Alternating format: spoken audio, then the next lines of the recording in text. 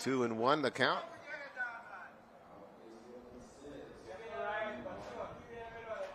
Looks for something here.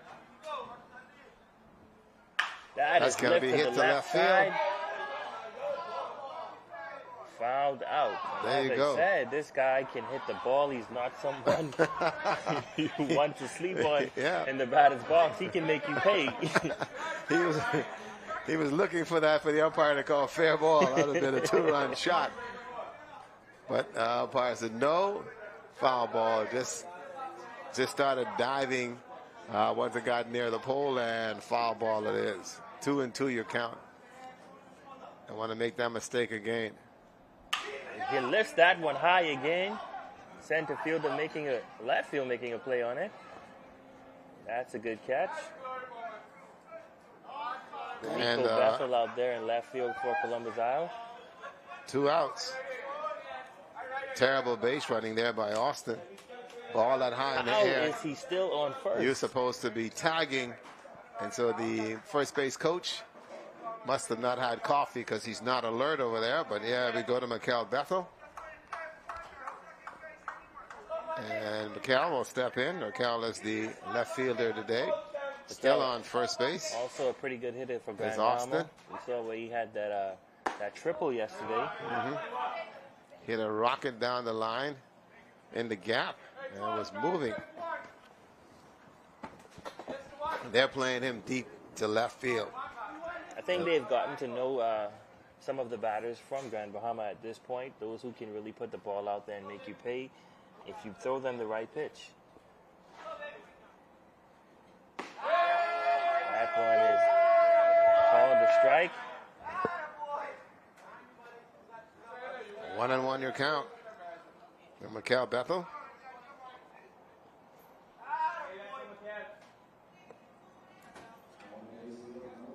The winner of this game goes on to play Eleuthera this afternoon. That is to the right side. First baseman coming, and he's coming. Juno Bean. There you go. This guy. Great catch by Mr. Bain to retire the side, and Grand Bahama only able to score 1 as we move to the top of the second inning. There's the pop fly. First baseman Juno Bean catching it and getting to the dugout.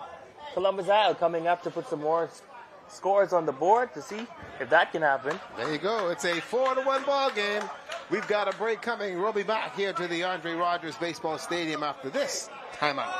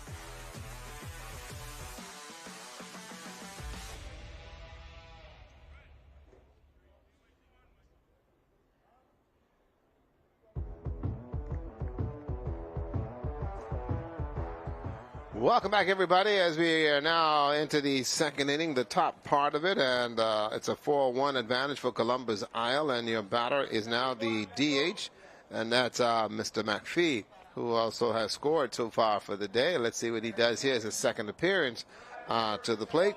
He is taking on Courtney Meadows, who had a dismal first inning, but now this one's going to be hit into left center field. That's going to be a base hit for Mr. McPhee. So Courtney took a little something off of that, and McPhee was waiting. And with a quick wrist, this basically turned on it, and there it is, out into left field. That's going to be the first runner here at the top of the second. We now go to Perez Burrows. Columbus are coming out swinging since the start of this game. They want this. They want this game. They want to move on to that bronze medal round and make some things happen for their team. As you can see, they're being very aggressive in the batter's box. And also on the bases, first pitch, and very quickly, just like that, Amaj McPhee just took off running. And so he's a threat also here at third base. Don't put nothing beside him as well. That one's down in the dirt. He's gone. And he slid by the base. What a play. And at the plate, and he's going to be out. You know, we talked about the sliding. Most of these runners are sliding, but they're sliding past the bag. And I like what he did just now. He noticed that he was past the bag, and he got up and took off running. Okay, like, hey, I passed it. Let me just go. Yeah, he was nowhere in land once he hit the bag and couldn't hold on to it.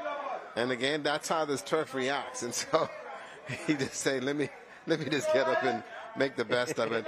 And got caught up, and he is out number one. So ran himself right out of the game in terms of the inning, that is.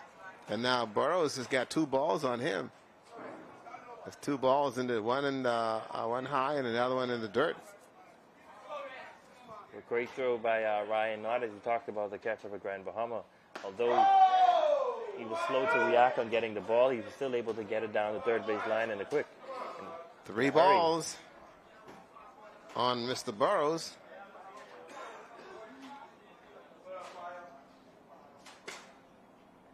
That's a strike. He thought that one was the ball. Umpire said, come back here. Where you going? Where you going, buddy? Get in here. 3 balls and a strike.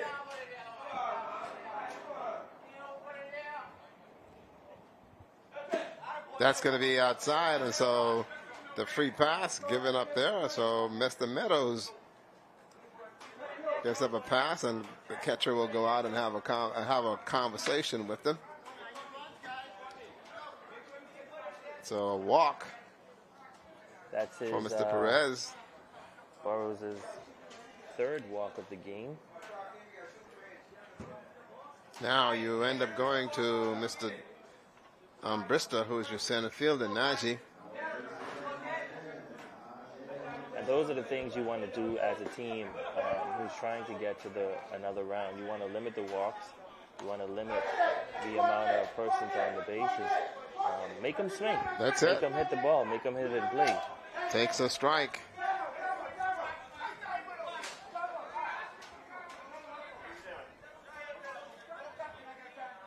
Marvel Saint going out there to have a word with Courtney Meadows. And they're going to have a conversation up here. And I think what they're looking at is they're trying to see what they want. I think Saint was calling for a certain pitch, and Meadows nodded him off. And Saint didn't like that. Nope. He didn't like it. He came out and called for a time, and it looks as though he's about to pull him. Yes, he is. He is. Yeah, so he's going to be... So...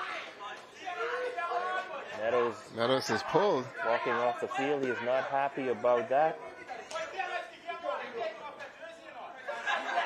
So 16 is in the game. There's just Caden Bethel.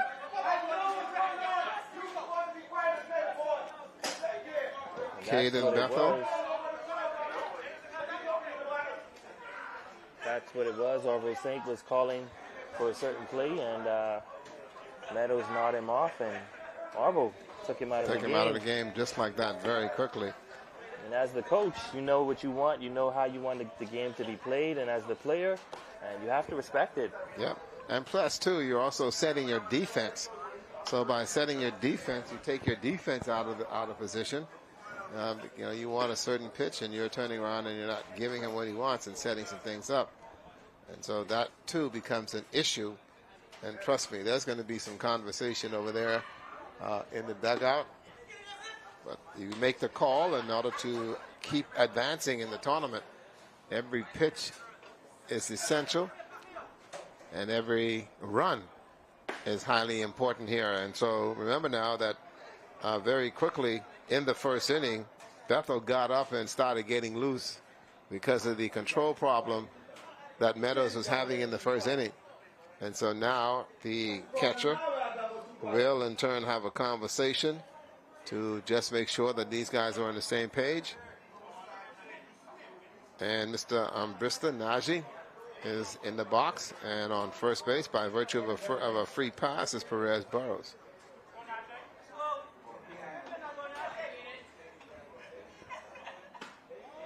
That one on the inside.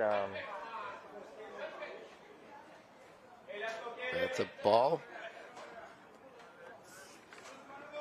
Bristol got a walk in the first inning. Step off the mound. Looked over. Didn't like what he saw, sorry. Mr. Bethel. Runner goes. That one hit to the left side. Foul ball. I don't think you want to put it back there. No. Don't put it back there. And on that play, running on the play of Perez Burrows, they didn't hold the runner, and so he just took off and just started screaming and rolling.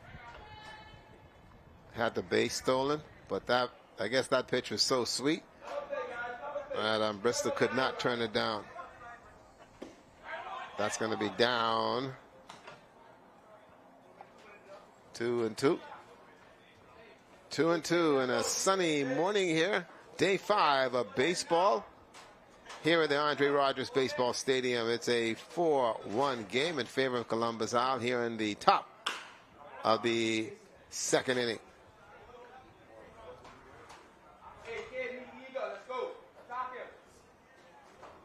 Ball grounded foul, so it's still a 2-2 count. Caden pitched in the game yesterday for Grand Bahama. This is a pitcher with a lot of control, a lot of speed behind the pitch, and he'll be looking to make some things happen for Grand Bahama. That one also is fouled off. I think we're going to see the ball put into play quite a lot because this guy has pretty good control on it, and Columbus Isle has been a pretty good hitting team thus far in this game. They're coming out swinging and being aggressive in the box. Well, they know that they want to make something happen. And let's see, they're going to call time for the runner at first base. He's going to have to get those laces tied. There you go. They're tied. Let's see what happened here.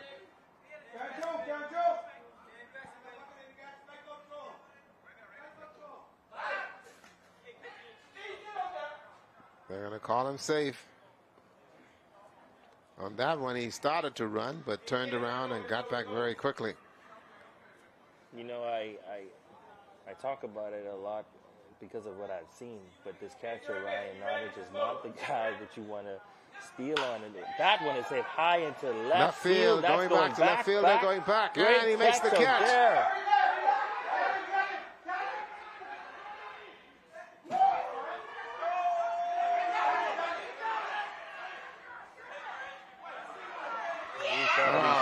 Second base. Great catch by Mikel Bethel in left field to get the out. Throw the run to the ball to first base to try and get the runner on the tag. But that didn't happen, and so he advances to second. 2 outs, though. Ill-advised throw there by the shortstop who was getting the relay, because going back to first base very quickly was Burrows. Burrows was already back, and so that one got wild, but they'll still give him second base on the throw to first. And 2 gone, and that now brings up Janelle Bain. Guy got the last out for Columbus Isle. Knocks that one up. And that one got down, so the runner will move over to third base. Let me tell you, Perez Burrows stayed down. He's been doing a lot of running. He's been doing a lot of running. He's kneeling down there on Catching first his breath base. now on third base. And looking for a little bit of water, anything to try and get him hydrated. Let me tell you, he's been running from first to second base about 4 times. Maybe 90 degrees out there now, playing out there on this turf. We can see the heat rising from it from where we're sitting, and so they're playing out there. So, staying hydrated is key. 10:30 in the morning as well. That should tell you this is going to be interesting. Popped up into the air, shortstop looking for it, and they'll get the out. Kanai Johnson making the play for Grand Bahama, catching the pop fly to retire the side for them, and they will come back to the box to see if they can make some things happen. No runs on a hit there, and they leave 1 on base, so 2 hits so far right there for Columbus Isle, and they still lead this one 4-1 as we go to the bottom of the inning, and Brent Burrows, Devin Mackey, and also Ernie Barr will come up. And so we're seeing now that the game has now slowed down tremendously compared to what we saw earlier. We saw the decision to pull Courtney Meadows. Then Bethel came into the game and got out of that one. And so the whole intent there's the Columbus Isle dugout. These guys sitting on a 4-1 advantage. And so they're going to keep hydrated. Guys go over there drinking a whole lot of water, and over on the other side. The fun part here is that the Grand Bahama team is exposed to the element, to the sun. Whereas for the Columbus Isle, they've got a bit of shade here. A little bit of shade. And the shade doesn't help any. It doesn't help any at all. But Grand Bahama having a little huddle just a moment ago. Talking to each other, letting each player know that it's time to get some runs. They want this game. I tell you. So you can see a score there, 4-1. A great shot from center field. We're showing there that Columbus Isle has some 2 hits in the ball game. They've left on base some 4 batters. As for Grand Bahama, they've got 1 hit so far in this one as well. Well, yep, 1 hit. 2 hits, sorry. 2 hits in the game. I want to make sure we end up getting it right. 2 hits, Keno, 2 hits. Absolutely. We also want to say hello to all of those that are viewing us on television and via stream. Let us know where you're watching from and who you're pulling for. This one is Grand Bahama and Columbus Isle. The winner of this will advance to the bronze round to take on Eleuthera.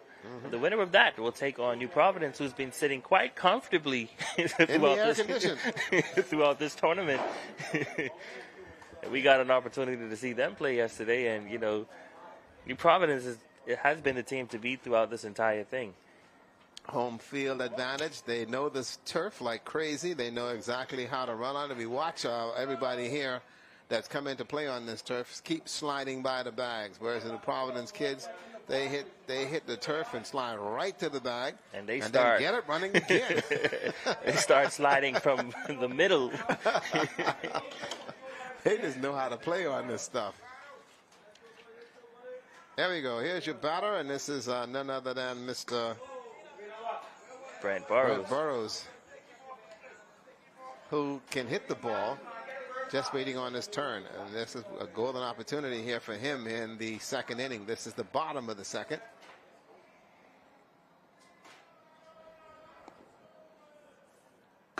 That's going to be a little high. 2 balls.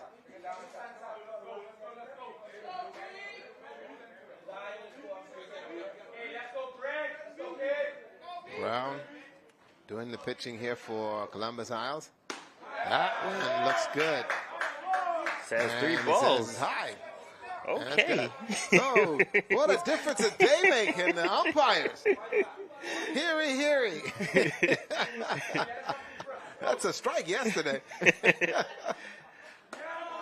Burrows will head to first base. Yep. We're not going to pinpoint any umpire, but yesterday, ladies and gentlemen, that would have been a strike. That would have been 2 strikes, and someone's been gone to the dugout. You would have been hacking to try to stay alive. Devon Mackey but now come to the plate. Double play in action here for Columbus Isle. Devontae Brown giving up a walk there. 2 walks for him so far. He's given up here. Not bad so far from the defensive stand. 4-1. Each team scoring in the first inning. Columbus Isle scoring 4 runs in the first and 1 run for Grand Bahama. Here they are in the second. They've got a runner on first base. Devin Mackey is there, and Ernie Barr sits on the on-deck circle.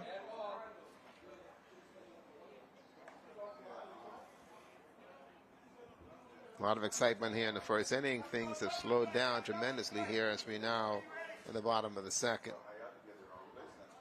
That's a high ball. So I don't know what's going on with Devontae Brown, but he's thrown 4 consecutive high balls just now. He needs to bend that back and bring it down. Runner on first base. That's it. That's your strike. Thought he changed it, took a little something off it, and bring it down. He wanted to really just blow this one by Mackey and maybe see if he will chase it. That is also called a strike on the inside. Yeah. 1-2. Bottom of the second. That was a good pitch. I would have taken a hack at that one. Absolutely. On first base, Brent Burrows. That Shot one hit to the left field. side. And he's out. Here's the throw back to first base. Won't get Not there in in time. time. Let me tell you something. Great. This kid out there in the left field, Ramiko Butler, has Nico an arm. Bassel. He does. Almost got the runner. He has got a cannon. He can throw that one from left field all the way to first base on a line. That is a great throw. The Ernie Barr now comes up. I tell you, and also Brett Burrows had a good jump on that one as well. Ernie Barr takes one up high.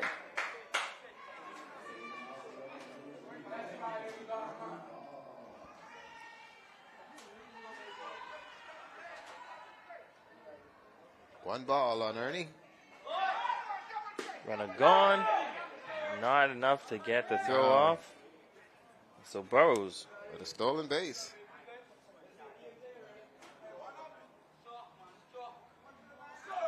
And that's what you want to do when you're playing from behind. Be aggressive on the bases. Get in scoring position. Ernie Barr. Good Fouled swing. away. That's fouled off. They're playing him shallow on the right side, and which means that the coaching staff has done a lot of scouting and knowing where these guys like to hit. That right side is where Pretty much. Ernie likes to go in any event. If he can get it in the gap there. There it goes to this hit to the second baseman who played for the bounce to get Ernie on first base. 2 outs now. But moving over to third base will be Brent Burrows. We now end up going to Mr. Russell.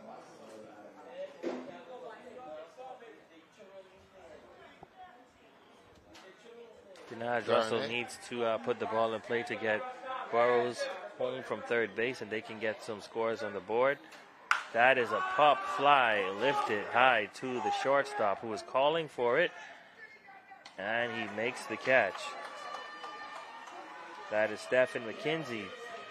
3 outs, and they end up leaving one on base again, so they've stranded 2 runs so far at Grand Bahama. A walk, the fielder's choice for the first out, 4-3, and then a pop up to the shortstop, and we've completed 2 innings of play. Still a 4-1 ball game. It can go either way. Eleuthera sitting there and standing by, waiting for the winner. This one, the loser will have a opportunity to become a spectator. We'll be back to the Andre Rogers Baseball Stadium in just a sec.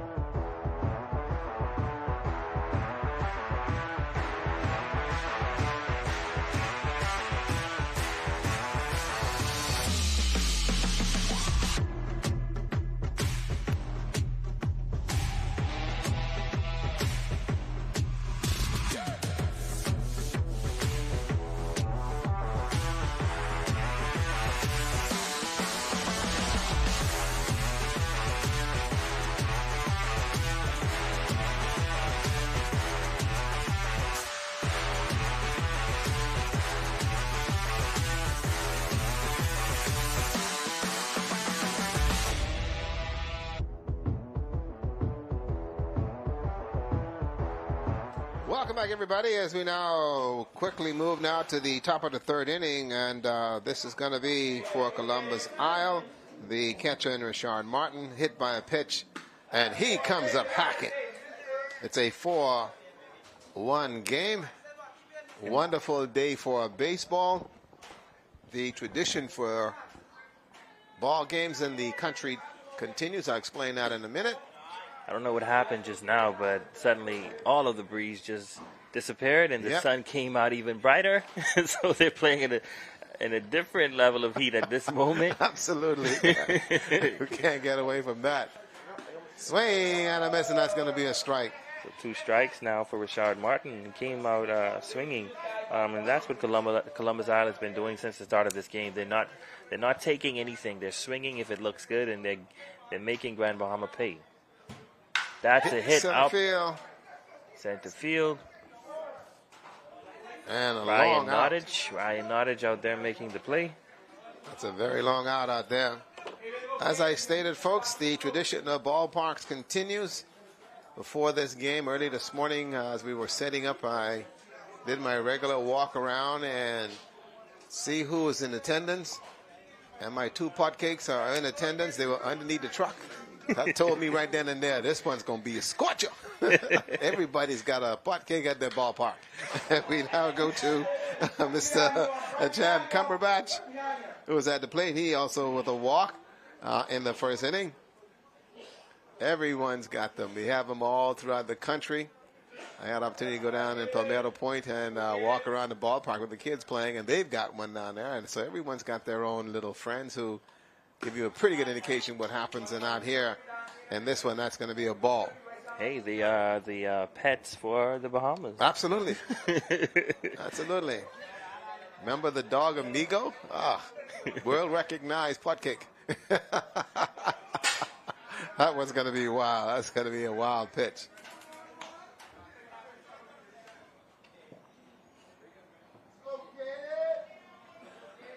Caden Bethel looking to send this batter back to the dugout.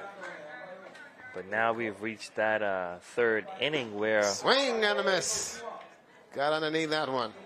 Throughout this tournament, we've seen where pitchers have been struggling to get past that third and fourth inning. without giving up much walks. And so Caden, we'll see what he does. That's a swing and a miss to get him, struck him out. Back in the dugout. That's 2 outs here. There you go. And somebody heard my cry this morning in terms of the games, and so the schedules have now been amended for the afternoon. The bronze medal game has been moved down an hour rather than playing at 1 o'clock. That'll now be played at 2 o'clock this afternoon. Eleuthera will wait for the winner of this game because physically you want to give some kind of relief to the players, and so they'll get a break before they go back to play again. Ramiko Butler is at the plate. Swing and a miss. Had a walk his first time at bat. Has got a pretty good arm out there in left field as well. Kid can throw. Absolutely, and as you see, he's coming up there, being aggressive in the box, not taking anything close. That one's going to be a little bit on the inside there. Kid also has good eyes. Yeah. I think I would have taken a look at Hold that on, one. Wait. You ready for contact? This kid is sitting out there in the heat, man. That one's going to be down. 3 balls, 1 strike there on Ramiko Butler, your left fielder. Got good eyes out there. And to make sure it happens. Gold and silver now. They're telling me that that's been now pushed back to 6 o'clock. And then 8 p.m. on the schedule as well. That's a walk.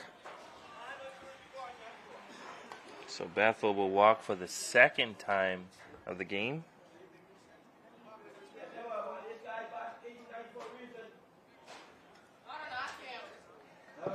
Game 19 is going to be interesting. Winner of 19, loser of 19, trying to figure this one out. Charlton Ferguson, there you have a little smack talking by 2 coaches from both sides. Going back now, and we've got Charlton Ferguson. That's one thing we've seen throughout this series and tournament, just the trash talking. Plenty of that. From players and coaches. Yep, and fans. And fans talking as well. Smack. And fans as well. Talking smack. That one is high, and Ryan Nottage unable to make the throw. That one goes into center field, and Bethel will make them pay the throw to third. Umpire says he's safe. Thought he had him. It looked pretty close. It looked pretty close. And Orville St. telling third baseman. That's a good throw from center field. Look at it again. Oh, yeah, he's in there. definitely in there. He was in there. Yeah, he's in there. Umpire right on the play, watching the tag. And so now you go back to the batter and Mr. Charlton Ferguson.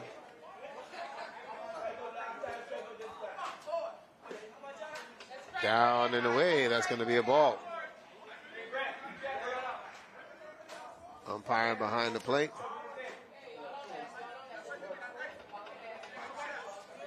So here you have it now. Grand Bahama playing for 1. We're out with the runner on the third.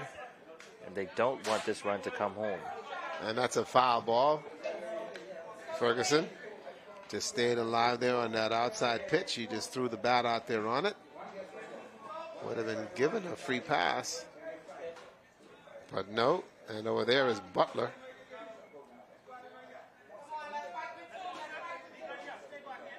Caden Bethel doing the pitching. That's a good pitch to be fouled off. There you go, into the stands. There's Mr. Butler. Great heads up already. Able to go into second base with a stolen base, and a wild throw. Was able to come all the way to third, and 2 outs. And the count here on Mr. Chatham Ferguson, 2-2. That one's on the outside. 3-2. Ball. And sitting in the on-deck circle is your leadoff batter in Stephen McKenzie, who's already had a base hit in this ball game. Chatham got a walk in the first.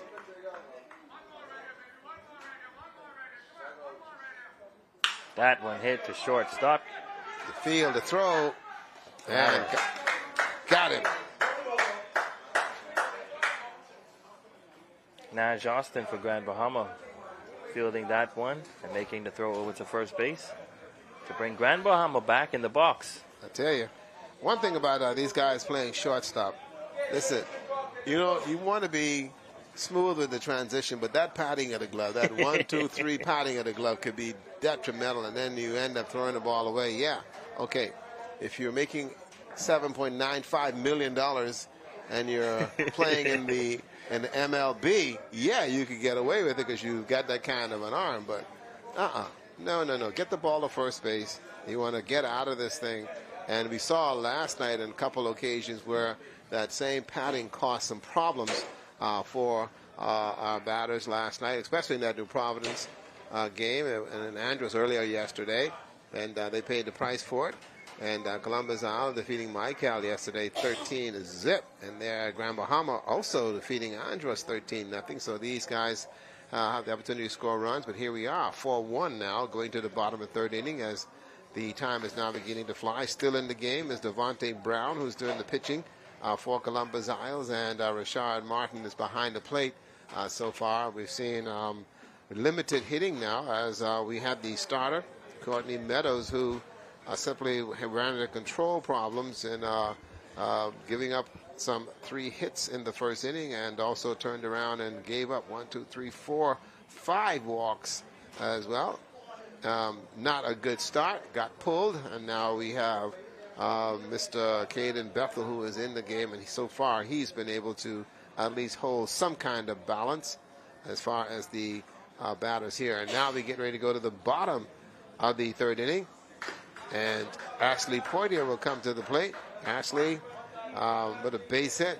He's now got his hands full. As you now see that you're now midway in the ball game. They're going to go 6 innings or again the 2 hours. And here we are 1 hour into this one, halfway. Interesting enough. We'll see how this one plays out. Absolutely. Ashley with a single during his first at bat and a stolen base so far. He hit one up to the pitcher and was able to beat the throw to first. The guy that's slid. Great heads up running, so we know that he can be a dangerous one on the bases, and he'll be looking to bring in that second run for Grand Bahama as he lead things off in the bottom of the third inning.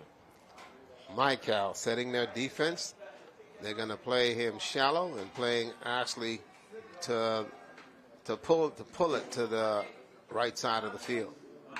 Lays down the bunt. Field by the pitcher, and they got him. 1 out. And one thing about bunting, you have to be able to put it in a position to make the infield work, and you can get away. But to put it right back to the pitcher, it's not what you want to do. Nope. And playing on this carpet. And the bounce. Yeah, it looks like playing with a tennis ball. Yeah. And that one bounced laid up. It didn't have much work to do for the pitcher, and Mr. Brown. He's just able to get it there. Now we end up going to Trent Thomas. So Devontae didn't have to move. Just staying right there on the mound and field it. Good flip to first base, and we've got our first out. Trent Thomas, your batter, base hit out there to left center. Take that one down and away. Count now 1-1 on Thomas. Second appearance. Needs to drive one here. Brown. High curveball. High curveball. He told his coach, that was me, that was me. Yeah, I like what I saw just now. Yeah. I took my chances with it. Devontae, let's see what he has here. What he's going to use. That curveball. On the third base line. The third base the side. field, the throw. And he's going to be safe. So that's a base hit there. Because he's able to leg that one out. And over there at third base, it looks as if Perez Burrows needs a little time here to catch himself. He was in an awkward position. Remember now, this is the kid who's been running all those bases every time he tried to go to second base, so he was winded and took some water. And he is still not quite himself right now. And so stepping off is going to be Dante Brown. He'll step off and give his third baseman a chance here to catch his breath. And now we go to Mr. Austin, who will see if he can advance the runner. Trent Thomas on first base. That is a swing and a miss. Austin walked his last time at bat. And speaking of third base, if they win this game, it's a pretty long day for them, and so he's going to need to get some rest after this and probably get off of that left leg, which he's favoring at this moment. Yeah, really. He went down on it, and the surface is kind of unique when you hit it with your knee. They go back for the pickoff. No, nothing there. 4-1, folks. We're in the bottom of the third inning. Elimination Tuesday here. Winner moves on to the bronze game later on this afternoon.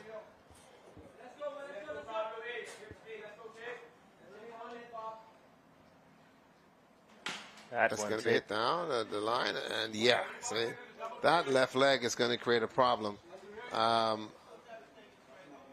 They're going to have to do something with that. I don't know how it's going to work, but for defensive purposes, Perez Burrows, who doesn't want to come out of the game.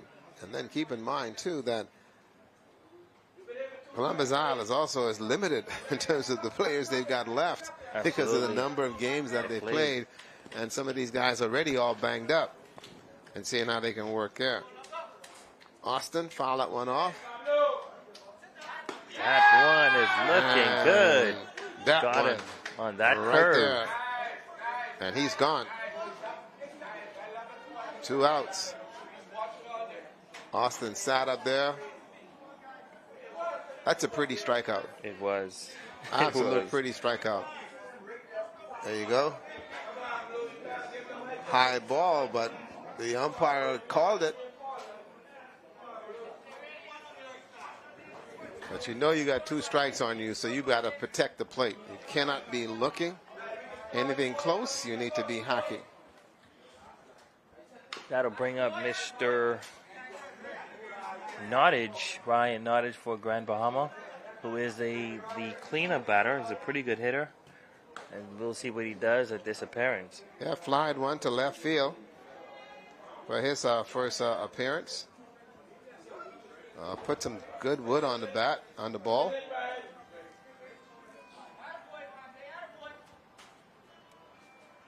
That's a strike. As soon as it left his hand, we knew that one was going to be a strike. So 2 strikes now on Ryan Nottage. Grand Bahama looking here to see if they are able to when you're batting offensively cleanup, moving. The team kind of looks at you to make some things happen for them, especially when you're one of the big batters on the team. They're depending on you especially when they're playing from behind. They depend on the big batters to come around for them. And that's what he needs to do at this appearance. Mm-hmm. As we're now in the bottom of the 3rd inning. 2 strikes on him. Protect the plate at all costs. Runner gone. Trent Thomas will get the base on second. Stolen base. Count now goes to 2-2 on Mr. Ryan Nottage.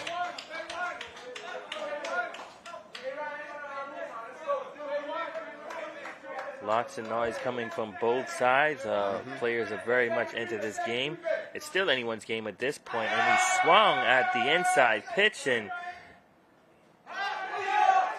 got him on first base.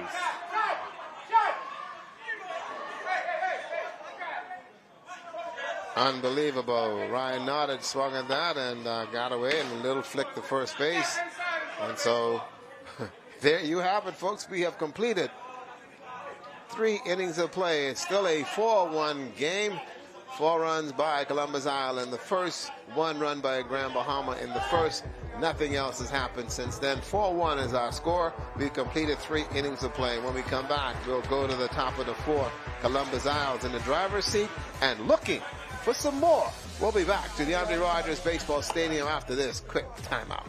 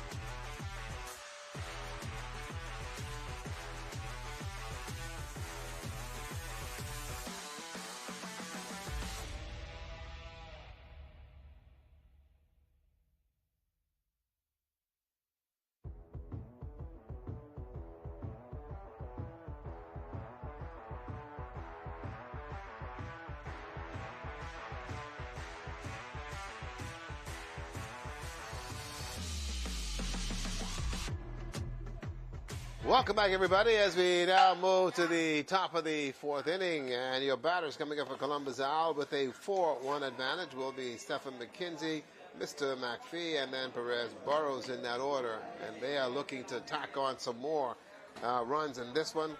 Columbus Owls up 4-1 here as we now move to the 4th. Base hit in the first inning for Stephen McKenzie, his second appearance here in the ballgame. Caden Bethel still holding on for Grand Bahama, and I want to make mention that this is the guy that has thrown the entire game yesterday, and they brought him back in today to pitch Columbus Island. So we don't know if that is having an impact on him, but he's still holding on for this team and trying to make some things happen on the mound as we now move into the 4th inning. 2 strikes now on Mr. McKenzie,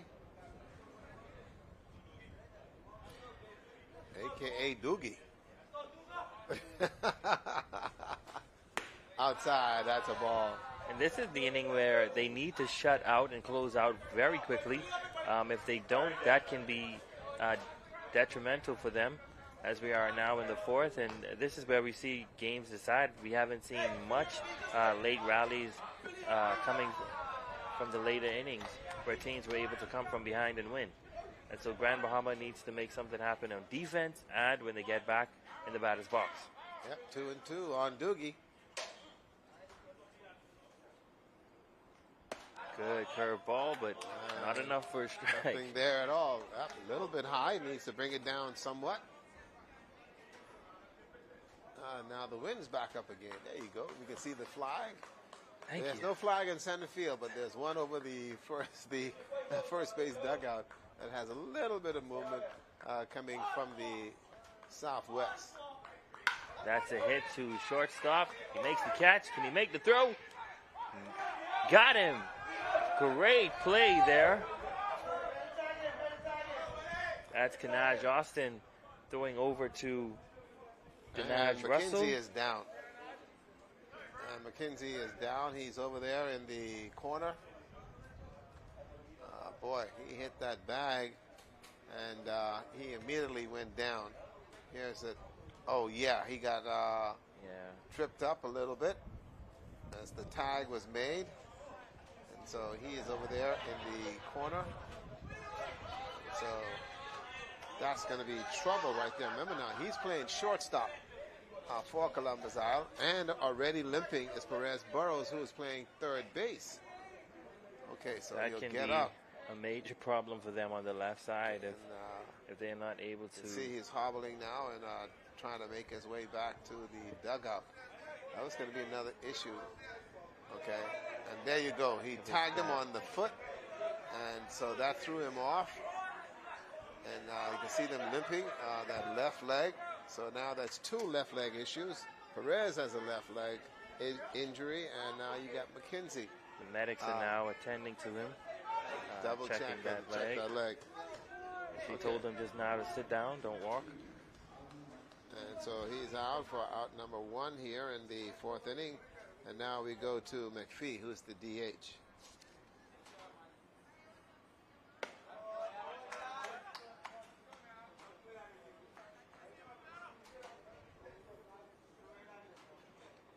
On the on-deck circle is Perez Burrows.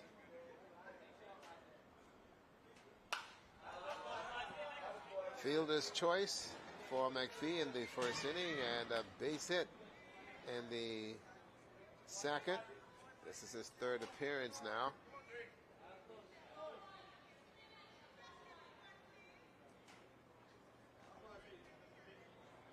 He's 2 for 2.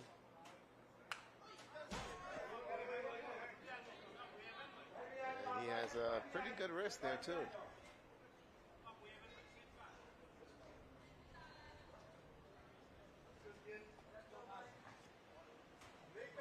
1 ball, 2 strikes, 4-1 here in the top of the 4th inning. Columbus Isle leading Grand Bahama. Concerns with some injuries. Outside. Count goes to 2-2.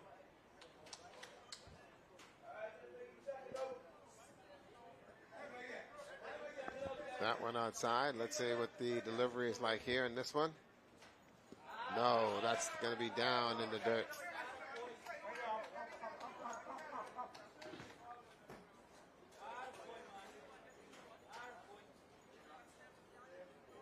So count's full, 3 balls, 2 strikes to Raj McPhee.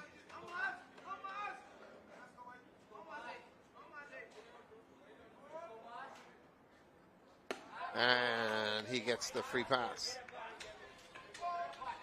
That's a walk. So he'll go down to first base. Coming to the plate now is going to be Perez Burrows, who's playing third base. This is your third baseman here. There you go. He was favoring that left leg also on that left side, so he's a bit gimpy. And just looking at him walk to the batter's box, you can tell that he's a bit winded. These guys playing now for 4 innings. Yeah. Runner on first base. Going to be outside. That's going to be a ball. Also, for information's sake, McKenzie is still over there on the first base side, and he's receiving medical attention right now. That left leg is giving him some issues. Will he be able to return? That's going to be a big question. Hit to the shortstop, throw to second base. They get 1. The throw not in time, and they'll get 1 out of the play. And hitting into a fielder's choice was Mr. Burrows, and they're able to get down to first base. 6-4, the out at second base. Developed a little slow as far as the double play.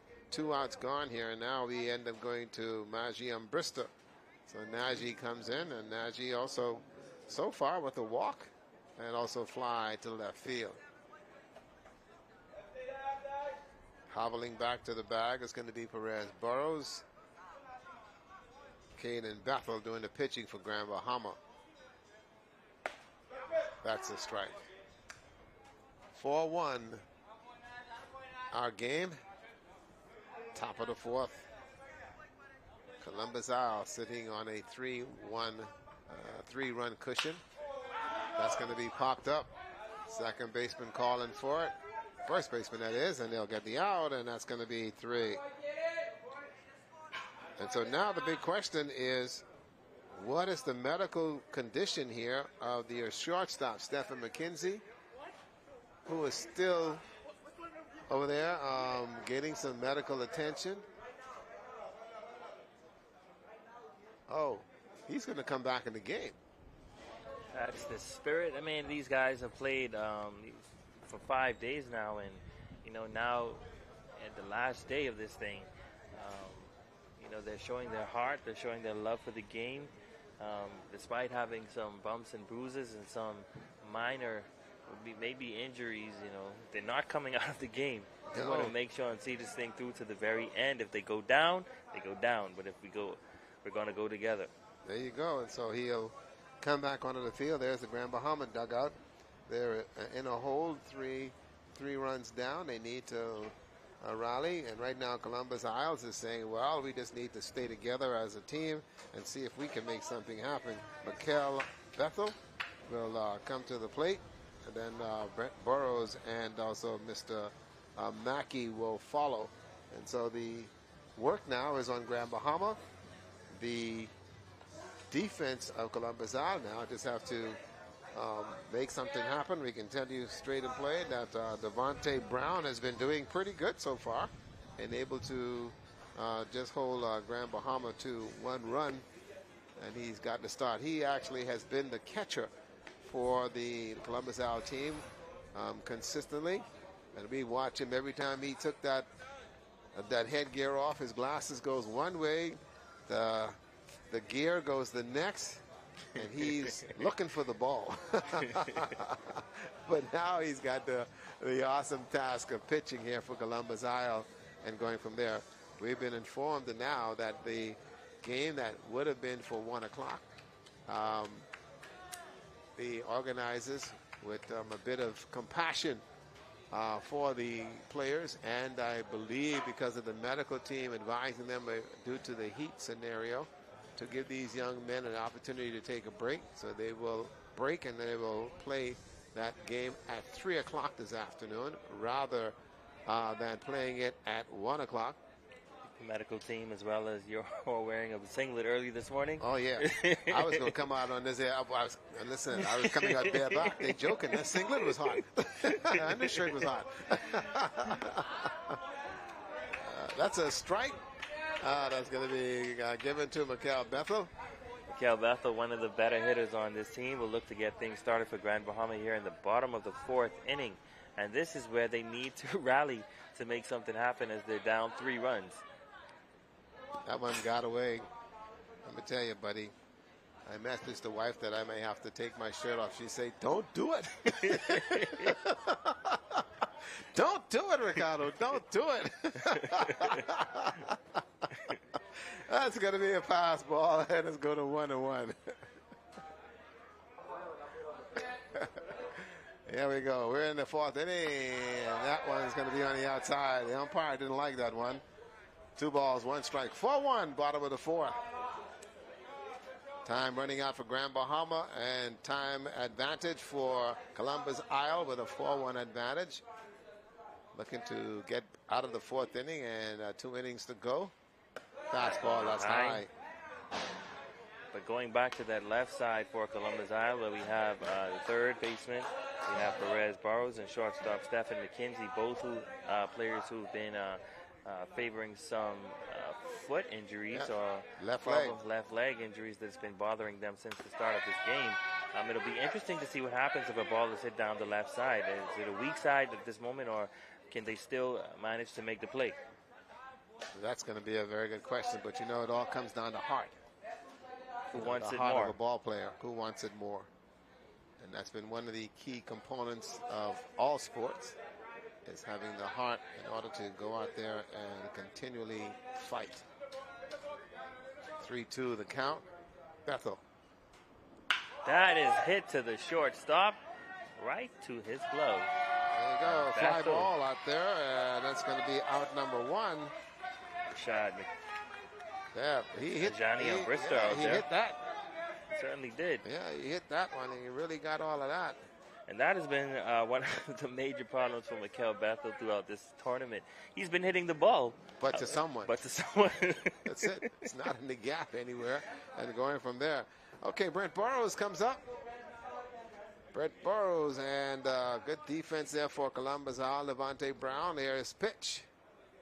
That's going to be inside, says the umpire, and that'll be ball 1. Columbus wanted that strike, but they didn't get it. Catcher tried to pull it back, but no, it wasn't there. High, that's going to be 1-1. Bottom of the 4th, 4-1 our game. Elimination game for the winner here to advance to the bronze medal game. Later on this afternoon, the loser will get the bronze. The winner will move on to play New Providence. Play Eleuthera, sorry. Eleuthera? Yeah, they play Eleuthera with a bronze medal, and then after that, the winner from there will move on to play New Providence for the gold. New Providence. And then after that, we will wait and see what the organizers put together. Was hoping to get to see the game, the final game under the lights. That's what we were hoping for. So we'd have a very good fan base, but unable to get that done. We still have some folks who's working behind the scenes to see if they could coerce the coordinators and the organizers of the tournament, which is the Bahamas Baseball Association, to think about the fans that have been consistently coming to the ballpark to support the baseball section of the Bahamas games, and the fact that many folks are at work right now. That's right. And for those at work who have the computers on and streaming and not doing your job, we thank you for staying with us. At least you're tuning in. We're not going to tell the boss. No. Secret is safe. There you go. You're going to be okay. Devon Mackey comes up to the plate. That's a swing Mackey and a miss. Takes a good swing at that. Nothing there for him. Again, 1 out. Fly ball by Bethel out there to center field. A walk. Brent Burrows on first base, and now Devon Mackey, who fly to left field, his first time up. This is his second appearance here in the elimination game. Runner gone. The throw to second, and he will get that back. Stolen base for Brent Burrows. So Mackey moves in there and see what he can do here. Mackey trying to get on base. See what he can do. And second baseman going to that bag, and runner gone again. The throw was just a bit too high. And Perez Burrows unable to get the tag. That's it, another stolen base there. So Brent has now put himself in scoring position again. As he was in the second and died there on third base. As the team unable to move him around. Here is Devontae Brown. Wow. That's a strike. That is a beautiful pitch and got him looking. I think he looked at the umpire, but even he knew that was a strike. Yeah. You know, it registered his brain a little late. Like, oh yeah, that's a strike. Okay, umpire. Okay. Yeah, my bad, man. My bad. Good call. Here we go. Ernie Baugh. 2 outs here. Runner on third base. Bottom of the 4th inning. High ball. Devontae Brown doing the pitching here for Columbus Isles. And Ernie needs to make something happen for Grand Bahama at this moment. Burrows needs to get home, and they need to get this run in. Don't want to retire the side again with another runner on base. That one is hit to the right side. That will drop for foul ball. He will get another attempt in the box. And the whole defensive scheme here for Columbus Isles, that they have actually shifted the entire defensive set to the right side. They're playing Ernie Barr, the second baseman, right in the middle there. He's going to be in that gap. And it just shows that they have done their homework and they've taken their time to watch the teams and watch how they play and understand how to play every batter. And it's showing, proving quite well for them as they're now up in this game. There you go. And that one's going to be down and out. And so good stop there by the catcher, Rashad Martin for Columbus Isle. Here's a good shot at Brown. Looking to get by Barr and then move to the fifth inning. That one hits into right field. Right fielder right underneath it. Yes, and he gets the catch. And that is as a result of playing him shallow, because if he was out there, that ball would have dropped in. And that's the second time he's gone out there to right field. And so again, Grand Bahama leaves one on base. We have now completed 4 innings of play. It is now a 4-1 game. Nothing's changed from the first inning. 4 runs by Columbus Isle and 1 run by Grand Bahama. And now we go to the 5th inning.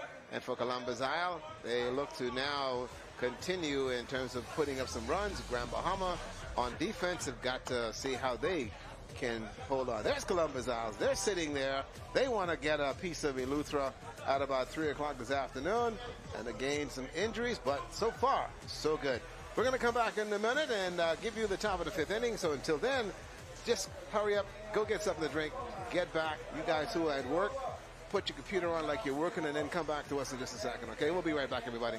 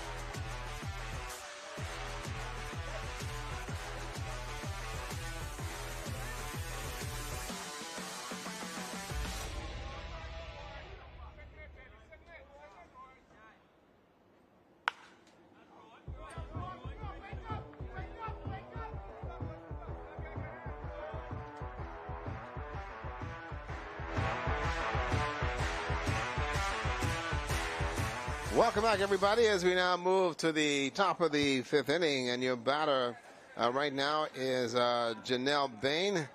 Just a minute ago hit a rocket foul, and here we go as he is now looking to get on base. This one he's going to pop up. Let's see, the catcher is making a play on it. No, it'll go out of play and into the stands. Base hit by Jarrell in the first inning. Turns up and popped it up in the second. And here he is now trying to see what he could do here in the 5th inning and make sure he adds some more runs to that 4-run advantage that they are sitting on right now that they scored in the first inning. Here is the 2-strike count. That one hit to the left side. Could be trouble. Center fielder making, or the left fielder making it. Mikael Bethel making the catch for Grand Bahama for 1 out. There you go. Stayed up in the air. Now we end up going to Mr. Rashad Martin. Got hit by a pitch, fly to center field. Now his third appearance here at the plate. He is the guy who's doing the catching here for Columbus Isle in the top of the 5th inning. Let's see what he's got here. Still doing the pitching now is Caden Bethel. Hit to the third base. Ball. The shot. And they'll get the out. 5-3 for out number 2. A great way to hold on. And a little conversation now. A little conversation, and they're going to break it up. And the officials in control of this. They tell the players, get back in the dugout. I think what happened just now is that Rashad Martin, running over to first base, pushed the first baseman off the bag, which was unnecessary. He was out either way, but he ended up pushing the first baseman off the bag, and the players from the dugout asked him not to do that, and that's what started this confrontation between both teams. And the umpires wanting to make sure that they keep control of this one. And a very good job there, and diffusing what could have been a very ugly situation here in the Bahamas games competition. Which we don't want to see. We've gone through 5 days of baseball, and it hasn't been any of that thus far. And so they're going to do their part to make sure that it doesn't happen. Keep the competition clean. Now we end up going to Jan Cumberbatch. He got a walk in the first inning, struck out in the third, and here he is in the top of the 5th inning. Swing and a miss. The count now goes to 1-1.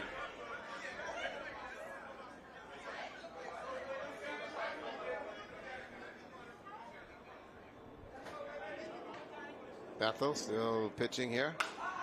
That's going to be hit, and it'll be fouled off. Goes into the stands. Goes way back to the 4th floor here at the Andre Rogers Baseball Stadium. Here's the pitch. That's going to go inside, and that's a ball.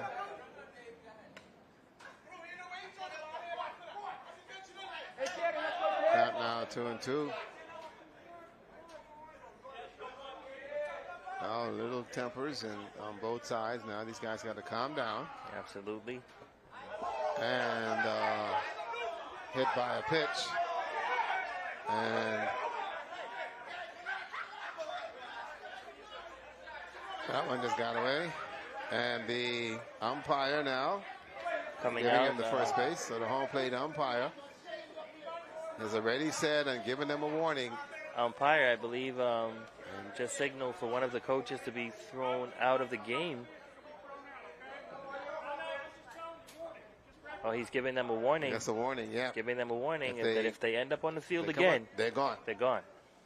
And so the coach over there for the Explorers, making sure that they are able to calm down.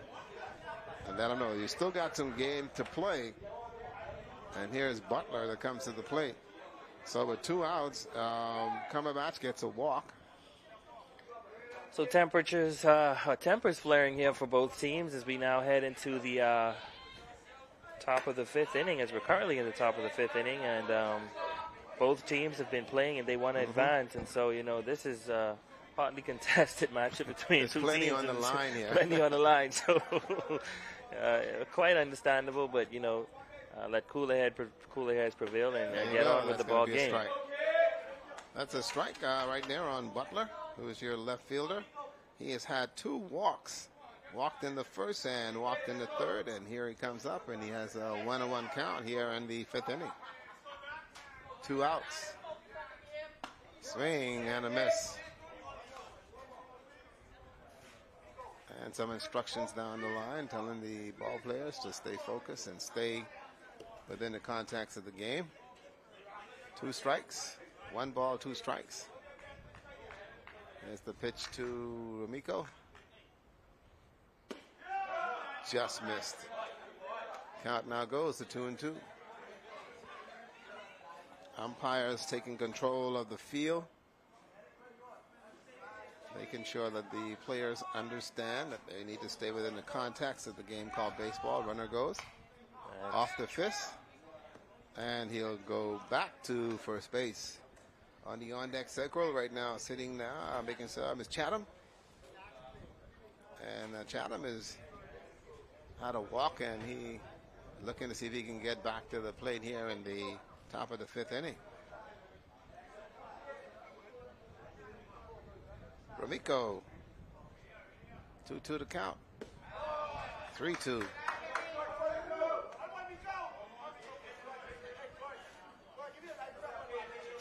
Now the question is, I'm watching the body chemistry of Caden Bethel after a full game last night, and now comes out tonight, earlier today.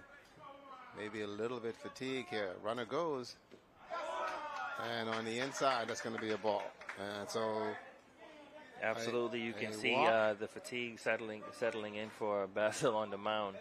Yep, he doesn't even. It's been a long game for him. And long yesterday for him, where he threw about 6 or 7 strikeouts for Grand Bahama to shut out that team that they were against, and now back at the mound going 5 innings. It's a lot of throwing for him. He beat Andros 13-0 last night. He started the game and went the entire distance, and here he is right now, finding himself trying to get out of this. And we now go to Chatham Ferguson. Runners on first and second. Chatham. Burrows with an amazing stop, unable to get the runner on second. And bases are now loaded. Bases now loaded for Columbus Isle. Ferguson hitting a line down the third base line. Brent Burrows making the play. Tried to get it over to second, but was not able to get the runner.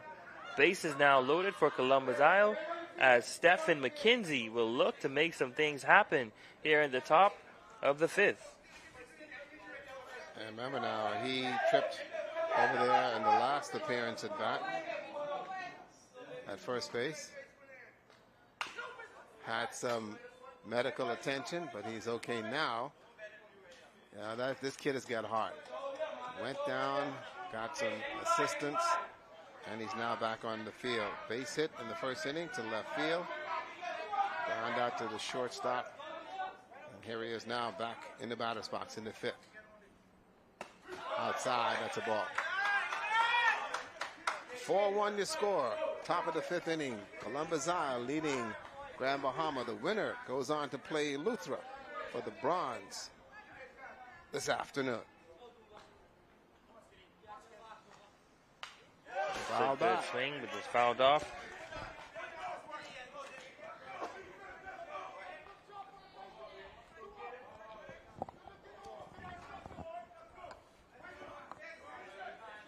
They can see that Grand Bahama can see that Caden is struggling, so they've got the bullpen over there working.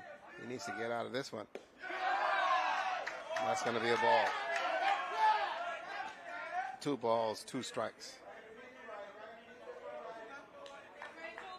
It's a good pitch. Bases loaded. 2 outs. Top of the 5th. 4-1. Columbus Isle.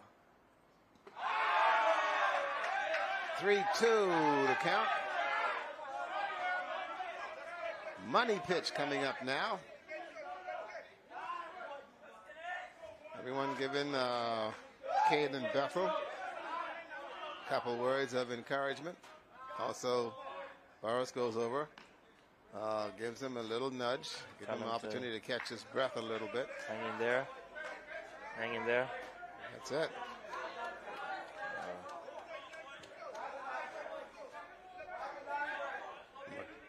McKenzie in the batter's box. And here's the money pitch. Bases loaded. 2 outs. That one's hit. Over to shortstop. And he'll get it. The catch.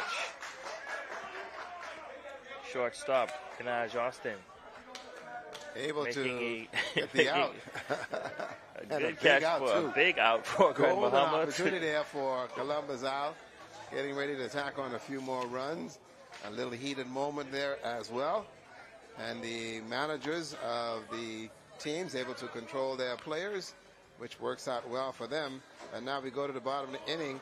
And so you end up now coming up for Grand Bahama. It's going to be Russell Poitier and then Trent Thomas. And they are in a serious situation. There is Columbus Isle. They're sitting on a 4-1 lead here as we go to the bottom of the 5th inning. And time's running out for both of these guys. And so definitely need to make something happen here. 11:39. This game started promptly at 10. Remember, they're going to go to at least 6 innings, but here we are in the bottom of the 5th. Umpires also getting hydrated, getting some water. And we can tell from the home plate umpire, he's lost more water than he's able to drink. He is soaked. He is drenched out there with this one. The Grand Bahama desperately needs to make something happen during this appearance at bat. Here now in the bottom of the 5th, they will get one more look. If they're unable to make something happen here at the bottom of the 6th, that will do it for them, and it will be Delia wrote the note. That's it. For Grand Bahama. That's it. Devontae Brown still doing the pitching for Columbus Isle. He is also looking pretty sharp at this point. He's got 3 strikeouts so far, but he's also given up 2 hits. Not bad so far. So he's working on it, and he's also had very good defense to also sit behind them, so that's worked out relatively well. So the umpires have hydrated. Grand Bahama now needs to find some runs. This is the 5th inning. It's do or die here for Grand Bahama. And Russell, your batter. Check swing and fouled that one off. If he was able to turn on that one, that would have been a base hit. I hope he understands the urgency here. Yeah, he can't come into the batter's box at this time. Your tournament could be over. Yeah.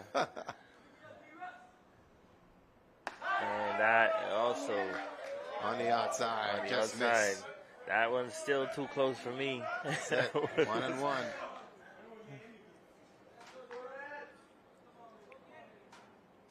Good rip up. Over the shortstop head out into left field. That's going to be a base hit.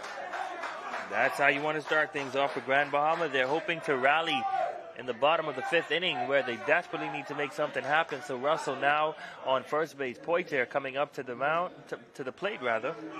And he's not been having a good game so far. He got on base after diving onto first and then bunted out in the 3rd. And now his 3rd appearance at bat. Let's see what he does. High ball, ball 1. First base is Mr. Russell.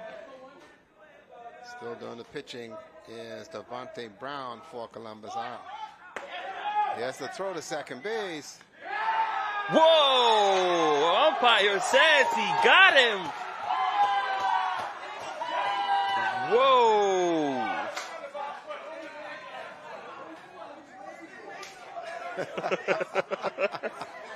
Umpire on the play. That is... I'll tell you what. And Grand Bahama dugout not happy about that call. No, not at all. They thought that he had the base stolen, but the umpire said no. Good throw there by the catcher for Columbus Isle. And Richard Martin. A devastating out for Grand Bahama. They needed that one. They needed that runner. And 3 balls on Ashley Poitier.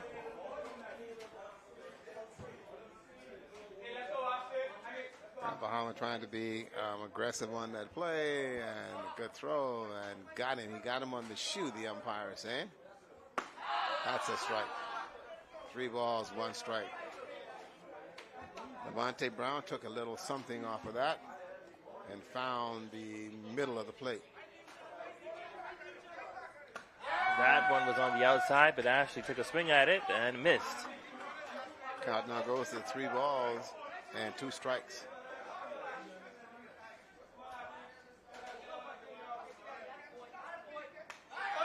Just stayed alive there. Alive in there to give himself another chance. Monte Brown working the full game here in the top of the 5th inning, bottom of the 5th inning.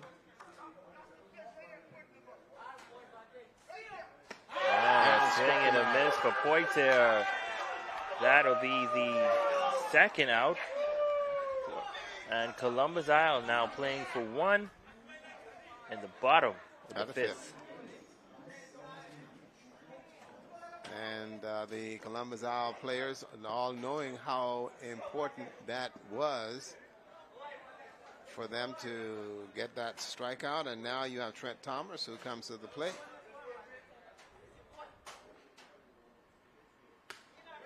That one is high. Trent got on base after hitting to 3rd base at his last at bat. Also had a stolen base, and he also singled out into the left field during his 1st at bat, and so he's been aggressive at the plate. We'll see what he does during his 3rd appearance. 2 balls. 2 balls to count. This is a big batter here for Mr. Dante Brown. Swing and a miss. A lackluster swing by Mr. Thomas. 2 balls, 1 strikes. He gets back in.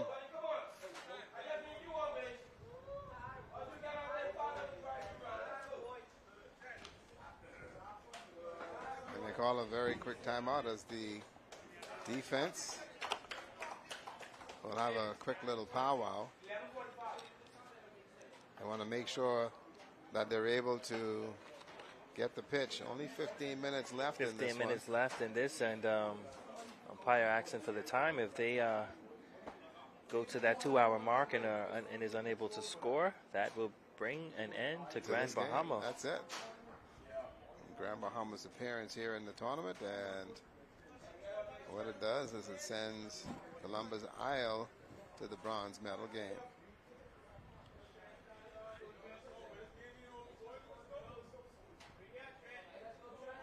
Two 2-1 to count. Outside, 3-1. On the on-deck circle is Mr. Austin, hoping for an opportunity to get up here to swing a bat.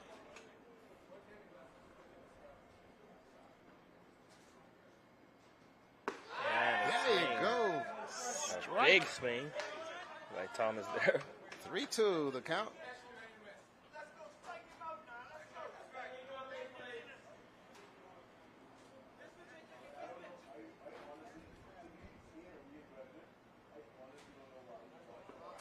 And he walked him. So Grand Bahama still alive here. As trotting down to first base is going to be Trent Thomas.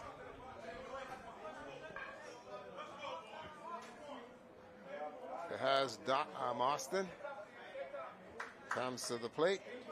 Mr. Austin walked in the first, struck out in the third, and here he is in the fifth. Trying to figure out what to do next.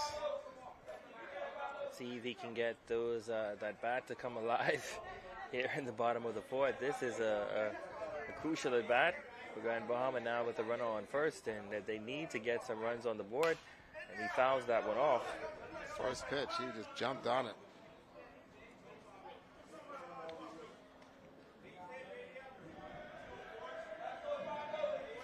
We went from a comfortable 88 degrees to now 90 degrees in the shade. In the midday hour. on a wonderful Tuesday, day 5 of baseball. And he gets hit with a pitch. That one just grazing his chest. So runners now on first and second. And now you bring up a Ryan Nottage. Who can make something happen. A swing of the bat here. We could have a tie game.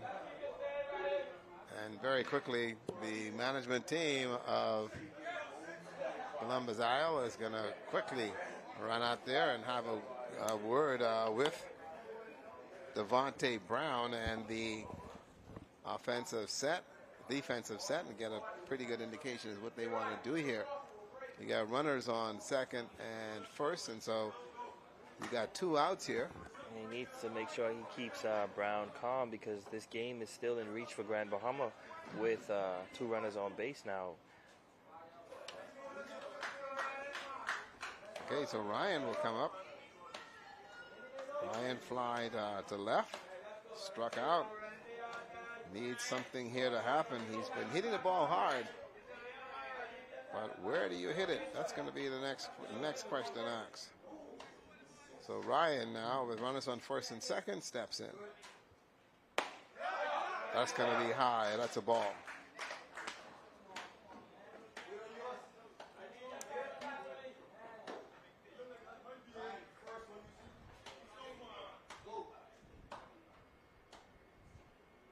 That Ball one is 2. high.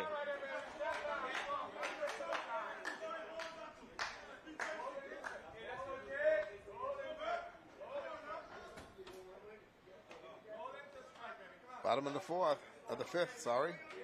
4-1, 2 outs. Runners on first and second. Ryan Nottage, just your batter. A swing And miss. That was a strike, and he missed.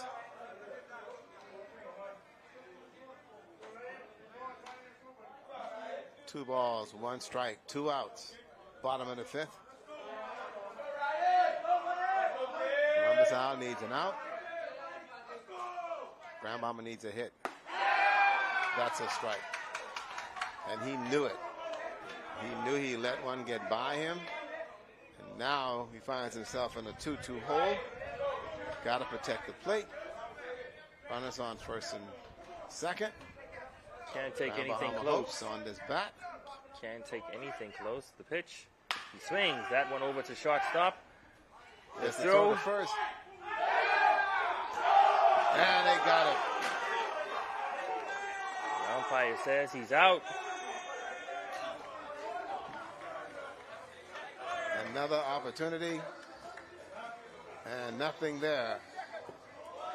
So we have completed 5 innings of play. Umpire is still on the field. They say they have time, so they will go and complete 6. That was the replay. If we can, Wow. there's a look at Columbus dugout, still leading this thing 4-1 as we now head to the top of the 6th inning, which will be the last. The Grand Bahama will get the look to see if they can make some things happen. We're going to take a break and come back with more baseball. Stay tuned.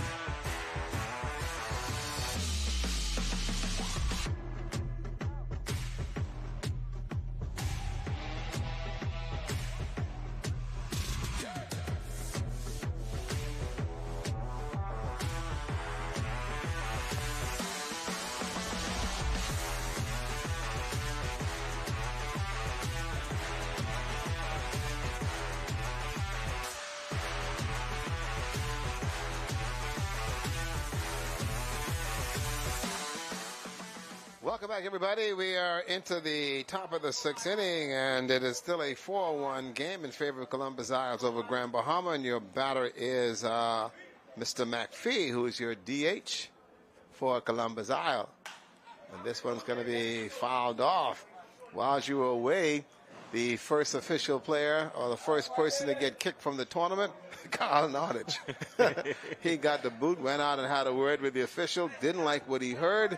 The official told him, you watch the remainder of this one out there in the parking lot. And so he is gone for Grand Bahama. And here we are back on the action on the field. So they will go the 6 innings of play, which I think is fantastic for these ball players and able to give everyone an equal opportunity to see if they can advance to the medal game this afternoon. And that's going to be down and away. In the game, pitching now again is Caden Bethel, who came in to replace Courtney Meadows. And so far, he's not given up anything, but he's not gotten any backup runs either from the offensive side for Grand Bahama. On the flip side of it, Columbus Isles looking pretty good. Dante making some things happen. Ball hit to the left side. That's going to be a foul ball. You know, and that boot from the official came as a result of 2 plays that happened. You had to call on second base when the runner was called out. Umpire says he got him on the shoe, and then just at Grand Bahama's last at bat, the first base call where he slid, and umpire said he was out, and the dugout didn't like that, and the words came from the umpire during the break, and the coach was booted out of the game as a result, and that is the first one we've seen. Just now, McPhee is out. McPhee. Thrown out by the second baseman.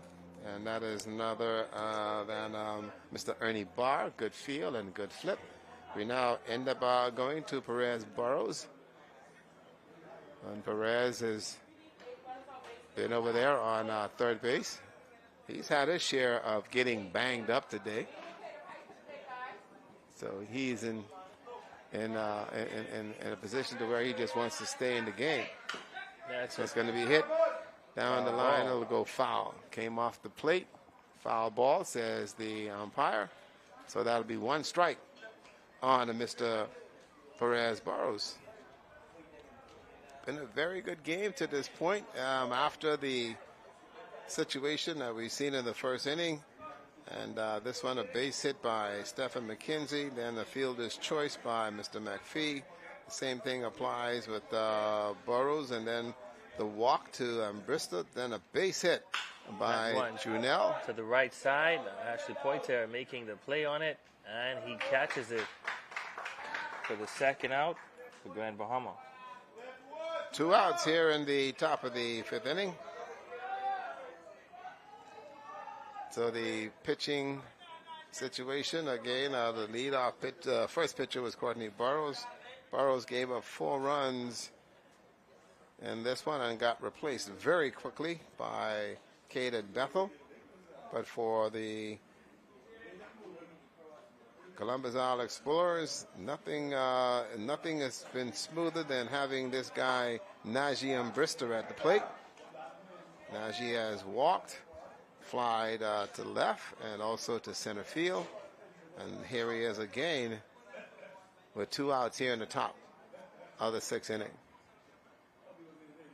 That's a rip up the middle. That's going to go in the gap. And he is going to turn 2.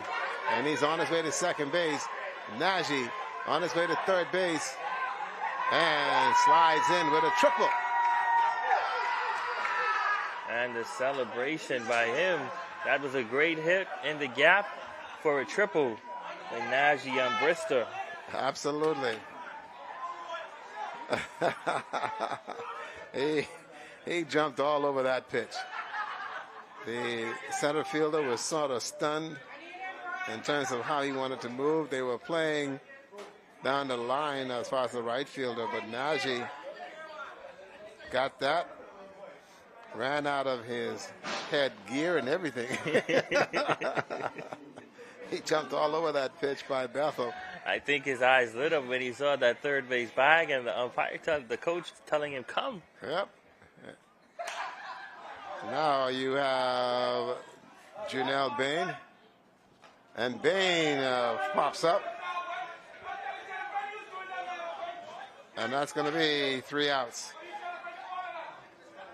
So 3 outs there, and the coach telling Bain, take a pitch, do something here. First pitch, he jumped on it and popped up. And so there you have it. Grand Bahama now will get their final at bat. And if they don't make anything happen here, that's going to be it for them. That's it. Columbus They need 3 Isle. runs. They need 3 runs to tie. And what happens after this, Columbus Isle will move into the bronze round. Yeah. Where they will face Eleuthera at now 2 o'clock. Boy, listen. Or 3 o'clock. 3 o'clock. This has been one interesting scenario as they have been changing much in terms of what we got from yesterday and early this morning. And then now what we're getting per the coordinators of the baseball segment. And now we can tell you that the schedule that has been revised now and updated is that okay, we get it right now. Okay. Now it's 2 o'clock. So it's 2 o'clock. Yeah, it's 2 o'clock. So okay. the winner of this... And the winner of this game will play at 2 o'clock. And then what they've done is they've moved down they have your gold and silver, which is the winner of game 16 and New Providence, okay, will in turn play. And so it's going to be crazy in terms of how they're working this out, because what it means now is that if that's the gold and silver game, then we've got here 8 o'clock, winner 19, winner 19, and also first loss 19. Okay. Like the fella tell me before I came up here, man, I only get out of second grade. I understand this. So we're gonna see what happens. We're gonna try and figure out how the schedule is gonna work out for the day. But as we said earlier, what we know is going to happen next is that the 2 o'clock game. 2 o'clock game is going to happen. One way or the other. One way or the other. Now, whatever happens after that, we can't tell you, because what's been happening throughout much of this is that this part of the tournament, there has been an appeal to get that championship game pushed down to 8 o'clock this evening. That would allow for many of Grand Bahamas, the Bahamas fans and everyone's here to come and watch, but I don't know. The coordinators are making their own decision as they go. We call it as we see it. Mikel Bethel comes to the plate, and he takes a strike. That one's a bit high, and not happy with that. These are high stakes. There you go. This is a high-stake inning for Grand Bahama, who needs to make something happen here. Very much so. 1 strike. A lot on the line, and he goes for the bunt. It doesn't happen. And that's now strike 2 on Bethel.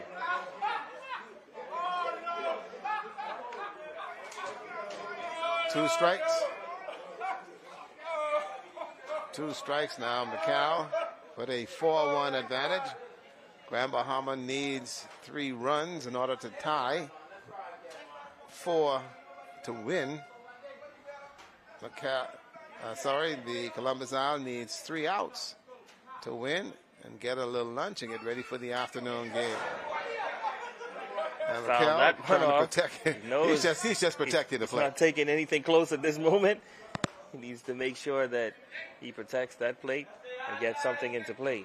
Yeah, he's protecting the plate, and he knows the importance of trying to get on base here. But let me tell you that Devontae Brown is taking no prisoners. Going the distance. That's it. 6th inning. That one is high. It's going to be a high strike.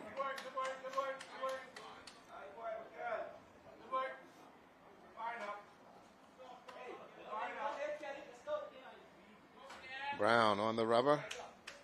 He will go from the windup. That one hit to the left side. Center fielder making a play on it, and that has been Bethel's signature this entire tournament. He's been able to put the ball into play However, Well, he just cannot get a base hit. he's pitting it to someone, and that's exactly what he's been doing. He's hit the ball hard, flied, popped up, and fired out to the right side first time, then to center field in the 4th inning, and here it is in the 6th inning, fly to center field again, and now you go to Brent Burrows, who also now has had 2 walks and needs to see if he can keep the streak alive, but that's a strike. And right now, Columbus Isle just needs an out.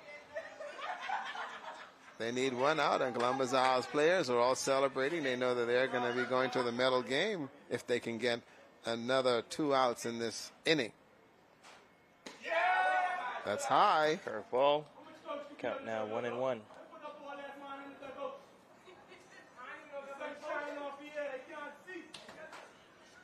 Here we go. Here's the pitch, guy talking smack. That's going to be down and out. Down in the dirt. 2 balls now. That's it. 2 balls, 1 strike on Mr. Burrows.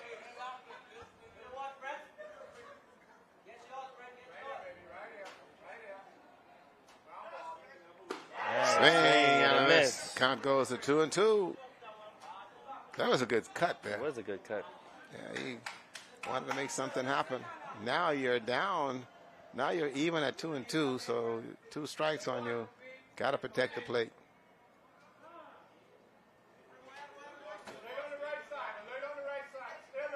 Brent called timeout. And he'll step back into the box.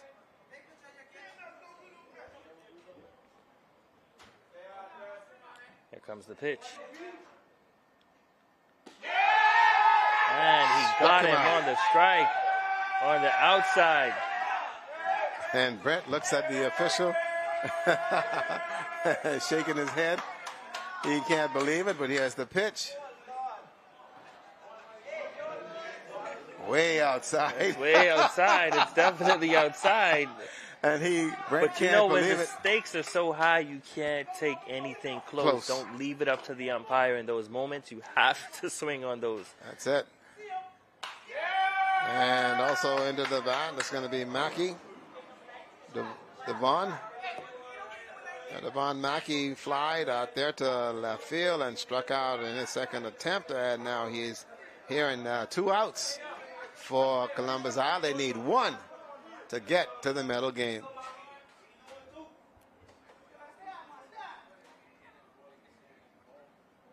That's a high ball. 1-1 to count.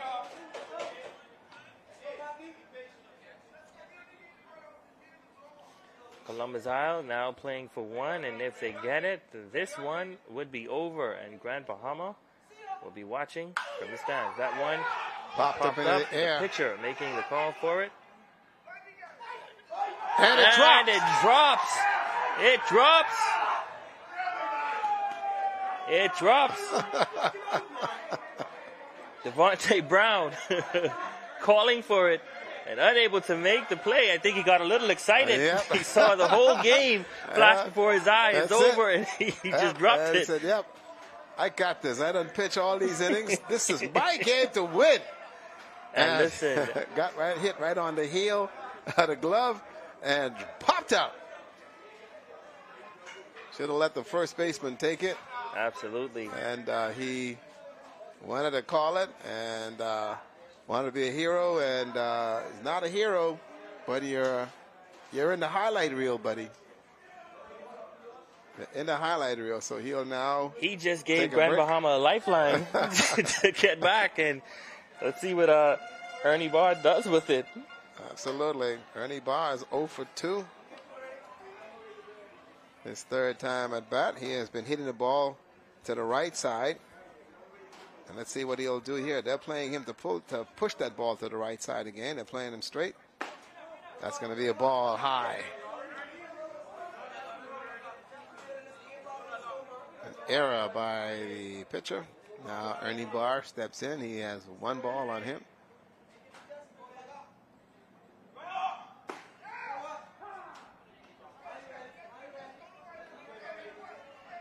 think the batters 1-1.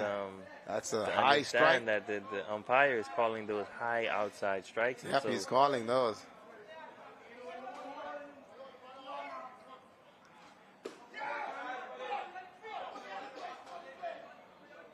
Okay, Mackey will just jog over there to second base. 2 balls, 1 strike here on Mr. Ernie Barr.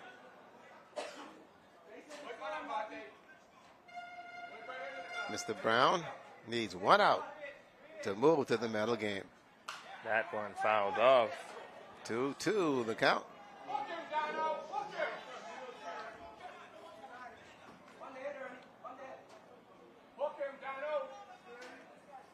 And Devontae Bethel can close this game out. Book him. Let's see if he can. Devontae Bethel looking to close this thing let's out. see what happens here. There's a lot riding on this pitch. Let's see what happens. They go for the pick off, and no, nothing there. Called that one safe. And the shortstop floating around the bag. Good move there by Devontae Brown. But he's got 2 strikes sitting here on Ernie Barr. They want to concentrate on him.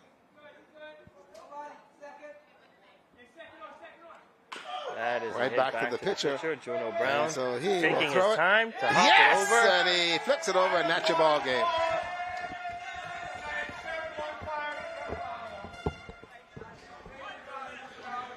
That's your game, folks. Grand Bahama has been eliminated. Columbus Isle will move on to the medal game. What a very good performance from Devontae Brown, the pitcher, who in turn had himself a very good game. He did commit an error here in the bottom of the inning, wanted to get that out by himself, but he got the ball back as Ernie hit it right to him, and then the flip to first base. That celebration around the corner. And so it is going to be Columbus Isle that will make that trek to the medal game, and they are going to take on Eleuthera at 2 o'clock this afternoon. And for Grand Bahama, it's been a very long baseball tournament. They have played every day since the tournament started. They started playing on Friday, and every day it's been that in terms of playing. And a 4-1 advantage. Boy, what a good game there by Devontae Brown to give up 1 run in this ball game. Did that in the first inning, but able to hold firm throughout everything. And congratulations in terms of the actual performance by Columbus Isle. Now, they have had a series of little bumps and bruises in regards to injuries, but they are now still alive. Grand Bahama has now been officially eliminated from this year's tournament. And now we have Ramika Knowles, who is standing by over there. He has the manager of the team, and then we also have the pitcher of the team, Devontae Brown, who did a very, very good job in doing so. Let's go to Ramiko, who's standing by to close this one out as the Columbus Isles Explorers. They said yesterday, they told the Prime Minister they got something for him, and they did, because they turned around and they put a 13-0 shellacking on Michael to get to this point. And here they are today with a 4-1 win, as they in turn are able to eliminate Grand Bahama from the tournament. And they've been communicating with the Honorable Philip Brave Davis, the Member of Parliament for that area.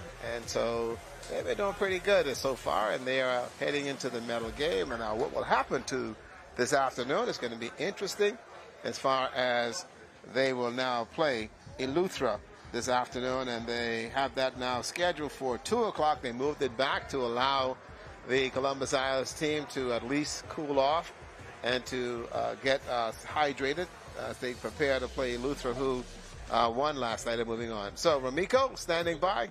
Go ahead, buddy. Tell me what you got. That's right, Ricardo. I'm standing by with Coach Ken Adderley of Columbus Owls. They were able to close out the game against Grand Bahama. Coach, tell us what was the mindset coming into this game. This was a big one. You needed this one, and now you move on. What was the mindset coming into this? The game set was to play our game. And from the start until the end. We knew from the beginning that the Grand Bahama team could have not beat us because we beat them the last time, and so we were looking at this game as Grand Bahama was just in the way of the mission, what we need to accomplish. And so we came up from the first pitch in the game that we were going to deal with them, and we was going to jump ahead of them because we know that they didn't have any pitching that could have hold our batters. So we were prepared for this game. And scoring 4 runs and not being able to put anything else on the board, were there ever any concerns? No, it was no, not much concern. I was upset if we didn't score any more runs, but I wasn't concerned about them scoring because we know we had defense and pitching. Were there any concerns about the calling? A lot of calls went your way. And I see there was a little bit of confusion happening on the field sometimes. Were there any concerns about the calls? No, as long as I've been playing a bit, sometimes the calls come away, sometimes the call doesn't come away. But if you got to be a crusader, and this is wartime, so it doesn't matter what the umpire called, we get back and do what we need to do. All right, Coach Adderley right there for Columbus Owls. I'm also standing by with the winning pitcher, Devontae Brown, who also had a great game. He was able to go the distance, pitching 6 innings. What was the mindset for you coming into this game? My mindset was to go out, play my game. Just play my game. So. And tell us about that drop ball, a big drop ball at the end. You almost gave Grand Bahama a lifeline. What was happening there? I didn't hear my first baseman calling for the ball, so that was my fault. So that was it. And what's your mindset going into the next game? Just to come out, compete, have my teammates back, that's all. Absolutely. Congratulations. Good job on the win. That was Devontae Brown, the pitcher for Columbus Owls, able to close out against Grand Bahama, pitching 6 innings and getting the job done for them. They will move on to play Eleuthera. I believe that game is at 2 o'clock, and we'll be here to capture that action for you. But till then, back to you, Rick. This guy did exceptionally well. Devontae struck out some 6 batters. He only gave him 4 hits in this ball game. He allowed only 1 run as well to Grand Bahama. And more importantly, he is headed, and that is to the medal game that's set for 2 o'clock this afternoon. That's going to be a very good game as they will take on Eleuthera. Eleuthera, who last night had some issues, and we'll see how they're able to play today. But the bottom line is we have seen the Grand Bahama team, who played since Friday every day, has been up in arms, and now they have been eliminated. They will have a meeting and prepare to sit and watch the finals here at the stadium. As far as Columbus Owls, they've got to now go back into the air-conditioned locker room, hydrate, relax, get chilled up, and then they'll get ready for Eleuthera at 2 o'clock. So until then, I'm Ricardo Lightwood for Amico Knowles and all of us here at the Andre Rogers National Baseball Stadium. It's been a wonderful morning of baseball. Thank you guys for tuning in. Back to you guys in the studio.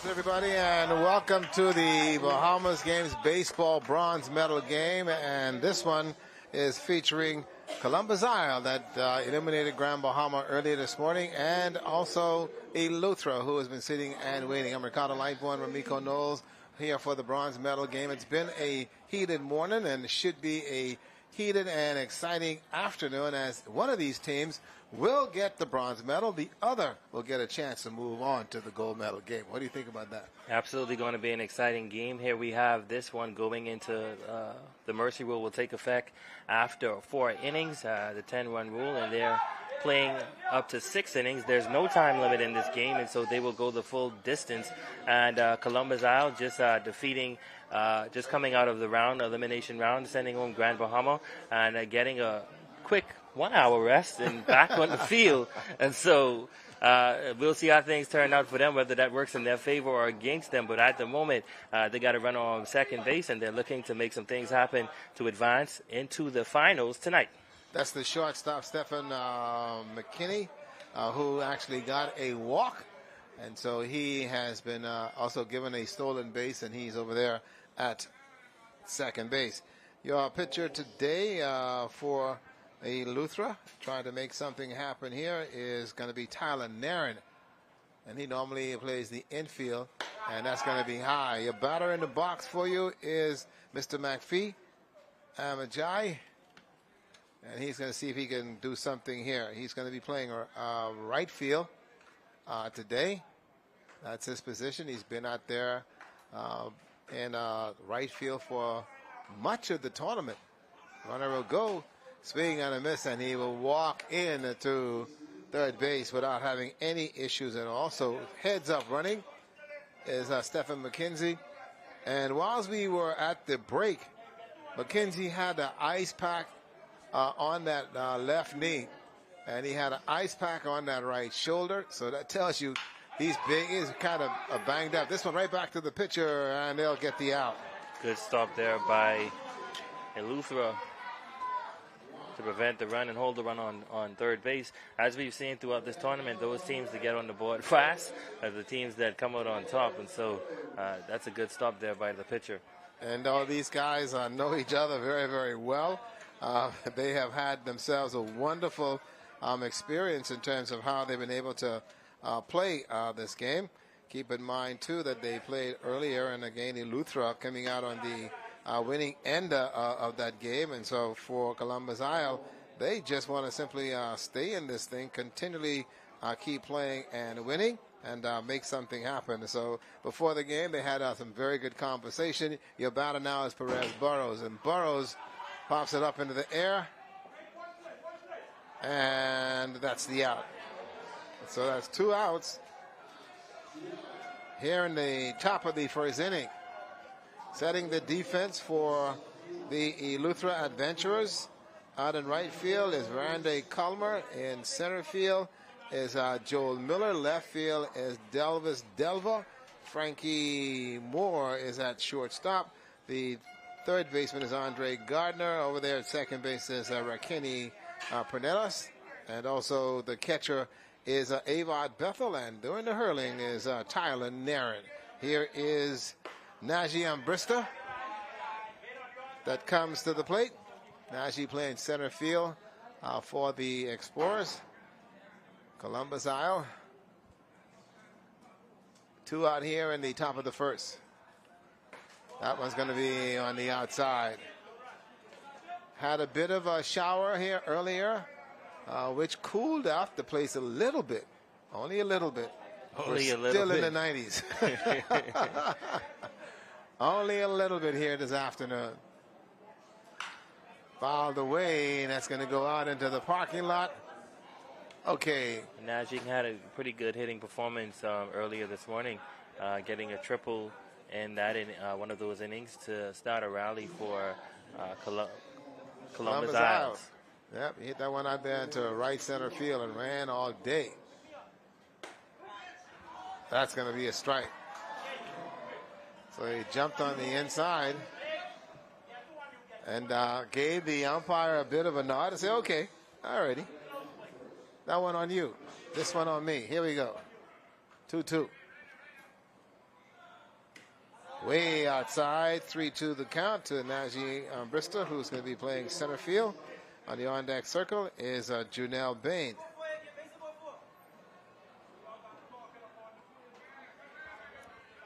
Nice afternoon for baseball. For you guys that are hanging out. That one goes to the dirt. The ball gets away, and Columbus will be on the board on a wild pitch. And a walk by Najee. Got himself a free pass. Now, if you are a manager and you are on the field, you will have a pretty good indication that the umpires that have been calling the games for you, and you should know who they are, and so you should be able to tell who's behind the plate, who's going to like the high strike, and who's going to have the low strike. Now, they have gone to a 3 rotation umpires because, again, this is a medal game. So the medal games will get the 3 umpires, whereas in the playoffs they only had 2. And here we go with Junelle Bain, who's playing first base for Columbus out. That one got away on the inside. The ball goes to the fence. And hopping over there to second base is going to be Bristol with 2 outs here in the top of the first inning. And we've been seeing some pretty interesting calls behind the plate. We see where some umpires like them high, some like them low, some on inside, outside, and a lot of players were not getting the kind of calls that they want. But and especially in this medal game, this is the game where you don't want to take anything and leave it up to the umpire. You get to the plate, it's time to be aggressive. That's going to be outside. We're going to get an interview from the guys in Grand Bahama, and that's exactly what they can tell you. We weren't aggressive. We took everything for granted. We didn't get the calls. We weren't aggressive. Yep, and they are eliminated. And here we go. Eleuthera and Columbus out for bronze. That's a strike. This umpire likes the high strike. So if you're a pitcher, you need to keep the ball up as compared to the game we had before, which was pitched down, and you'd been okay.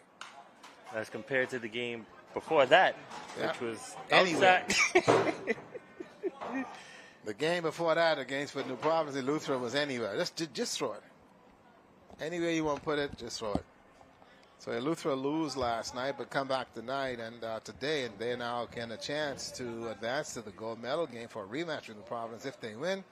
And if Columbus Owls win, they get a chance to play New Providence and see if they can secure their gold medal. Still fighting them off is Najee Bristol at second base. He wants to move, and Junelle Bain is the batter. 3-2. That's going to be high, and Najee's going to go into third base with a steal, and that's going to be a walk. So that's the second walk that's been attributed to Tyler Nairn. So Nairn with his second walk of the ball game, and very quickly the Adventurers want to have a timeout, and coming to the plate is going to be none other than Rashad Martin. Let's see if he is able to get something going here.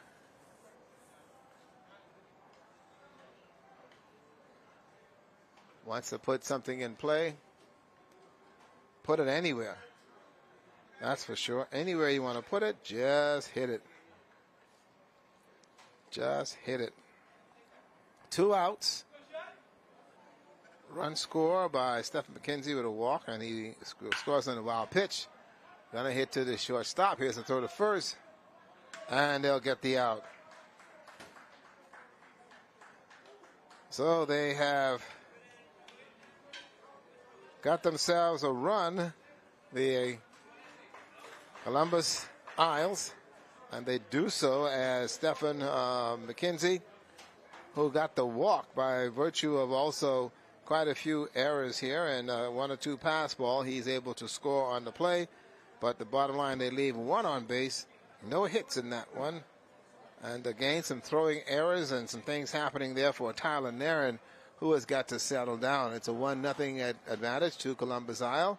And just like they played the last game, they kept the same dugout against the Grand Bahama team, and they also were able, folks, to jump out to a 4-1 advantage and continually held that in order to get to where we are today. Eleuthera will come to the plate now. The Adventurers will send Joel Miller to the plate first, followed by Delva, Frankie Moore will then follow, Ahmad Bethel, Norman Bastian, Andre Gardner, Tyler Nairn, Rakini Paleos, and then you've got the Andre Culmer. They've got a pretty good bat. Last night, yesterday, we saw them play a very reserve game, came running from behind, and here they are behind again to Columbus Isle. And the question will be, are they going to be able to control the advent of what happens in terms of their ability to control what happens on the field? And so that's another question that's going to be coming up. But during the pitching is going to be Afran Edgecombe. I think that's Farron Edgecombe. Farron Edgecombe. Just want to make sure. Yeah, there you go. We've been seeing some interesting names for this tournament. That's why they're using numbers. Okay? Let me make it easy for you. On the mound is number 9. During the catching is number 20. Over on first base is number 17. On second base is right now number 7. And also number 5 is over there also in the shortstop position. So that's what you have, and so you have to leave it like that. And I do the best I can with what they give me in terms of numbers. It makes it easier on the umpire, so they don't have to be worrying about names. And as you do know, the English language is not as easy as you think.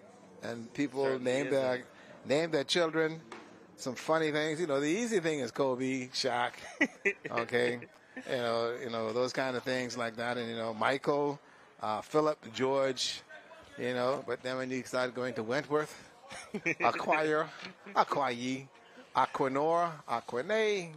Okay, we'll leave that right where it is. Top of the line here for Eleuthera. Number 16 in the plate, this is Joel Miller, and he will, for the first time, get a chance here to see Mr. Edgecombe, and we'll see what he has here in the afternoon on a 90-degree day, the bronze medal game in the 6th edition of the Bahamas Games. That's a strike, and that's a high strike. And keep in mind that this umpire likes them high. So if you come to the plate, grab your bat, and I need you to be hacking. Don't be cute. Absolutely. Just swing the bat. You see what Columbus Isle was able to do early in that last game, scoring 4 runs, getting on the board early, and completely shutting out Grand Bahama. They were only able to score 1. And so it's those teams that gets on the board first and gets as many runs as possible that kind of holds things out. And this one is going, the 10-run mercy rule comes into effect after 4. So it can close out after 4. It could. And right now, 2 balls. Here. Which will be great for Columbus Isles, who are now playing a doubleheader. That's right. Get some time to rest. That one shot down to left field. It's fair ball. The turn over there at first base, and he'll stay right there, as that's a base hit by Joel Miller. Beautiful base hit. The left fielder will come up, and Delva.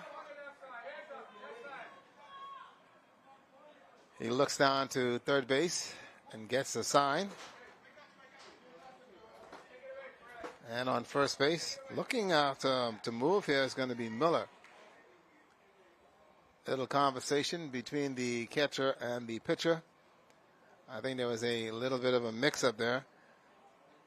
Joel Bain did not like the call, and so he just wanted to go out and make a statement.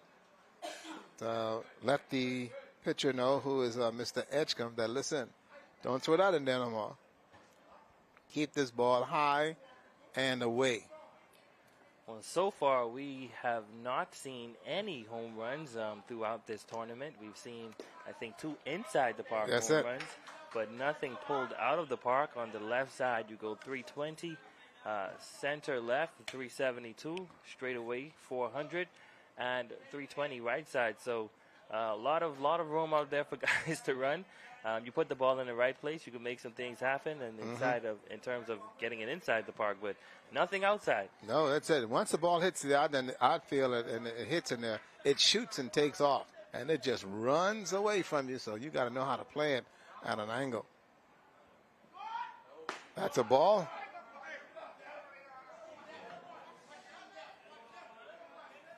So everybody's looking now to see what happens here, and we've got Delva,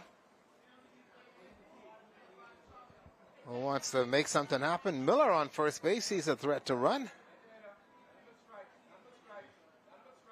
Here's the pitch. Yep. That's a strike. I've been here for 5 days, and I know this umpire likes him high. And any of the batters have been watching this, they would know that once it look good, you have to swing. That's it. Okay. The runner goes to second. That's Will a they strike. get him?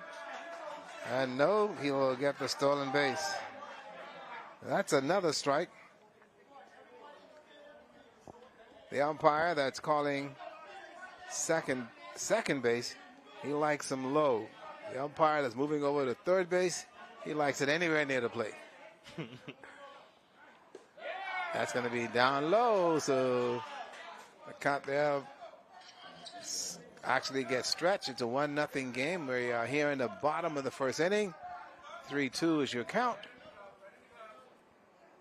And he'll walk him. So Delva will get on first base with a walk, and that runner still on second. And the catcher for Columbus Isle now having a word. That's Rashad Bain having a word with his pitcher. We want to make sure that happens so that you don't have anything go wrong. This now will bring up Mr. Frankie Moore. See if he can find something to put into play. 1-0 in favor of the Explorers.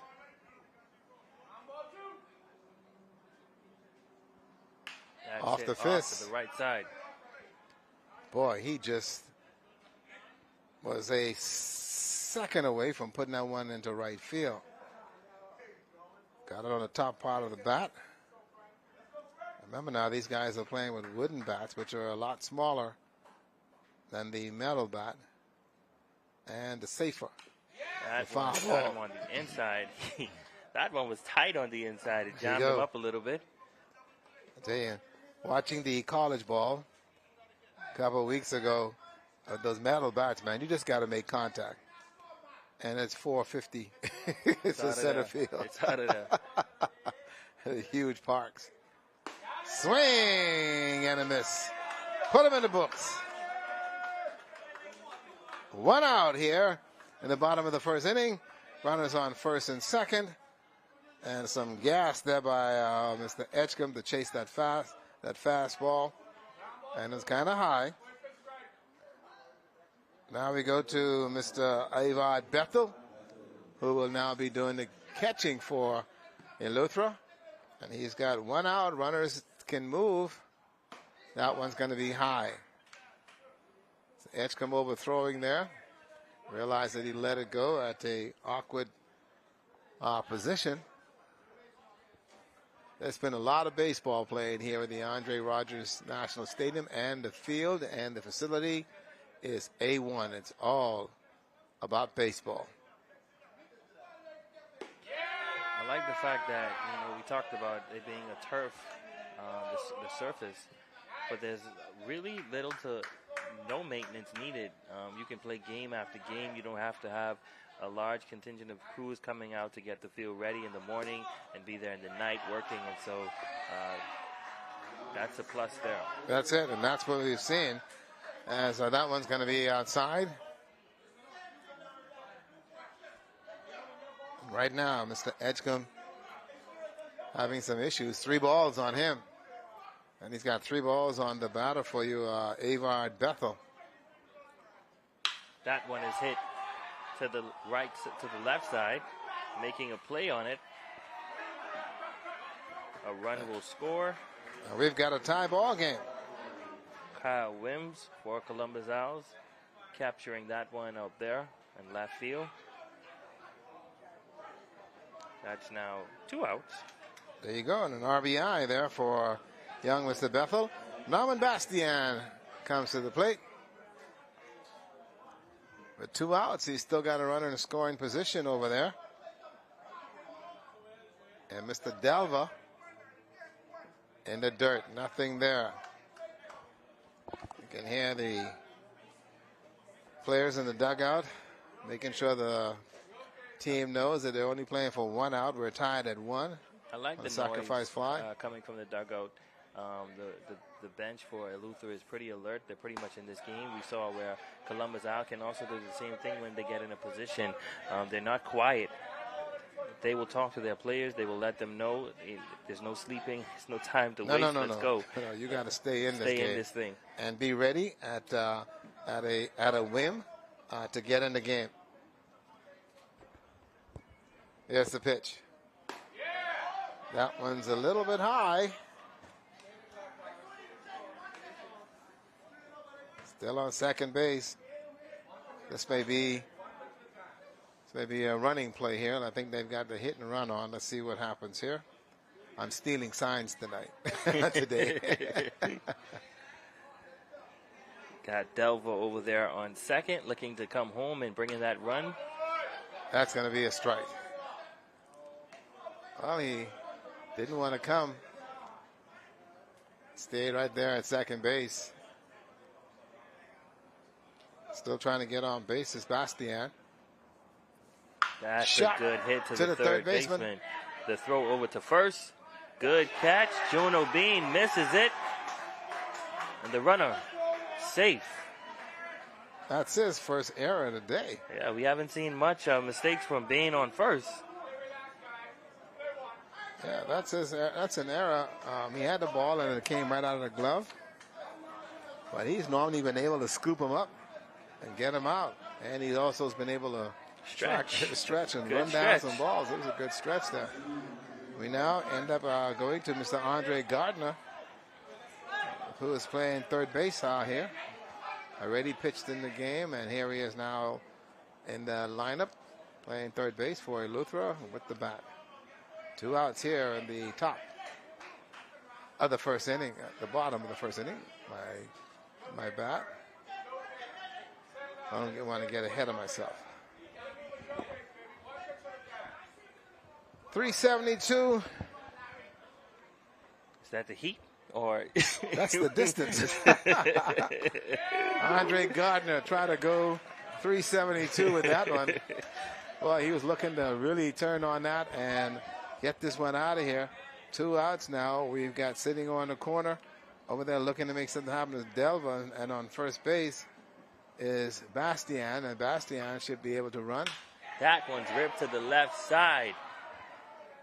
And that's an out. Kyle Wims making the play for Columbus Isle to get out of the inning.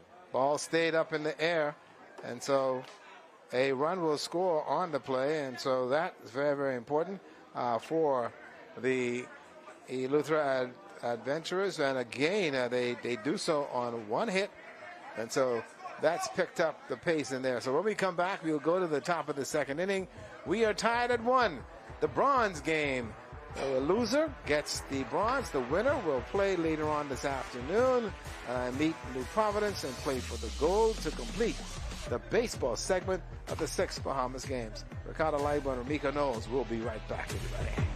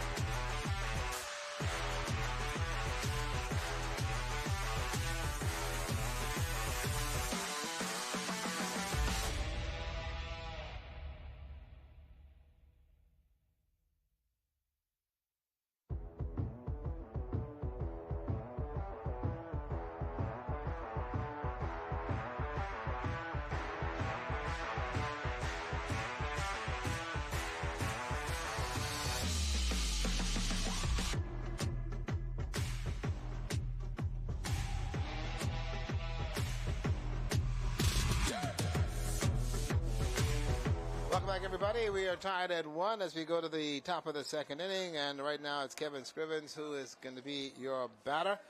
Each team scoring a run in the first inning, and Kevin is going to look at a ball.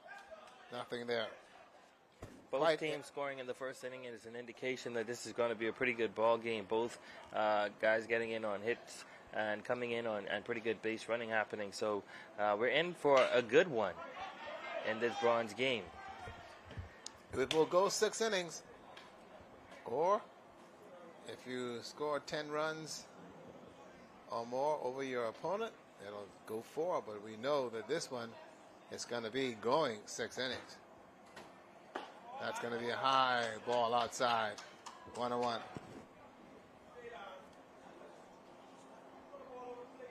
Doing the pitching for the Columbus Isles Explorers, it's Farron Edgecombe. He's been all over the field for the past couple of days. He's been out there in right field, been in center field, left. He's been at second base. It's like we say, if you're gonna play baseball, you got to play every position. You gotta every pitch, position. First, second, third. You got to know how to be outfield, track the ball, and it only benefits you as a player. Here we go, 3-1. That's a strike. Boy, he fell down throwing that one. That's a good pitch. And little commentary over there from the Columbus dugout. That's a high one, and he's going to get a free pass. Kyle Wims will come to the plate. That's your left fielder out there for Columbus Isle, who's making those catches. Caught 2 pop flies in the first inning. Run off first base. Ball in the dirt, and the turf gets away and goes to second base. And making the turn and staying at second base.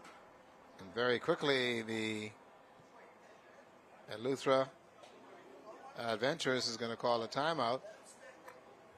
I got corrected. They're not the Pineapples. But they got the pineapples on their logo. Pineapples on their logo. They are the Adventurers. I'm trying to figure, hold on, man. As far as I know from playing this game, you got the big pineapple on your chest and on your back, and you're now going to call yourself Adventurers. That's interesting. Very, very interesting. From Roxanne to Governor's Harbor to North Eleuthera, all adventurous. That's a lot of landscape over there in Eleuthera. Got to say good afternoon to our folks over there. Shot to the left side is going to go foul. Also a very wonderful afternoon to all of our viewing listeners and audience throughout the country. We know some of you guys are playing a little hooky from work, watching us online, and also those of you who have those sets now pulling for their island, whether it's Columbus Isle or you're pulling for Eleuthera. Going to be interesting to see how this one pans out. Runner on second base. They're trying to hold him. No. You can see the space there. That's popped up. Shortstop making it. He will make the catch. Frankie Moore. That's right. Getting that one for Eleuthera. 1 out here in the top of the 4th. He got underneath that one, Mr. Williams did. Mr. Ajay Hart comes up.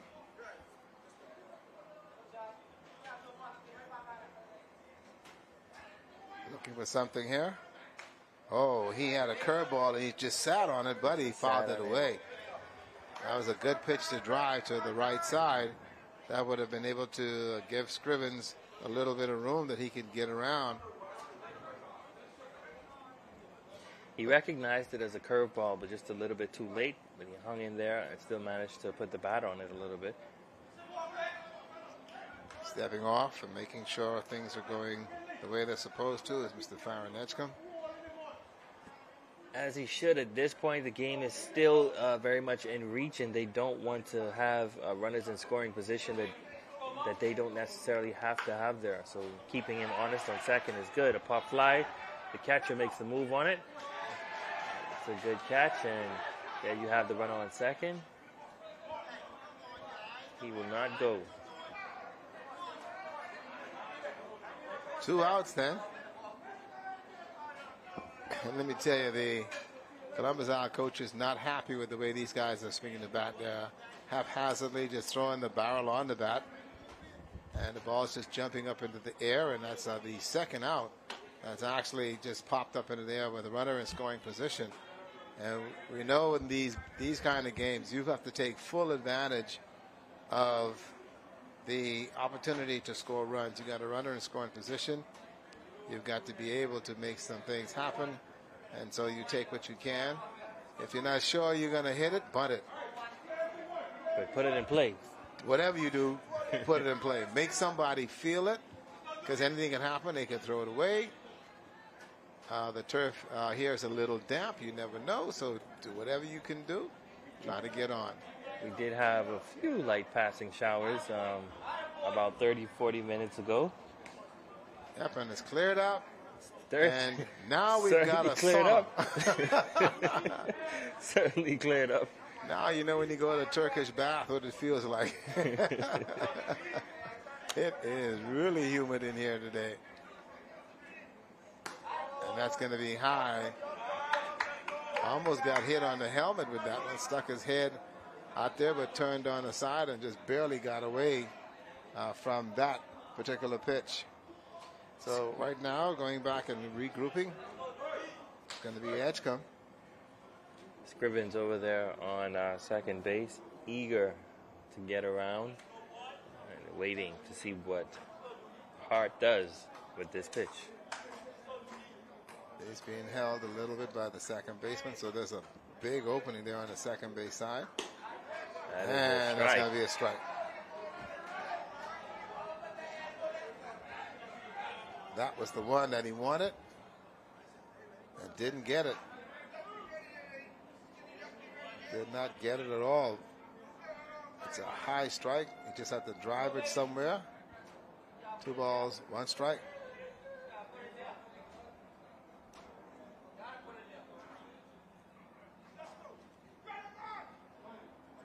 That one is high. So 3 balls. Yep, they call him Doogie McKenzie.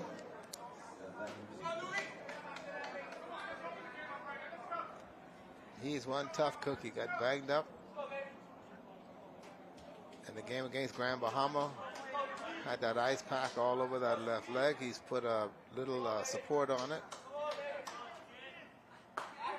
And that's a strike. So Doogie looking at a 3-2 count. That's here your in guy, this one. Doogie. That's your guy. 3-2 the count here as we are in the top of the second inning. We're tied at 1.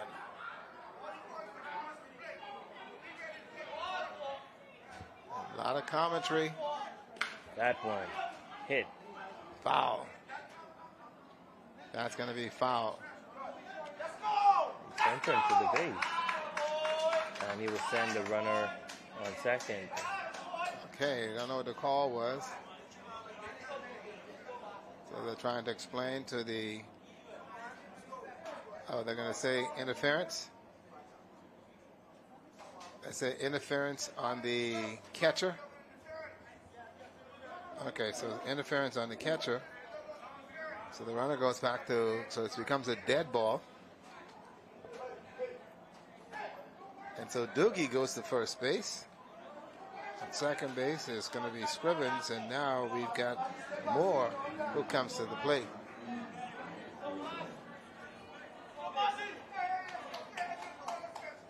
Amaji takes it high. He's playing right field today. First at bat, he threw it right back to the pitcher. Here he is again, trying to get something going with 2 outs here for Eleuthera. Columbus Isle on offense. McPhee, the batter, runners on first and second base. That one hit to the third baseman. He will tag the bag. There you go, and that's going to be it. Out. So a put out on third base for the out. It's out number 3. And we have completed 1.5 innings of play. And we're still looking for a breakout inning from both teams. Earlier jitters, but for the most part, we've seen where, again, leaving some 2 batters on base. So right now, as far as Columbus Isle, they've left actually 3 batters on base so far. And so here's another recall as far as what happened in the earlier game. Leaving those runners on base became crucial. But their defense was able to hold Grand Bahama. Grand Bahama could not generate any offense. That may not be the same case in dealing with Eleuthera, who will be able to come to the plate and see what they can bring to it. They'll start off with Tyler Nairn, who is the pitcher. Then they'll go to Rakini. And then also Mr. Culmer, who's in right field, will be the batters there as well. So right now we're 1-1 here in the bottom of the second inning. This one not moving as quickly as we saw earlier in our ball games. As again, some of the jitters with these guys. And this being so that second game for Columbus Isle. We don't know at this point if the fatigue will set in for them. This being their doubleheader in this bronze match. But we'll see what happens. We saw in the first game against Grand Bahama, they were able to get on the board early, as I mentioned. And racking up 4 runs, but their bats haven't been able to come around as yet in this game. And they are not a team who they kind of slow down late in the innings, and where they capitalize is early on. And so that can be as a result of the fatigue that is settling. And it's a hot day. It's a hot day. We're dealing with degrees of about 90 now. That's right. And so, I can tell you. They had a break to sit in some AC, but I don't know if that was enough. It was about 2 hours, 1 hour and a half. 1 hour and a half wait. And then they're back on the field. And also they were able to have a little bit of something to eat. And so that may have made them a little bit luggy, but we'll see how that ties into what they're doing today. Going back to the batters now for Eleuthera. The Adventurers is Tyler Nairn, who's doing the pitching. That's a strike. Well, I tell you, when I was a kid, we would play baseball from morning until the sun went down. It didn't matter how hot it was. We was outside playing, running up and down, and that's when we were young. Yeah. That's why I keep, when we heard them play Ronnie Butler's song, "Age is Nothing But a Number." It's a lie. Ronnie told a lie.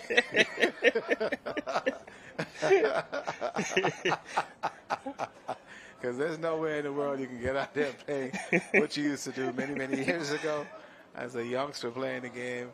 Yep, we've all had those moments, but now, no sir. I wouldn't dream of it. No, never. Nah, and it's a different scenario.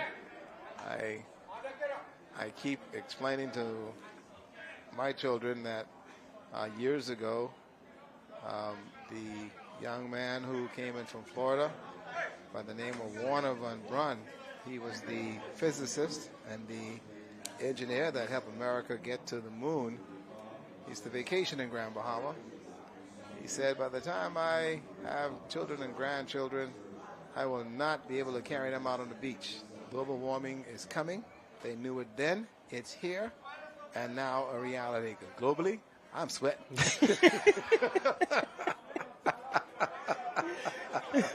Duran takes one down in the turf.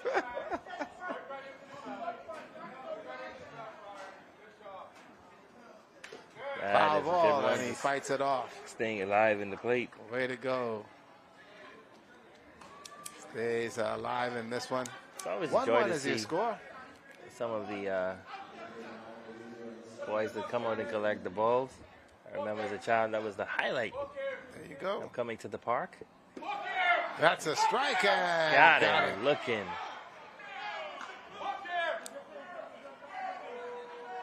And the Eleuthera contingent over there, the adventurous fan base, are not happy with that. I'm looking at it. You have them out there. They have jerseys on, and so that's good. Eleuthera have a pretty good crowd attending to this game. Tony Crane went and got everybody to come out. That's right. I love it. I love it. Yep, that one was down low, but the officials liked it as the bottom dropped out of it. That now brings up Mr. Rickinney. As I mentioned, we've seen some pretty interesting calls throughout this entire tournament. You never know. That's why you can't take anything close. Absolutely. And the count goes to 1-1.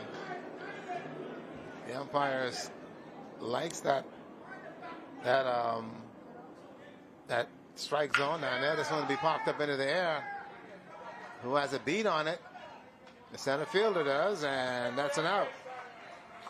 Prince barely getting his bat on that one. He looked like he didn't really want to swing for it, but he just touched it and was able to get out there. And so that's interesting. That's it.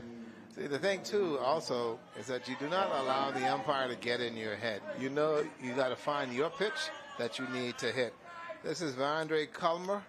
It's going to be down. You find your pitch. You know where the strike zone is. You know where you like the ball. Okay, if you like the curveball, you know what it looks like as soon as it leaves the pitcher's hand, and you pick it up and you swing. But you do not allow the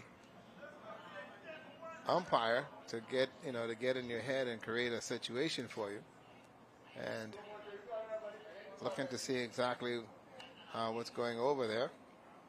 So here's Mr. Culmer. That's going to be a high fastball. Held on that bat, keep that head of the bat on his shoulders, coming across the plane. He's been given some instructions here by the third base coach. That one lifted to the left side. The left fielder making a play on it, and he catches it to get the out. 1, 2, 3. The inning there for the Columbus Isle Explorers, able to get out of that. So we are still tied at 1 between Eleuthera and the Columbus Isle Explorers. We've got a break coming, and then when we come back, we'll go to the top of the third. And when we do return, your batters will be Perez Burrows, followed by Ambrista, Bain, and then Martin in that order. 2 innings gone. We're coming to the third right after this break.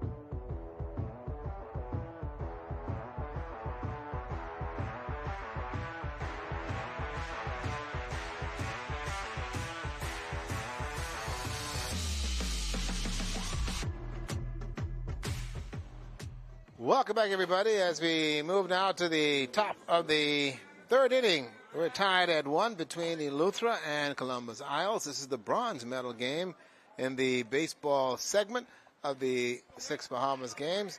Coming to the plate now for Columbus Isles is Perez Burrows. That one's going to be down in the dirt.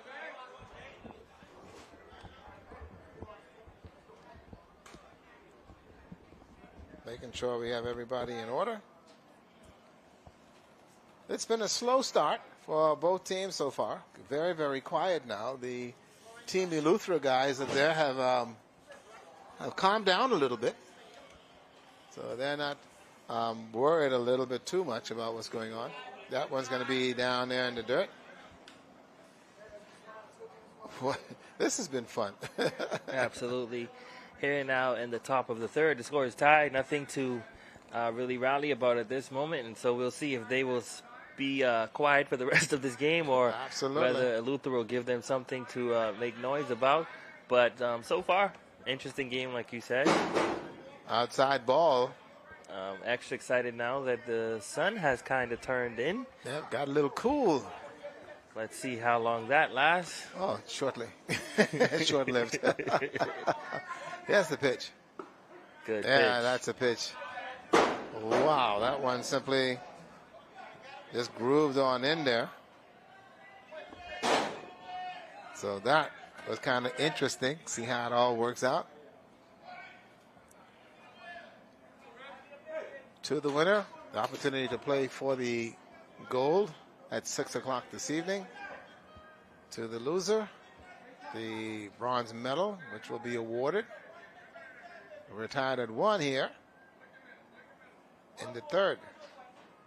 That one lifted high into the left field. Left fielder going back. He was able to track it. Looked like he had a problem, but he was able to get his feet together to make the catch. Fly ball out there into left field for the first out here. Delva out there making the catch for Eleuthera. Yeah, got spinned around quite a bit. That now brings up Najee Ambrista, who comes to the plate. Got to walk his first time up. Looking to see if he can find something over there. Defense pretty solid here for Eleuthera so far. Absolutely. They're not making any mistakes or crucial mistakes on defense. And that is what wins games. You know, you put the ball into play and let your defense do the work. Let the guys out there get the outs for you, and you just do your job as the pitcher. Talon Aaron doing the throwing here for Eleuthera. Looking for a good pitch here. That over one is the on top. the inside. High inside pitch. Came that over is the a top. difficult ball to turn on. Oh, very much so. High inside pitch. Yeah, you get jammed and you can't do anything with that at all. Here we go. Mr. Ambrista looking to get something going here. That's on the inside. Just missed. You can see I don't think Mr. Nairn got the memo. This He's umpire likes it outside. He looked at him, man. Come on, man. What do you want? Yeah, he likes it on the outside. That one's down in the dirt. 3 balls and a strike. 1 out here in the top of the third inning. Najee was the first one to go inside the air-conditioned team rooms, and that's one of the wonderful attributes here at this facility is that the locker rooms are all air-conditioned, and the teams can get inside and cool off a little bit, bring that body temperature down, which is absolutely important. That's the inside. Inside, and that time got the corner. Yeah, he's going to have a word. Yeah, the coaches and players telling him, hey, nothing close. If it looks, don't leave it to the umpire. Anywhere near, go down swinging. You prefer to go down swinging than to go down looking.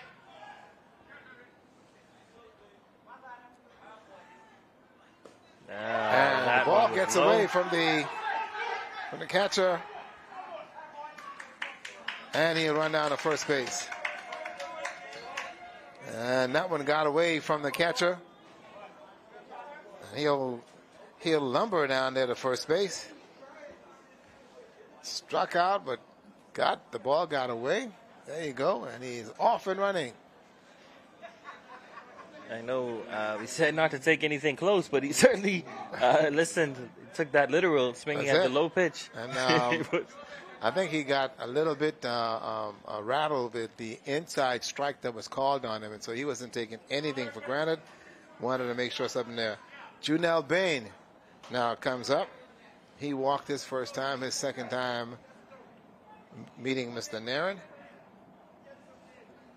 With one out here in the top of the third.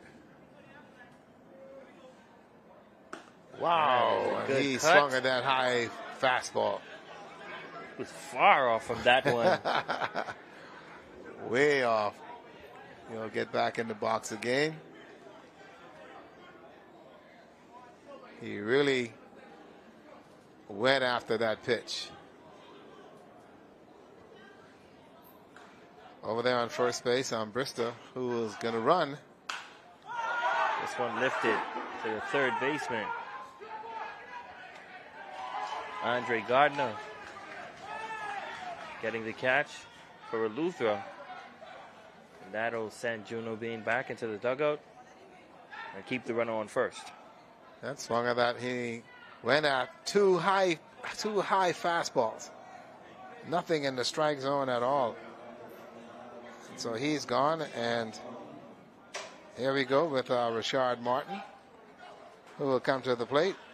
Grounded out to the shortstop and had the base stolen. And that's another one there.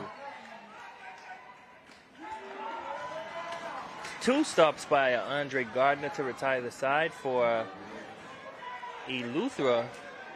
And as we said, they're playing pretty good defense out there. Mm-hmm. The defense is certainly working for them, and that's going well for Tyler Nairn, who didn't have to throw much in that inning, which will eventually work out well for them as we go down to the later innings in this game. It's going to be interesting to see exactly when the bats from either team is now going to come to light. I think what has also happened is that the guys that's here from the Eleuthera Pineapple crew, they're up there. I can see the fan base. Tony Crane has got his crew all there, and so some of the players who have been competing over there at softball, the girls have come over to cheer on their baseball guys, and the Columbus Isle crew has turned around and they've got their fan base here on the third base side. So it's been an interesting scenario here as folks have been talking to each other back and forth, and so folks have come out to watch the game and watch the bronze medal game. The gold game will come your way at about 6 o'clock, and the hope is that some of the folks that are on their way home will come out and take a peek and see which team New Providence is going to play for the gold medal game, and whether it will be Eleuthera or whether it's going to be Columbus Isle. Columbus Isle says they want Nassau. They didn't even say New Providence. They say they want Nassau. Well, you know, Nassau is the capital of Bahamas. They don't want New Providence. They want Nassau. Edgecombe still out there. Hey, Farhan, who has been okay so far at this juncture. He's working on a one hit. He's given up so far. Struck out 2, but the defense has been there. There's been an error committed there, but nothing to brag about. But the defense on both sides of the ball have been playing exceptionally well. What I do like here is right now you have the two teams now just seeing if they can just make some things happen. Hopefully no errors and no mistakes. And that's the important part of what happens when you get here. When you get to the third inning, anything is possible. This is call this the deciding. And all of the games we've been calling for the past 4.5 days, whatever happens in the game happens at the third inning. This Whether is the the deciding pitchers collapse factor. or the bats come alive. But something happens Something happens. in the third inning. This is the deciding factor inning for most of these games. That's so it. what We go happens now here? to Joel Miller. Leadoff batter. But base hit to left his first time up. This is his second time. And boy, he came out swinging with that one. He's got a quick bat. 1-1 is the count. Wow, he just tried to rip that one somewhere. That one down and away. 2 balls and a strike. On a beautiful Tuesday afternoon, the day after Independence. High. Working on 51 next year. Certainly come a long way in this country. Counting. Yep.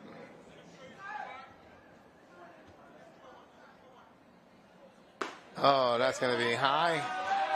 Ooh. So, Thought he was going to call that one. Yeah. That's a pitch he calls. yeah, he loves that high strike. Well, that one I think was maybe just a little bit too much out there to the outside, and so he didn't give you that one.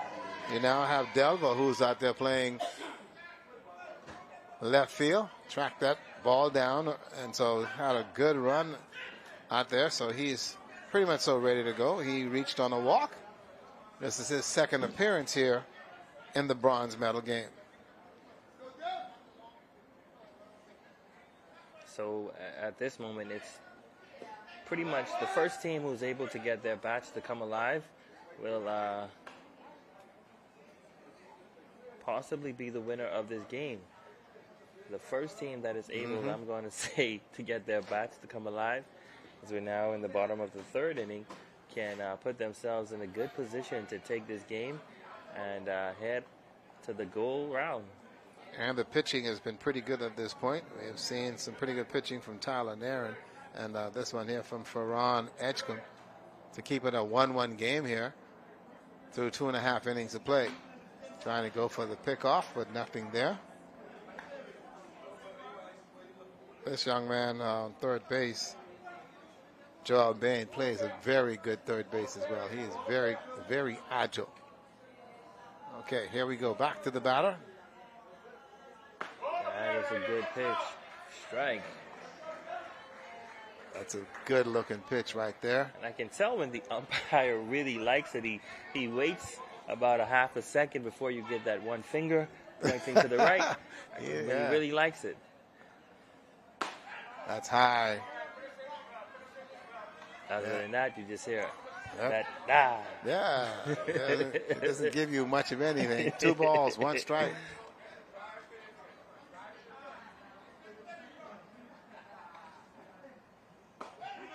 And that one, he calls a strike. Again. And he likes it. That's the way he likes That's it. If he likes it, he gives you that pause and that one finger. Yeah.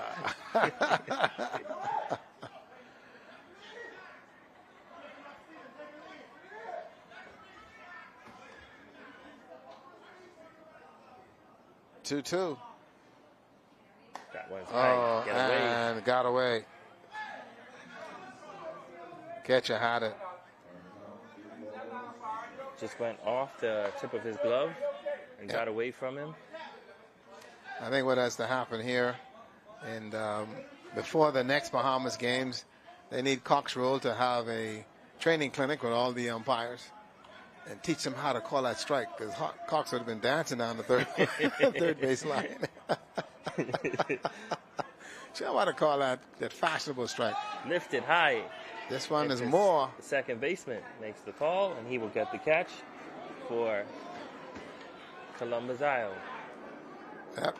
Delva. And now Moore comes up. So we got 1 out. Again, a very defensive game so far. And good work by Mr. Edgecombe. Frankie's in the box. Struck out during his last appearance. We'll see what he does now with a runner on second. That pitch is high. And that one gets away. And Miller will cruise on over to third. Runner in scoring position now. And this is when you want to have good control of the ball. You want to keep this game tied even for as long as possible, because like I said, it is the team that is able to get their bats to come alive and rally in this deciding inning. This is the third inning. This is it. The third inning. So this is where things happen. You really want to take control of this game and get control of your pitches. Frankie in the box.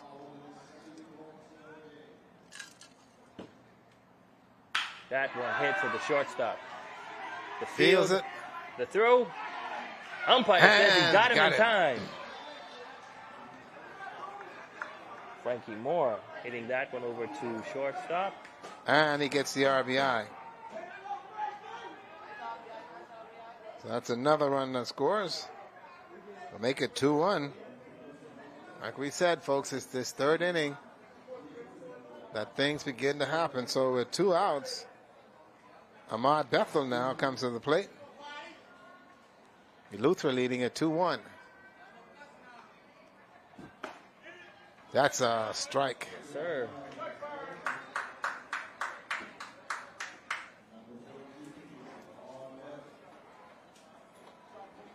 Here we go. Strike 2 through that curveball. He couldn't catch up to it. 2-1.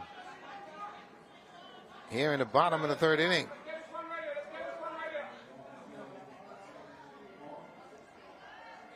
That's 0-2. Here comes the pitch. Yes, he got it. The curveball and struck him out. Beautiful curve that left him hanging on the swing. That's it.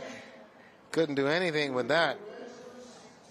But the reality is, the run scores, and the run scores, the walk given up to Joel Miller, going to second and third base on the pass ball, and then also a good stick there by Mr. Moore, Frankie Moore, and we've got ourselves a 2-1 game. And we've got ourselves a break coming. We're going to be back as we go to the fourth. This game moving right along. They say chug-a-luggin'. We'll be right back, everybody.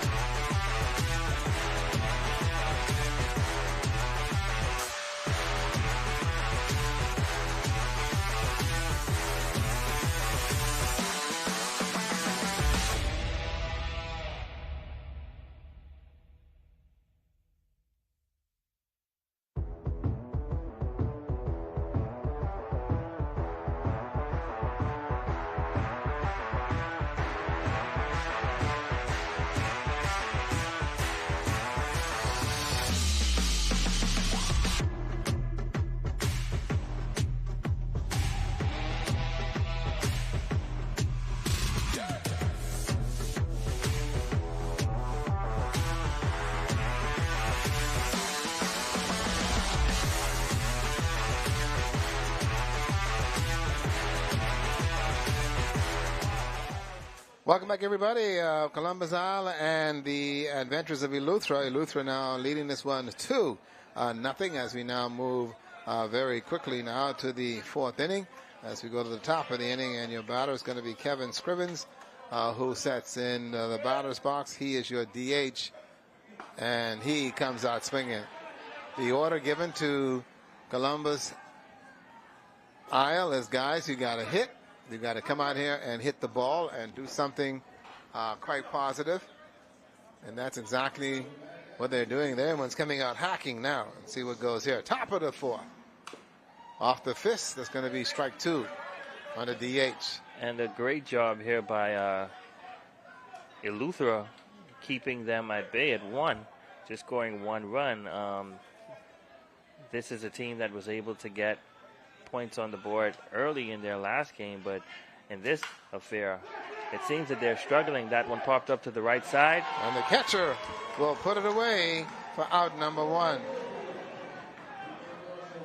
The catcher for Eleuthera, and that is Norman Bastian, hustling over there. Great hustle by Bastian on that play. He's able to get it. And so unable to make anything happen there. And so 1 is gone. And now you get Kyle Wims, who comes to the plate. So Wims need to see if he can be a spark here for Columbus Isle. Oh, awesome fastball. Awesome fastball by Tyler Martin. That didn't move. It just was a dart right into the glove. Right into the glove of Norman Bast, of your catcher. And that is Ahmad Bethel. And another one. That is a good pitch to swing at. He just couldn't put the bat on it.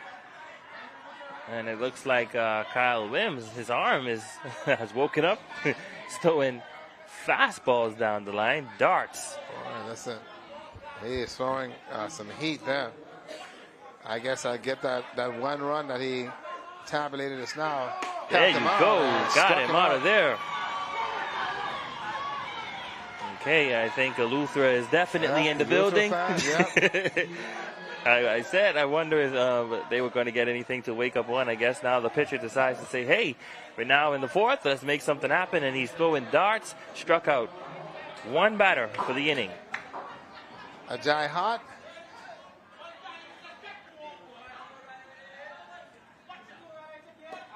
And that one is a ball a little bit too low. So Mr. Hart here with 2 outs wants to see if he's able to jumpstart something here. Don't know how that's going to work.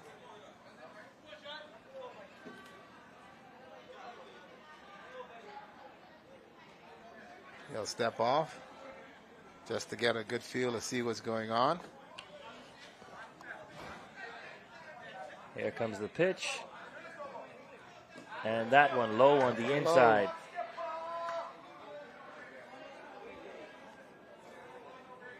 A lot of baseball still to play, even though we are here in the 3rd. Absolutely. And the 4th inning. We still have 2 more innings to go, so it can swing either way. It's only a 1-point ball game. That's going to be high. And they're playing them shallow, so they're not showing much respect here. They're playing them shallow. It's first time up. It's hard going to make them pay for that. Is he able to make them pay for that? Got to try to find a gap somewhere.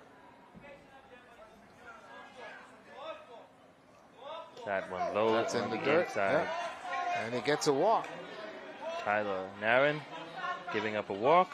Hart now on first base. Stephen McKenzie will come to the plate here in the top of the 4th.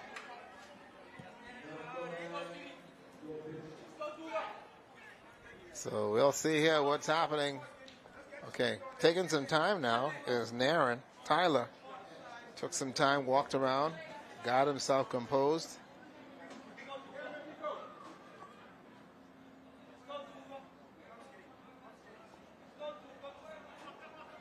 And going back.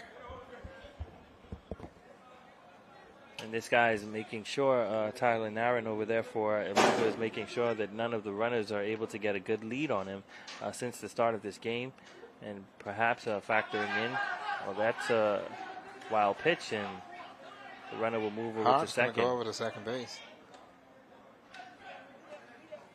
That's it. And keep in mind, too, is looking at the catcher, Bethel. He looked to Tyler and said, listen, man, that's me, okay? No problem. We got 2 outs. We only need 1. And the infield will chat and talk it over. one thing I like about the umpires that are calling the game, they all take their chest protectors on the field with them. Oh, my bad. That's belly. I'm going to get run out of this baseball stadium. Most Thank definitely. God. I'm not going to be there with Thank you. goodness this is the last day. 2-1 is our score as we are here into the top of the fourth. I'm not going to get into that, folks, but these guys have been a lot of fun to have call the game, and they've kept control of the game. And there was a lot of conversation in regards to having the umpires come from abroad to assist with the game. But they have been able to get everything moving, and there's been no bunch of conversation. Just ball, strikes, and outs. That one lifted high to the left side. Can he make the catch? Out of play. Out of play. He connected with that one. Yeah, he waited on that one and just lifted it a little bit high. What it does for our ball players, and having the seasoned officials here, they're also instructing our young ball players about certain attributes in terms of what they're doing on the mound. Also, when it does come for the situation with the actual bases, we saw in the Grand Bahama game with a little situation that was there at first base. The home plate umpire did explain to the coach and told him that, listen, okay, it's a bang-bang game, and these things do happen, but you need to control your players, get them back in the dugout, and that's exactly it. And that's going to, he gets hit by a pitch, and Doogie goes down to first base. Boy, Doogie can move. He got on the play of that one. Pretty. Oh, man, Doogie got nipped by a pitch. He only got nipped now. He's only 118 pounds. So he didn't get hit. Just got nipped on that jersey. The umpire says, you got to go down the way, and he does. This now brings up Mr. McPhee. He's your right fielder. He, too, has been just waiting to find something to hit. So runners on first and second with 2 outs. That's a high ball. Now we're getting some chatter in the ballpark. So Doogie down at first base. Hard over there at second base. 2 outs. Down 2-1 is Columbus Island, needing something here to answer to that run that was given up in the bottom of the third. That one Right back up the middle to the second baseman. He fumbles it. He tags and the gets back the force and at makes second the force base. Out. So right up the middle, but out. Number 3. And just like that, folks, we have ourselves a game for the Bronze. 2-1 in favor of Eleuthera. And who would believe that this is exactly how things would have turned out? And you can see the umpires all now making some changes. So right now, Eleuthera is going to be making some changes offensively. They want to bring some players in. They have a 2-1 advantage. So right now, what you end up doing is try to get some of your ball players in. But you got to be very careful because very careful. These guys are a little bit cold in terms of been sitting out. I mean, cold in terms of getting loose. Hot, yeah. This ballpark is hot, and it's been one of the unique features that we've had here today. Still on the mound for the Columbus Isle is Ferran Edgecombe. He's doing his due. And let's see what the changes are that they're going to be making right now for Eleuthera. And there's one thing that's been consistent about this Eleuthera team and the coaching. Whenever when things doesn't seem to be working the way that he wants it to, he doesn't hesitate to make changes. If it's the pitcher, he doesn't hesitate to change the pitcher in the first inning if it's not working out.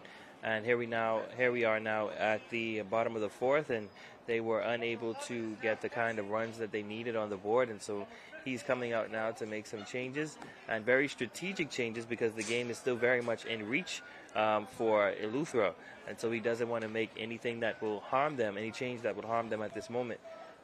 And that's exactly what they're doing, and now they're making some changes. It's I think it's 15 for 14, so I think they're going to take Bethel out and put. I don't understand why he would make that change right now. Okay, and 4 for 7. 15 for 14. So here we are, midway point, and they're going to be making some changes. And so Bastian will come to the plate. And Bastian reached on an error.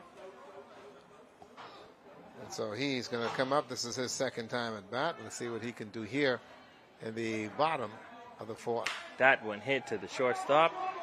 He will field it to throw over to first. And he was able to pat the glove 2 times on that one, but still get the runner. So I don't know. Well, not much speed on the runner. So he was able to take his time and get the throw over to first. Yeah, I'm going to have a word with Bastian. Listen, man, you can't stop 60 feet.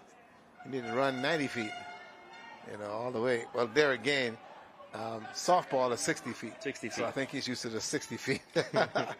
Let's go. Andre Gardner will come up. His dad has played quite a lot of softball in Grand Bahama and also baseball. Relocated back to Eleuthera.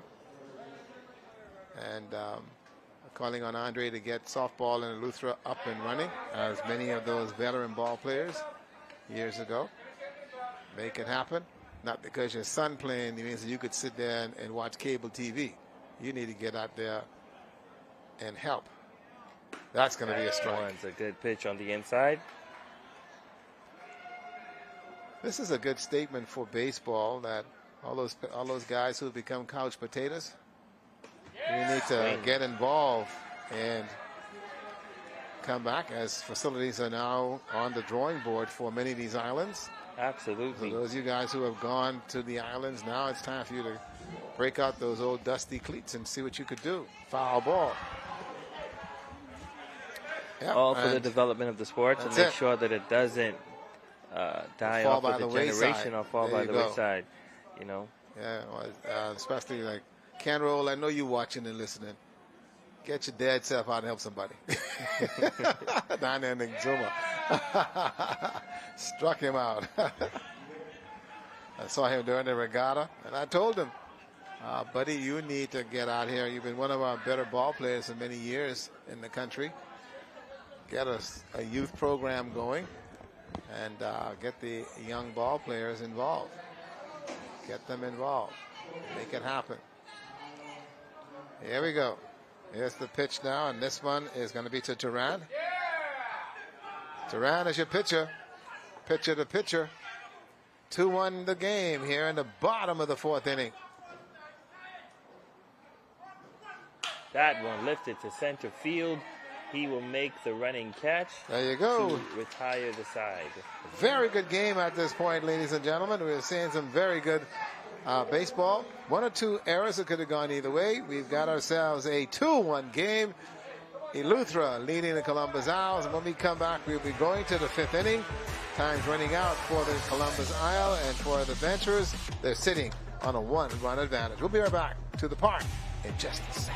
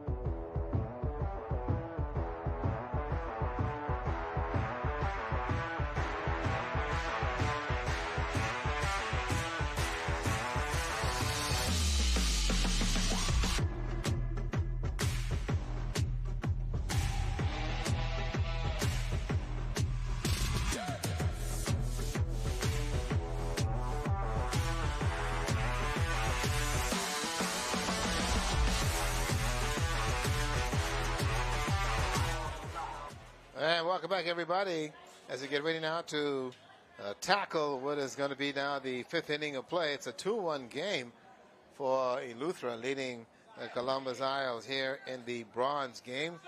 The loser gets the bronze. The winner will get a hour-and-a-half to 2-hour break, and then they'll find themselves having to play New Providence at 6 o'clock for the goal, and it's 2-1. And here we go with your batter, Perez Burrows. Pop that one up to the right side. Can he make the catch? Yes, he does. And the Eleuthera fan base that's here is celebrating. That is Wandy Culmer out there making the catch for Eleuthera to get the first out on the pop fly by Perez Burrows.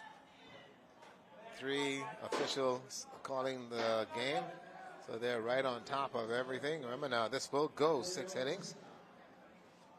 And now you have Najiam Brista, who's going to come to the plate.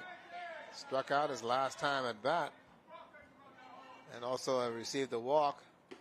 And that one's grooved right there, right in there. Tyler Nairn doing the pitching for Eleuthera.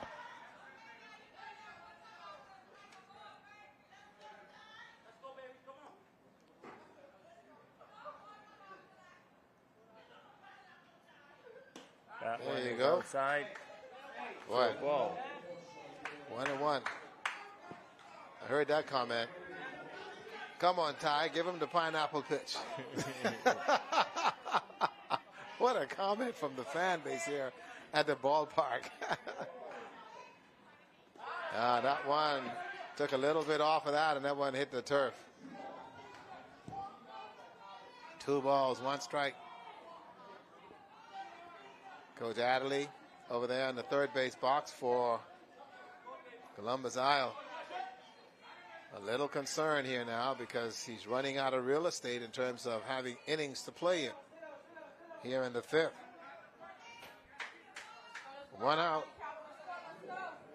Najiam Brista is your batter. The pitch. And that's going to be a dead ball. Najee just getting on top of that one, but if he is able to connect the bat with that ball, he can be a dangerous batter and very in the batter's box. Oh, we'll see what he does here.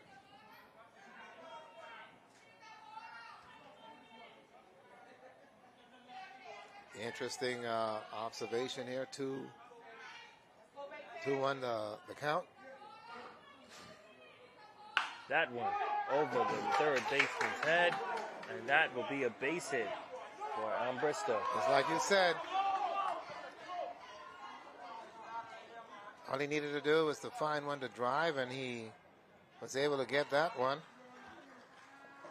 Now here's where you have Janelle Bain that comes to bat.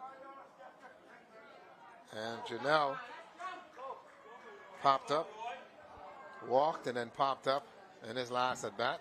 A very quick visit here to the mound by Team Eleuthera coach. And I'm trying to figure out how these guys are doing it. The coaching staff of the Eleuthera Explorers are wearing long sleeve, dry fit shirts today. Perhaps the kind of weather they are used to in Eleuthera. Well, that's true too. That's true too. It's a different kind of heat. Yeah. I was just wondering, you know. That one on the outside. Staying down, that's Janelle Bain, your first baseman here for Columbus Isles. Looking for something here to happen.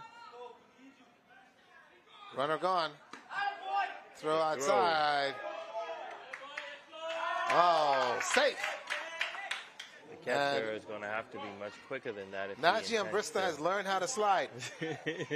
Started sliding midway point and then got to the base without having any issue at all. It took him a little while to figure out how to slide, but he has been able to. He did that quite nicely. That's high, 2 balls.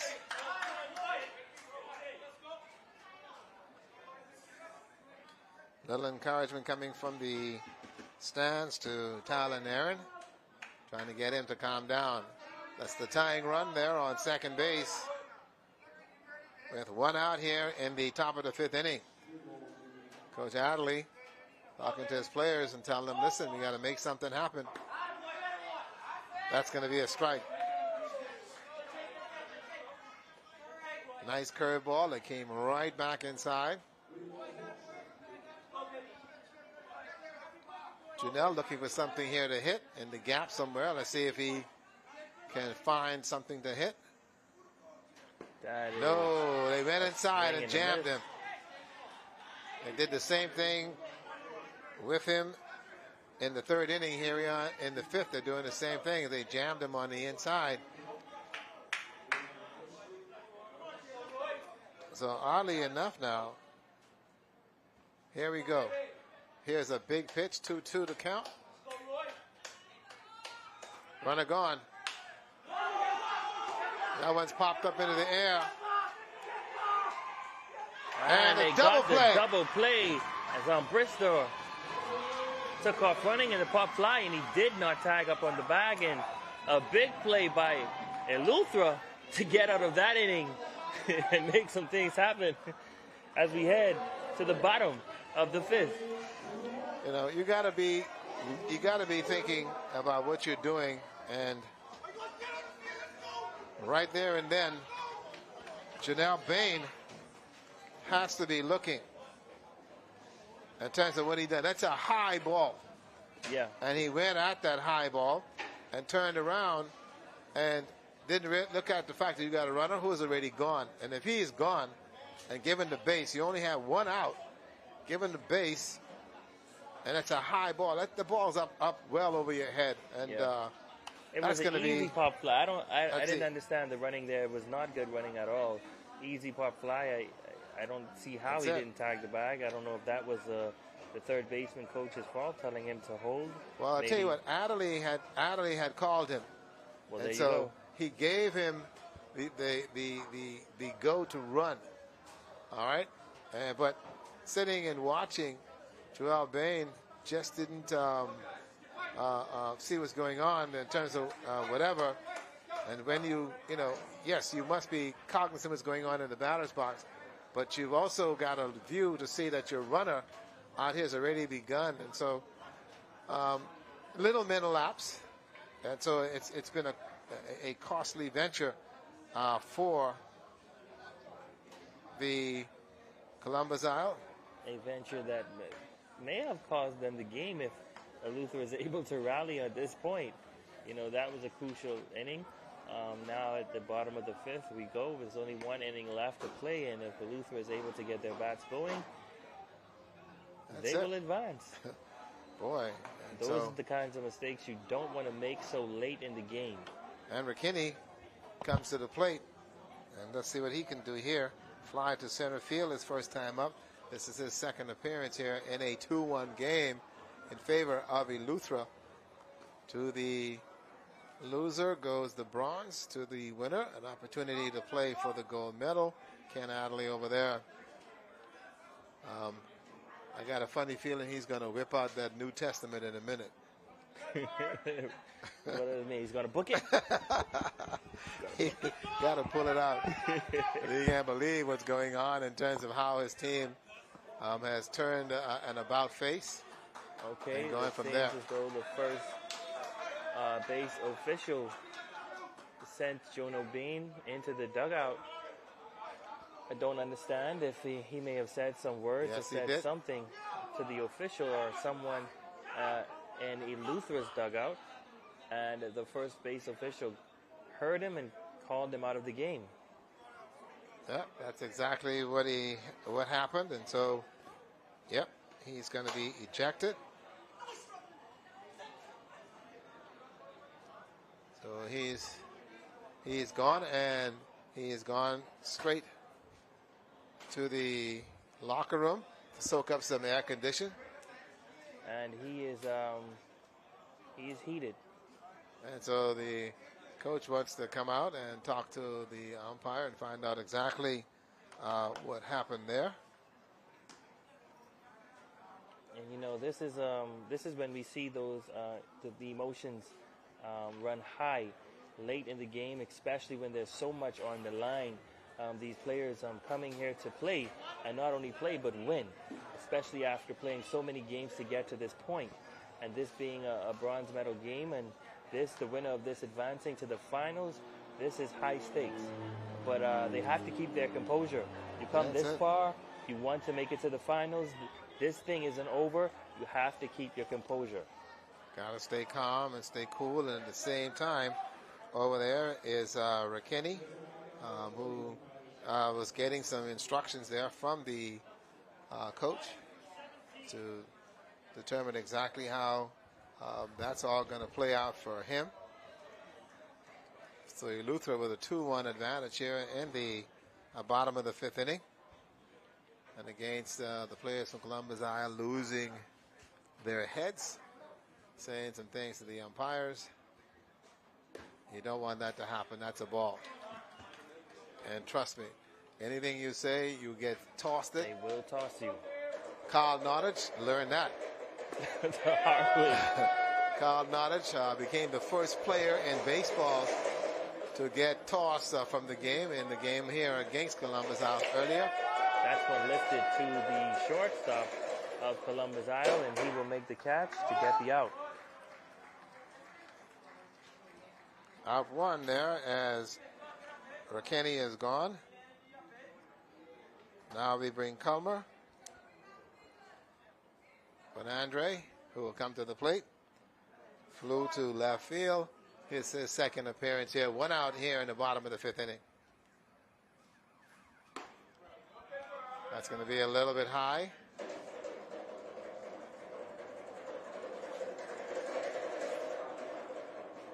A little encouragement there from the Columbus Isle dugout. That one's on the outside. It'll be 2 balls on young Mr. Culmer.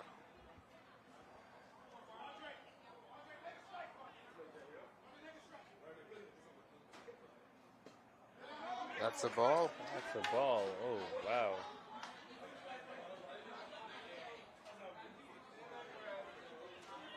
Bottom of the 5th inning. Eleuthera leading 2-1.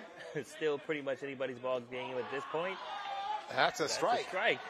And he was ready to run to first base, but umpire says strike. Okay, like I said in our first opening game on Friday, we don't call the plate. We just call it like we see it. Ooh, Yep, you can't we call take it those like we pitches. see it. You have to swing. You have to swing the bat on those ones. That's it. 3 balls, 2 strikes. That one is chopped over to the third base Fair. side. The throw to first. And safe. A good hustle there. By Mr. Culmer to leg it out, and he got there. For some reason, I don't know what happened there. The ball died on the third baseman, and that's a very long throw all the way over there. It did. It didn't bounce up as quick as it normally does. And He will go over to second base. he cannot be on the rubber without the ball. And so they tried a trick play there just now. The first baseman had the ball. The pitcher went to the mound without the ball, and yes, And he can't be he on can't the do mound that. without the Right, ball. you got to have the ball, and so going over to second base is going to be Culmer, just like a balk. Crucial mistake there. Absolutely. And so Joel Miller now comes up. And now in scoring position is Eleuthera with only 1 out.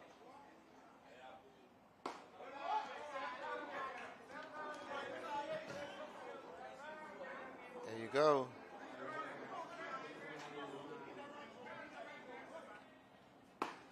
That's going to be a strike. Count goes to 1-1. 1 ball, 1 strike.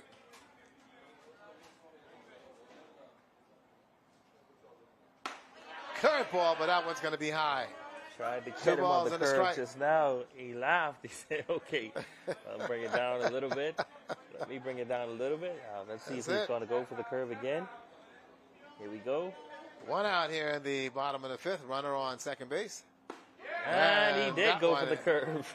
Got the curveball right back and took it right there to even the count at 2-2. Shot into left field. Line to left. The runner And they're from going to set it. second will score. Here's the throw. Here's the throw. Yes, No, he it gets will away. score. And Comer making his way around third. And that is the rally that Eleuthera was waiting on this entire game. And they got it off a bad throw and a line drive by Comer into left field to get on third base. And this entire stadium just came alive. Absolutely. 3-1 now your score. What a shot there down the line by Joel Miller. Delva now will step into the box. Remember now, there's only one out here in the bottom of the fifth inning. So Delva now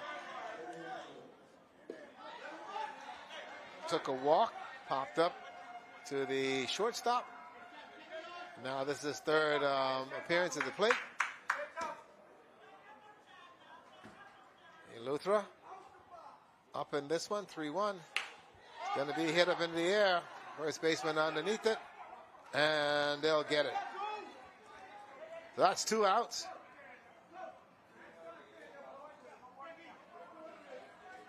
Frankie Moore now comes up. Struck out. Thrown out by the shortstop. Got a runner on third base.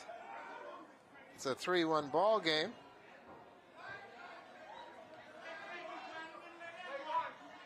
And he's getting all kinds of encouragement from the Eleutheran fans that's here at the ballpark. Popped up into the air. And Eleuthera That's going to go back out of play. now swinging this bat and making contact on this ball. That was the rally needed to get them up, which they certainly are. That's it. And the ball boys all fighting to get a ball here. And a That's swing and a miss.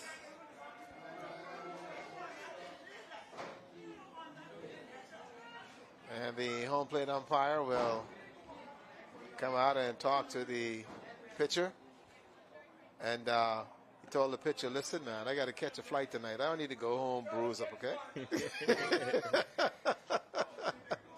This is day 5, the final day of baseball. That's it. And the 6th edition of this Bahamas Games has been a beautiful 5 days. We've seen a lot of great baseball, a lot of great plays, some questionable calls, some heated games. And heated ballpark. And we want to thank Mother Nature for giving us a break with no rain. We had just a little sprinkle today, but it has been 5 beautiful days of baseball and 5 beautiful days of the Bahamas Games with no weather concerns at all compared to what we had here the first part of the month and the end part of June. Oh, man, I tell you, you couldn't even drive downtown. Now you could walk and do everything else you want on the island because the rain has not interfered with the games, which is a blessing in more ways than one. Let's keep our fingers crossed. Yes, Mr. Moore. That one didn't come down. There we go. 3-1. Runners on third base. And they want to make sure that the third baseman Perez Burrows gets off the bag. He was playing for the pickoff, but nothing was there. That one's going to be down in the turf. So Mr. Moore looking pretty good here. And the bottom of the 5th inning.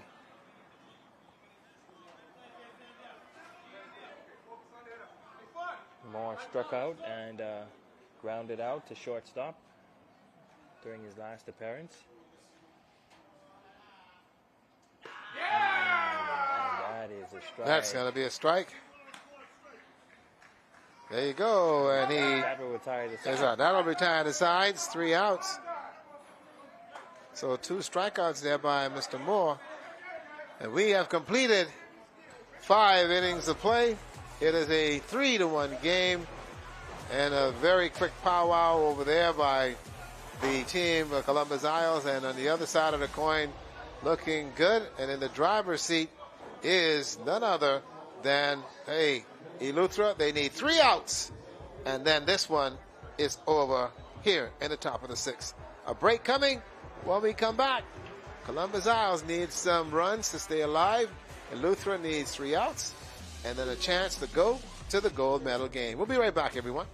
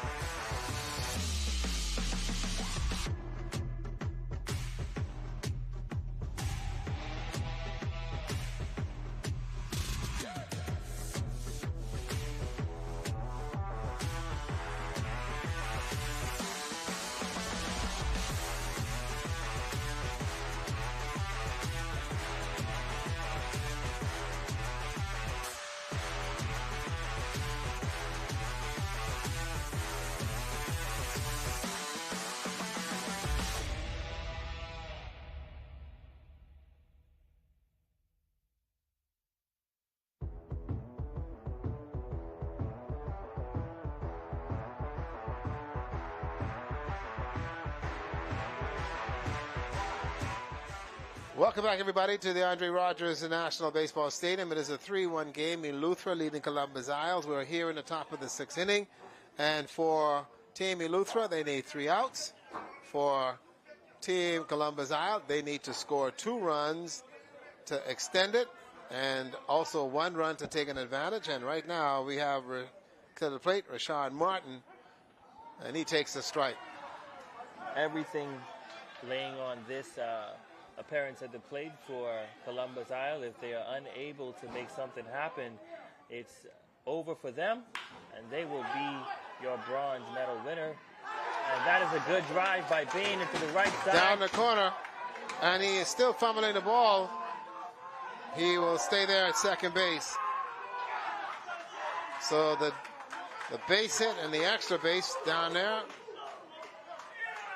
Rashad on the right side. Right fielder had all kind of issues over there, making some things happen.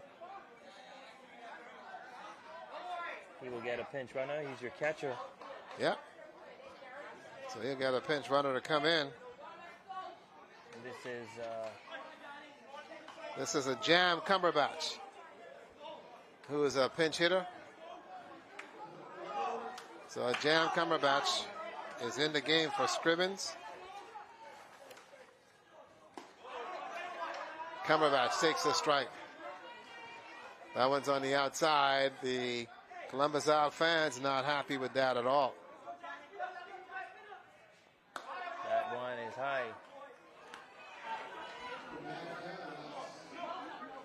Keep in mind, too, that Norman Bastian is now taking over the pitching duty here for Eleuthera.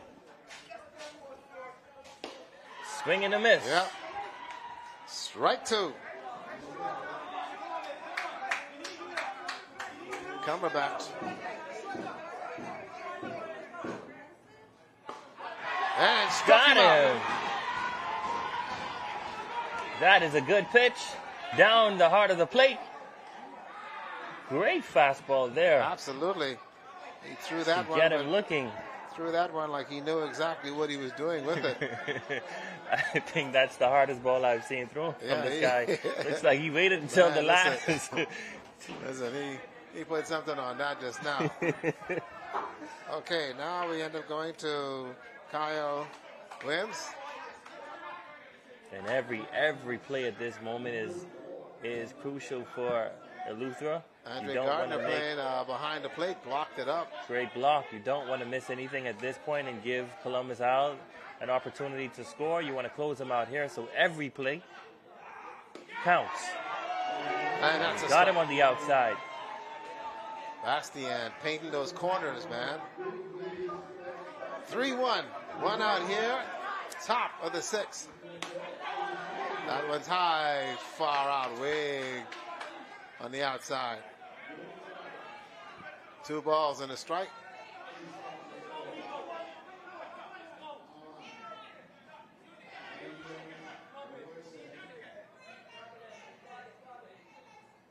Bastian looking for something here.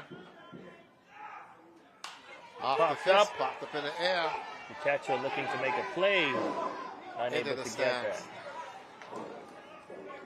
Andre Gardner threw that headgear off and went over there. Listen, they're trying to close this thing out by any means necessary. Any means at all. Tyler Nairn over there goes to third base. He was your starting pitcher. Now we have Norman Bastian, who is trying to close it out and move to the gold medal game. And got him, struck him out.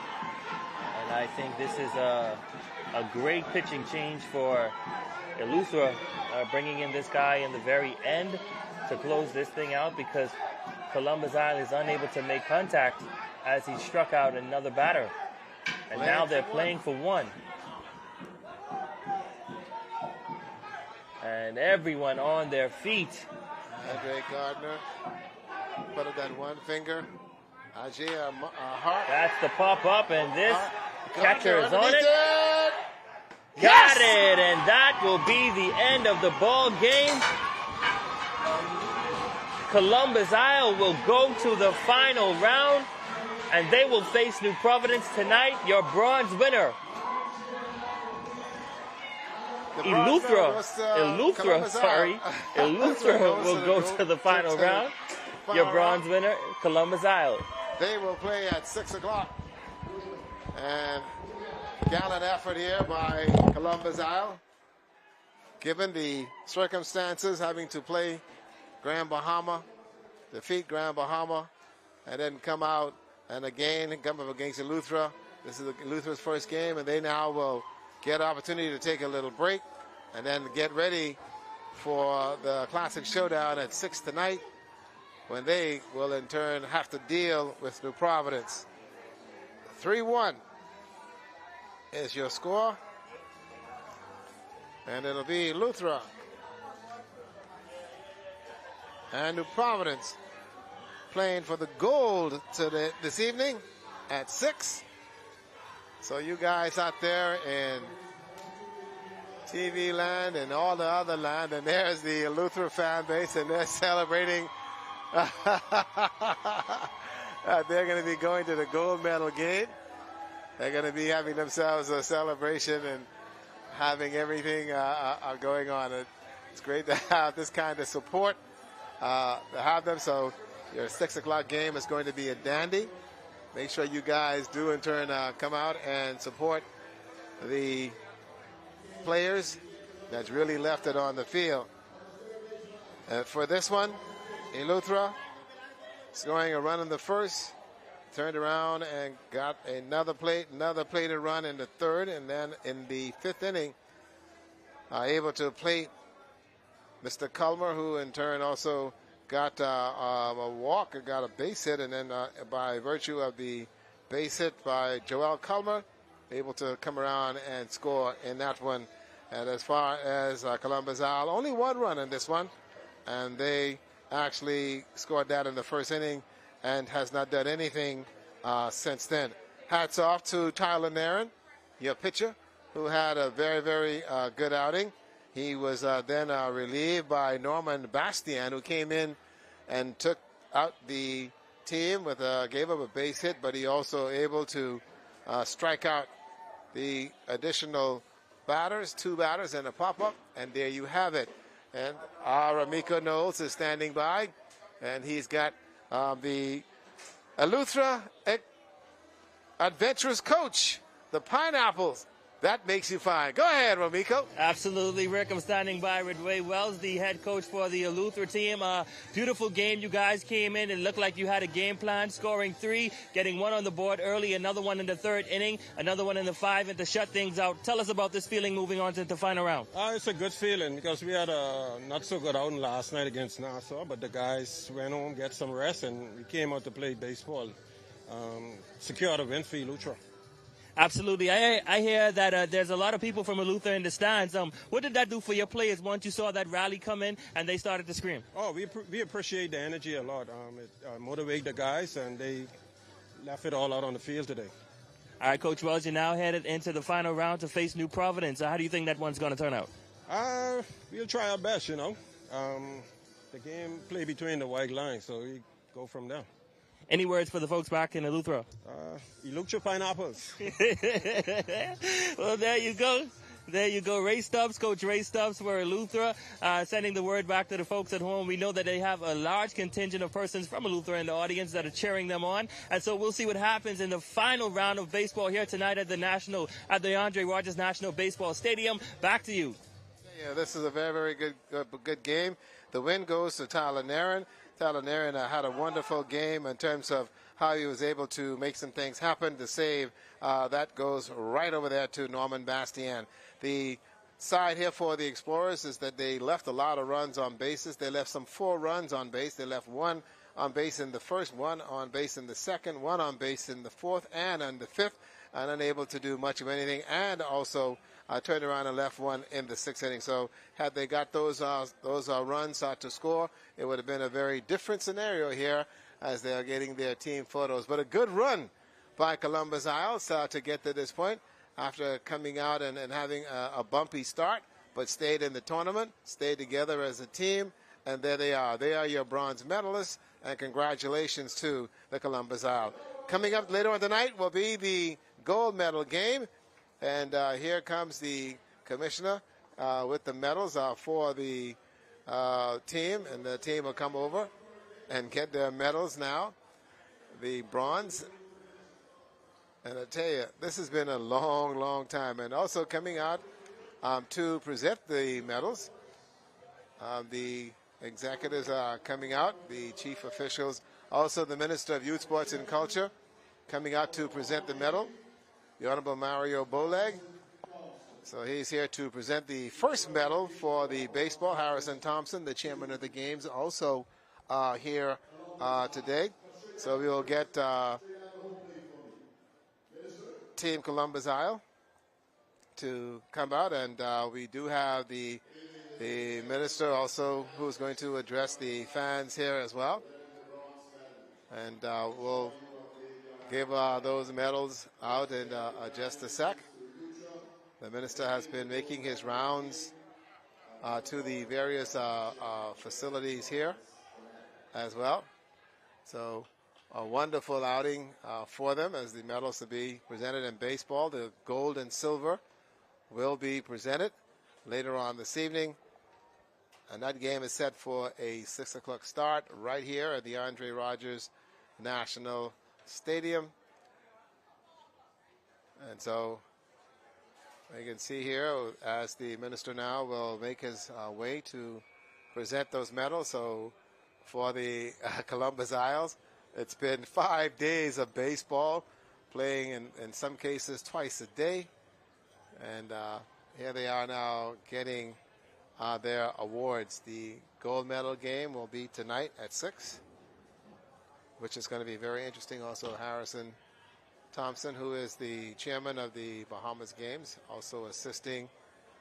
Is Martin Park Burrows, and also the technical director of the tournament as well, Teddy Sweeting, and to make sure that the medals are presented. Wow, for these guys, it's a wonderful feeling, having a flashback to the first Bahamas Games and winning the bronze medal in baseball when I played. Still have that medal. It may not be as shiny as it was then, but it's still a memorabilia. And playing in the first baseball game, and here these young men will get their medal, and they'll be able to say to their family and friends the importance of these medals and how they in turn can be used. As you do know, the 7th Bahamas Games will be another opportunity for these athletes to perform in front of a wonderful crowd. We hope that the games will also be spread out throughout the Bahamas in the next edition. It'll be great to have the athletes go to the islands and experience the island flavor and the competition.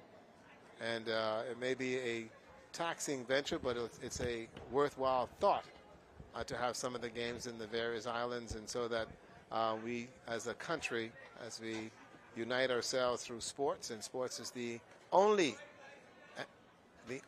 entity that helps to unite our people.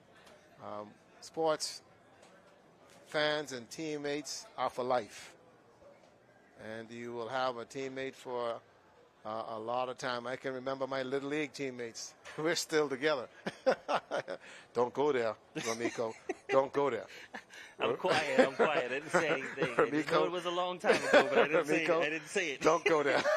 But this is absolutely beautiful. We've seen, we have had a great 5 days of game, and this being the 5th day, and we're coming down to the end of it all.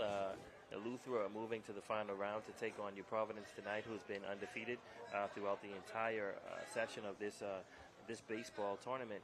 And all the marbles will be out tonight. The fans will be out tonight. And so we just saw Columbus Isle get their bronze medals. And so these guys will go back home with some hardware, and that's what they fought for. Obviously, they wanted to make it into the final round, but nonetheless, you came away with something versus some of the other teams. We had nine teams that came into this baseball thing, and we're ending with bronze, silver, and gold. And so we're happy, and a great game to you guys so far. There you go. Awesome, man. Great game for these guys so far. Great game for them, and they had a wonderful time. And so we have completed our afternoon game. We have another one coming your way at 6 o'clock. So what we will do is send it back to the studios. I'm going to be heading to the beach. I'm going out to get a cool swim and then come back, and then I also find me two 5-pound bag ice. Been a wonderful day so far. We'll be back in New Providence in Eleuthera. Gold medal at 6 o'clock right here. Stay with us. More baseball coming your way later on today. Ricardo Lightborn and Miko Knowles. Back to you guys, and have a wonderful time, guys. See you in about an hour or so. Good afternoon, everyone.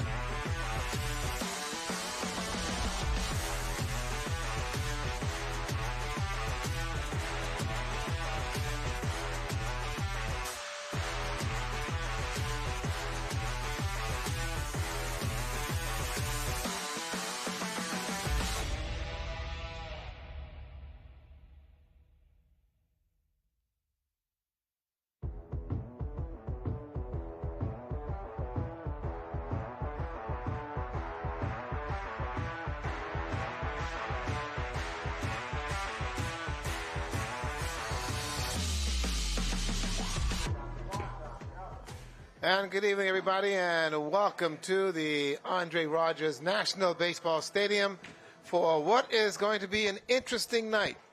Tonight is called the Championship Series. Now, we have to explain this to you. I'm Ricardo Lightbourne. I'm joined by Romiko Knowles. And this is a good one in terms of the decision that's been made and the format of this tournament in that regard. We saw earlier the bronze game where we saw Eleuthera defeated Columbus out 3-1. Eleuthera got the bronze. And now here we are in the gold medal series. How does that work? Well, this is something that we just found out a few minutes ago. This is a gold medal series, which pretty much means because Nassau, New Providence Buccaneers, is undefeated in this tournament so far. They've won all their games. They're now facing Eleuthera, who lost a few games. And if Eleuthera wins this game, they will then have to play New Providence again in order to get that gold medal. So that's the interesting scenario here, and that's how things are panning out. However, if New Providence wins this game, that's it. So that's how this one is going. And now we head to the diamond. Let's play ball. Wow, I tell you what, it's been an interesting scenario for us to basically be able to get a full understanding of how the tournament, in terms of how it's run, because here you have Eleuthera, who just won a minute ago with a 3-1 win over Columbus Isle. They got the bronze, and here they are now. The first batter popping up is Joel Miller. Now we go to Andre Gardner. Gardner is going to be doing the catching here in the ball game. For New Providence, setting the defense for you, your pitcher is going to be Chad McKenzie. Doing the catching behind the plate is going to be Roberto Lamar. On first base, you have Sanchez Sands. Second base is going to be Perez. That's Charlton, Ferran Charlton. The shortstop is Devin Monroe. Over there is the only Knowles we know who could play ball right now, and that's Austin Knowles. In left field is Tate Isaac. Center field, Andre Arthur. And in right field is Deshaun Forbes. Your batter is Andre Gardner, who did the catching in the latter part of the game just a minute ago, and now he's here at the plate, and he takes a strike down the heart of the plate. They've got a 3-umpire rotation, and so this one should move pretty quickly. Again, the winner, if it's New Providence, if they win the goal. If they lose, we will play a second game to determine who will win the goal. Which will be Eleuthera's third game of today. of the night. And New Providence will be their second game of the day. Interesting enough. So that's the format that the Federation, the Bahamas Baseball Association, has utilized. And your batter now is Dominic Monroe, who is at the plate. He will play first base out here this evening. And the sun setting now, which is cooling off the stadium just a little bit. And a wonderful evening for baseball. Absolutely. Talking about Chad McKenzie, the pitcher for New Providence, this is a new guy. I've seen New Providence play 3 times throughout this tournament, and I have not seen this pitcher. And so when you talk about New Providence as a team, they have a well-experienced team. Anyone can go on the mound. Anyone can play any position, and that's what we've been seeing with this team, and perhaps one of the reasons they are undefeated throughout this tournament thus far. And that's it. And that one's going to be popped up to the right side. And going out there, nothing happening as far as that one is concerned. So your count now goes to 2-1. Boy, everything is moving in a unique manner here today. What a day we've had so far. And seeing the games that came out. 4-1, Columbus Isle over Grand Bahama. And then 3-1, Eleuthera defeating Columbus Isle. So that's a strikeout. McKenzie sending that batter to the dugout. That was Dominic Monroe, struck out. And 2 strikeouts for McKenzie in this gold medal series. Gold medal series. It's not just a game. It's a gold medal series. So the idea here is to see if New Providence can hold on. If they win the gold. If Eleuthera win, we will stay right here and have a second game at 8 o'clock. And so It's already been a long day for you and I. We've been on the park from 8 o'clock this morning and watching all of these games, and now we come down to this final day and final round of games. But interesting day so far. We've seen some hearts get broken. Absolutely. Some very heated plays, some heated calls, and heated players, and heated park. Yeah, the heated park at that. Tried to go and sneak out of here and say, I'm going to have me a break. As soon as I got near the outside, the security grabbed me and asked me, wait, listen, you can't go nowhere. Can't go nowhere. You go to the beach now, you can't come back for this game, and you know this is serious. And so I've been snagged back just to make sure this one comes up. Coming up now for New Providence is going to be Roberto Lamar. He'll be followed by Devin Monroe. Then Austin Knowles, who's playing third base, comes in. Tate Isaacs will be the batter. That'll be followed by Mr. Arthur Sanchez Sands, also Dalen Culmer, also Deshaw will be here as well. And then you've got Mr. Charlton. So in that order, New Providence will come out.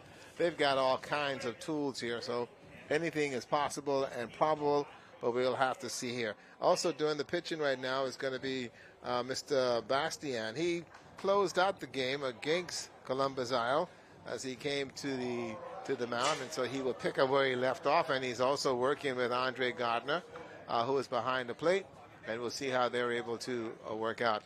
The thing here now is whether or not Eleuthera, after playing that game earlier, got an opportunity to relax a little bit, take in some of the air conditioning to cool off, and then be able to come out here ready to play, whereas New Providence coming out here fresh, haven't played a game today. This is their first game, and we'll see how they're able to perform in this one.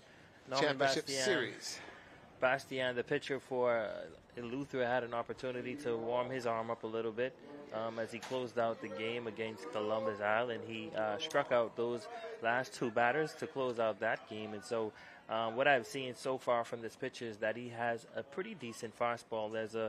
He has some speed on it, so we'll see if New Providence is able to do anything with it. Up to in the batter's box now is Roberto Lamar. We've seen this guy at the plate several times throughout this tournament, and he can be a dangerous batter as well. And so we'll see if he can make something happen for their team early on.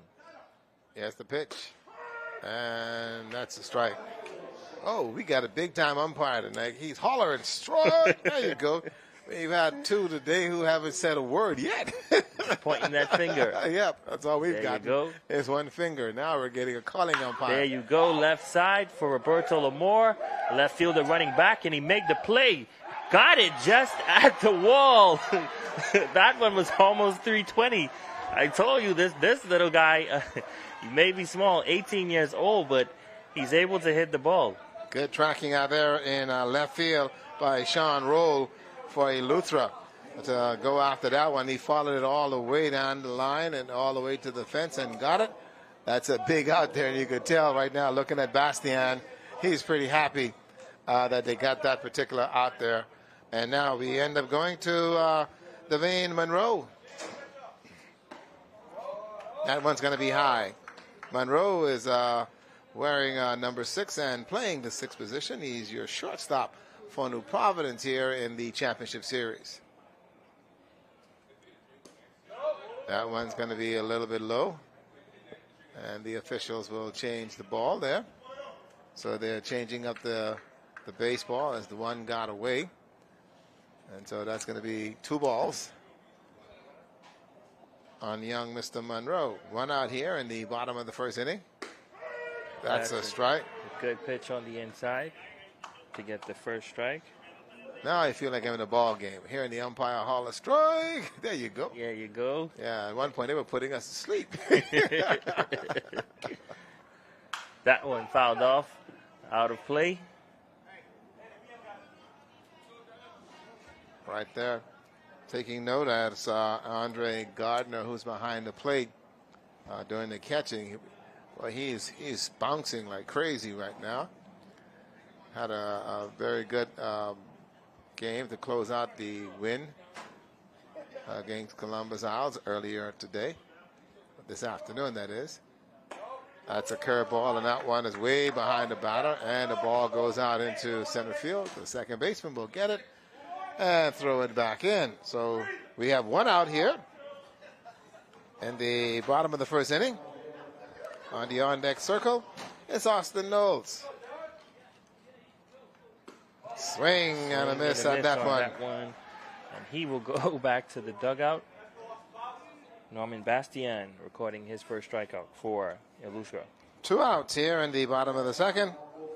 Austin Knowles comes to the plate.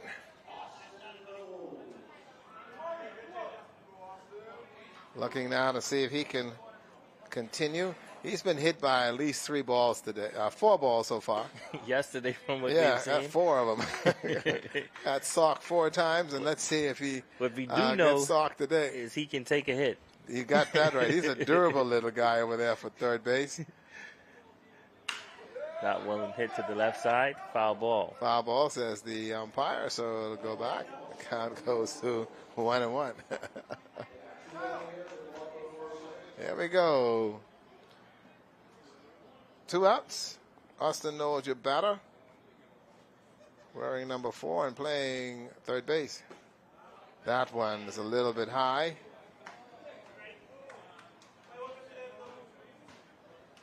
Knowles will step back in the batter's box.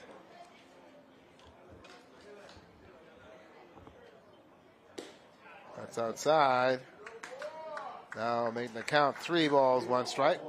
You can see from this fastball that it has a little zip at the end, and that means that it's a 2-seam fastball that he throws, and so you have to keep your eye on it once it releases from his arm. And Knowles popped this one up, but it's going to go out foul over on the first base side into the bullpen down there in the back. So now the count goes to 3 balls and 2 strikes on the New Providence third baseman. I'm interested in seeing what else this pitcher has in his repertoire. Got him on the outside, struck him out. So a 1-2-3 for Mr. Norman Bastien, and Eleuthera able to not give up anything there. New Providence also not giving anything. We've completed 1 inning of play, which means that the championship series is all even, 0-0 as we go to the top of the second.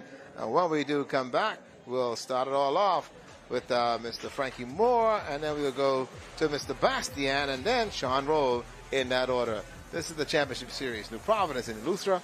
We'll be back here to the Andre Rogers Baseball Stadium in just a sec.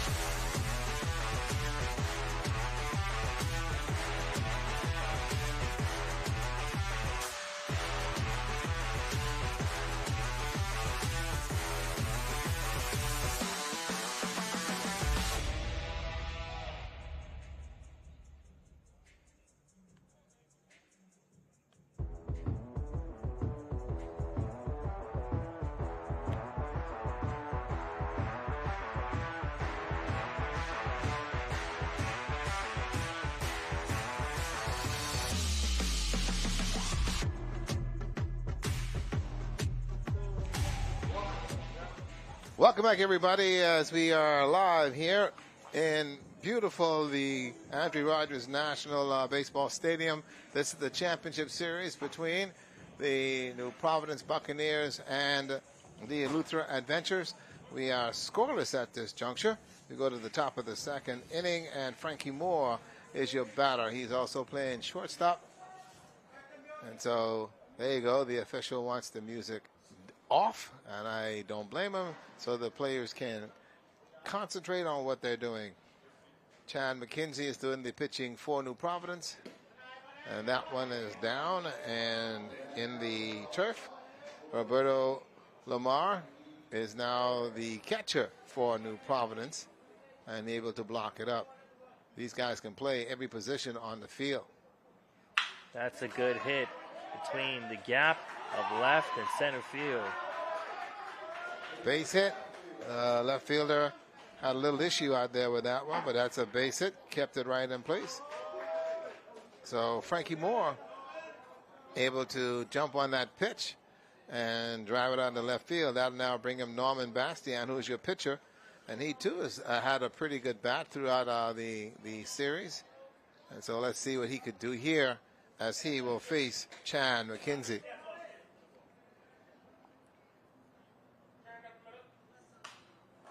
Foul back, and that's going to be a strike. Strike one. Look at Bastian's batting stance. He's right up on the plate, which means he covers his swing can cover most of the plate. The inside, he has that. The outside, he'll be able to reach, and so you're going to have to throw him down or throw to him. Mm-hmm. Also, take a peek at that bat. He has a short bat, and he uses a compact swing. He just got to make contact somewhere. We'll see what he does. But again, keep in mind that McKenzie is a cagey pitcher, and that's a little high heat. Count goes now to 1-1. A threat to run over there at first base, Frankie Moore. We've seen Frankie in a couple games also take a pretty good lead on the bases, and they want to keep him honest. Keep him honest and go over there. So we got a runner on first for Eleuthera. Frankie Moore with a nice base hit over to the left side. Norman Bastian looking to make some things happen. And that's a ball high. You want to do something with that. A little communication over there to the shortstop, trying to figure out who is going to take it.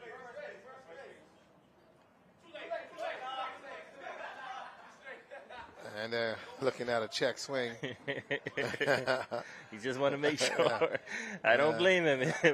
That's a strike. Let's get the strike. Just want to make sure if he turned or not. Let him know that, you got to. Okay, he didn't go, but he's supposed to appeal to the first base umpire right away. And the ball gets away down in dirt, and so runner will advance to second base. So they go for the pickoff. One got away from the first baseman over there playing, that is Sanchez Sands, who tried to scoop it up, but it stayed down, got underneath the glove, rolled all the way to the fence, and moving over to second base is Frankie Moore. One of the things we've talked about throughout this tournament and series is what happens when mistakes are made. Teams pay for those mistakes late in the ball game, especially if runs are scored off of those mistakes. That's a pop fly to the right field, and he is there to get it. So one out here as Bastian went to the right side, popped it up in the air. That now brings up Sean Roll, and he's going to see what he can do here. So Sean Roll looking to, he's going to show a little bunt here. There's McKenzie, a good look at him. I told you we were ready. there you go. That's a very good friend.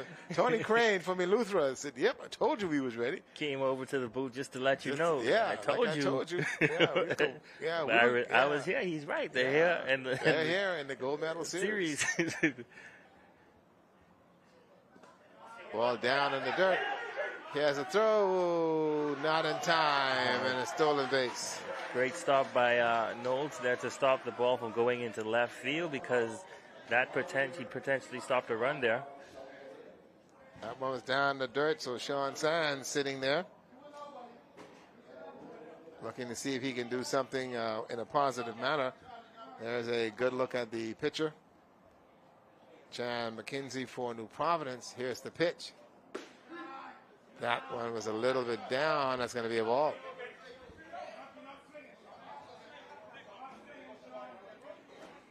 Beautiful shot for from the outfield. For the next Bahama games, we're going to work on getting that box for the strike zone. Yep. We have a better look at what's happening over there. And we'll find out who which umpire gets the chance to call the plate in the championship game. That is a swing and hacking foul that one right off. there. And now that's 2 strikes on him. So now he's got to protect the plate. There is young McKenzie. Looking very strong here, early ball game. This is the top of the second of the championship series. And a Struck swing him out. and a miss. Strikeout. 2 outs. That was a challenge pitch. It was basically a statement. Okay, there it is. You want to hit it? See what you could do with it. And here's a delivery. There you go. That head was gone to the left side well before. He was just hoping to buck up to something. Here's Tyler Nairn. That one's just in. Oh, it got the corner. Corner. There you go. Got That's a strike. McKenzie's third strikeout here, now in the top of the second. So this may be a high strikeout game in terms of And pitching. that one's off the mark. 1-1 is the count. I think the most I've seen so far is about 7 in Yeah. the game.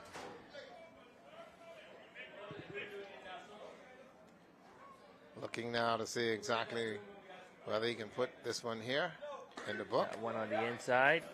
And taking a very good lead down there on the third base side is Frankie Moore. He's waiting. He's coming down the line. If this one passes or gets by the catcher, he's going to try to get in there. Roberto Moore is the catcher, and so far he's been able to pretty much block up home plate. And asking for a timeout is going to be Nairn, Tyler. Tyler Nairn also started the game against Columbus Isle. And here he is now playing and on the infield. Fouled off. Staying alive. That's the song. Staying alive. And that's exactly what he's trying to do here. In the championship series, keep in mind that sitting over there at third base is Frankie Moore, who is looking for a little ticket home here. He had a base hit to left field to start it all off. 2 outs here, top of the second. That one is That's low. way down there. But I didn't know. I didn't know what the call would have been. Way down there. I tell you, 3 is the count here. 3-2. So this is a pretty good one here for Tyler Nairn.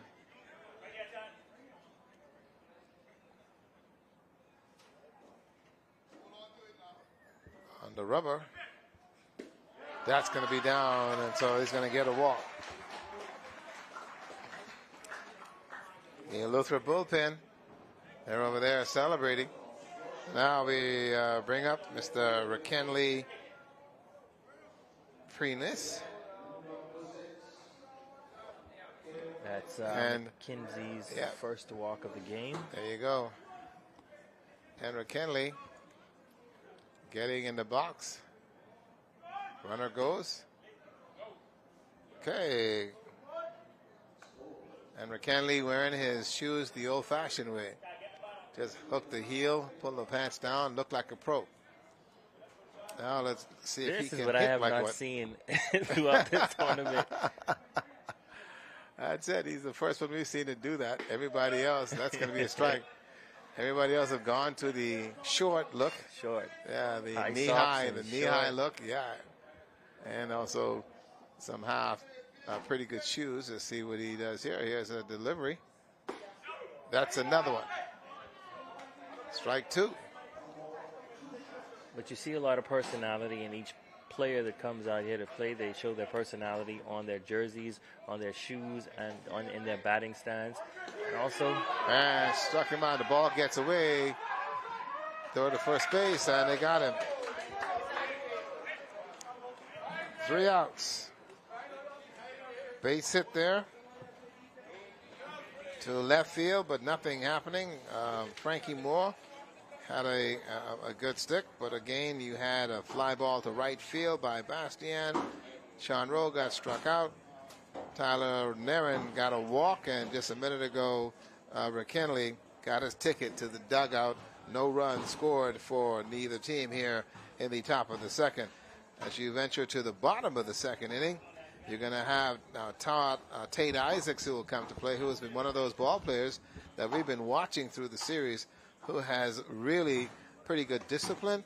Also, Andre Arthur, he will also come to the plate, and Sanchez Sands. So New Providence now are going to be looking to see whether or not they're going to be able to get something going here as we are here in the second inning. The third inning is when things really begin to heat up. So we call that one the deciding factor. The teams that are usually leading by the third inning are the teams who come out on top victorious.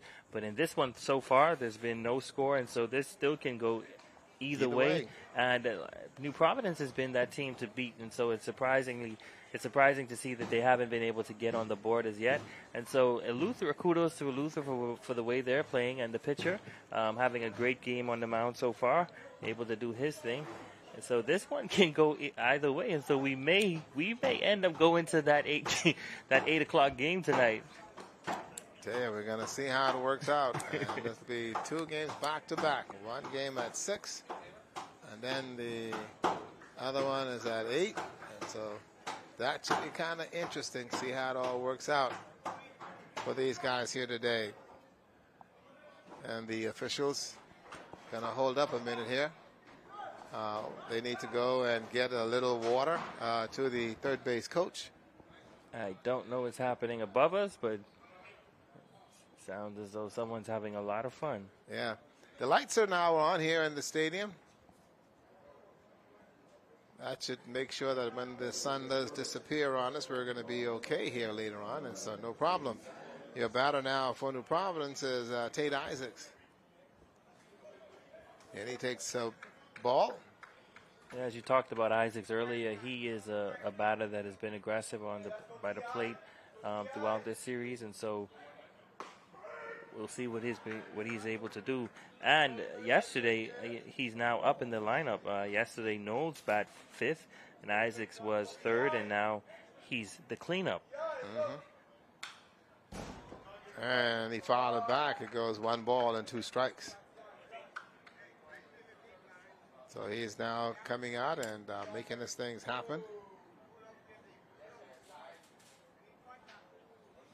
Someone's having some fun with the lights. Come on, guys. You can't turn the lights on and lights off of the batter sitting in the box. That's going to be outside. And the light goes off again. And that was a curveball. And that's what I was mentioning earlier. I'm interested in seeing what this pitcher has in his repertoire. We've seen his fastball. He's been pretty consistent with that. And there's the curve. That's a curveball, and got him. Got him. Threw the curveball, and the question was whether he could throw it back, and that's what he did. Isaac sat right there looking at it, and just didn't do much with it, and got struck out. Andre Arthur now comes in. He plays center field, and he's been the center fielder for New Providence, and he too has been moved up in the lineup. Normally he's way down there around batter number 7 or 8, and he lays down the bunt, the throw to first base. No! Bad throw. And that goes out of center field, and Arthur is on his way to second base. So the error there. The error costly by Bastian. And the runner will move over to second base.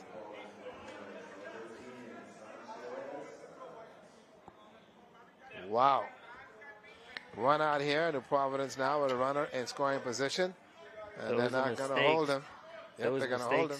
You don't want to make on a team like New Providence. That's going to be a ball down and low. So far, that's our first error in the ball game. Committed by Bastian. That one on the inside for a ball. Looking to see if he can regroup here. He's got 1 out. Throwing that ball away took them out of the double play, but put New Providence in scoring position. That's a strike right down the chute. That one went down the Tarnig-Darlin Highway. And no bend on that one, no curve. That's a straight run from roundabout to roundabout. They're watching the runner on second. The hit down to the shortstop. Shot, the look, the throw, and they'll tag him out. Great heads up playing by Eleuthera, Dominic Monroe, first base, to get off the bag and get the tag on first base to get the out. So we see that Sands goes out, and so still on second base is Arthur. They have to check and make sure Arthur didn't move and then the throw, which was a little bit disruptive, even though it came up the line. Doing a very good job, like you mentioned, was Dominic to secure the out. So we got 2 outs now, and now we go to the DH and Dalen Culmer. What a nice and that's a good pitch. Holy smokes. I think that's a ball. You see the ball. Yeah, it's a ball. What in the world? That was a nice pitch. Okay, you make the call at home, folks. We're just calling it like we see it. Swing and a miss. The count now goes to 1-1. Wow. Settling in the box, Dalen Culmer. Ball down and still there in the front. Good block up there by Andre Gardner.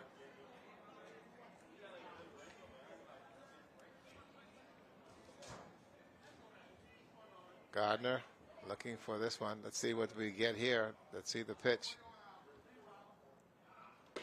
That one on the inside. Yep. So 3-1 your count. So right now, Bastian is going to have to look at what he needs to do. Sitting in the on-deck circle is going to be Shaw's, and the ball is loose. He will take the base, and the runner will advance to third. And that's it. So that one got away from Gardner. So Culmer's going to jog down. So Forbes will now come to the plate. And he's playing right field. And he got a little nod from his family up there in the... This is an interesting scenario here. This is the young man that also pitched the other day. That has the Deshaun Knowles. Deshaun Knowles, who has the short right hand. But doing his due. And he's out there playing right field. An exceptional performer, a baseball player, inspiring to say the least. There you go. For the viewers at home. Moving to second base is going to be Culmer. Runners now in scoring position here. And we have 2 outs. And let me tell you, I got a funny feeling this kid has got some pretty good eyes in regards to swinging the bat. Wow. Great curveball there. The strikeout. Knowles. And keep in mind, too, that Eleuthera just bailed himself out of a hot spot in order to get them. Here's that curveball. Oh, yeah. A little bit of bend right at the minute at the outside, and there you go. You've now completed 2 innings of play. We are scoreless here in the championship series. 0-0. New Providence, Eleuthera. If New Providence win, they get the gold. If New Providence lose and Eleuthera win, they play again. Immediately after. Get your potato chips. This is going to be a long night. We'll be right back, everybody.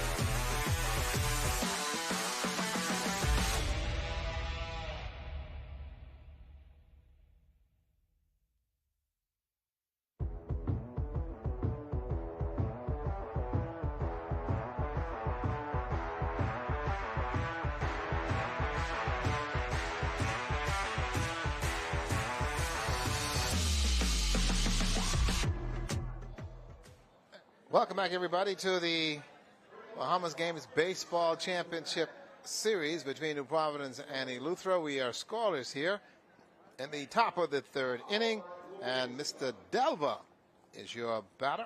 He's playing right field, and he's got one ball on him. And that one's a strike, so the count now goes to 1-1. Chan McKenzie is doing the pitching for New Providence, and behind the plate is Roberto Lamar, who is doing a pretty good job behind there in terms of holding everything at bay. There's the pitch. McKenzie striking out 4 batters so far, walking 1, as we're now at the top of the third inning. So he's having a great day on the mound. Getting the 1, 2, 3 innings. That one's going to be outside. So 2 balls and a strike. Both sides have been getting a 1, 2, 3 innings. 2-2, the umpire says. 2-2. 2 balls, 2 strikes.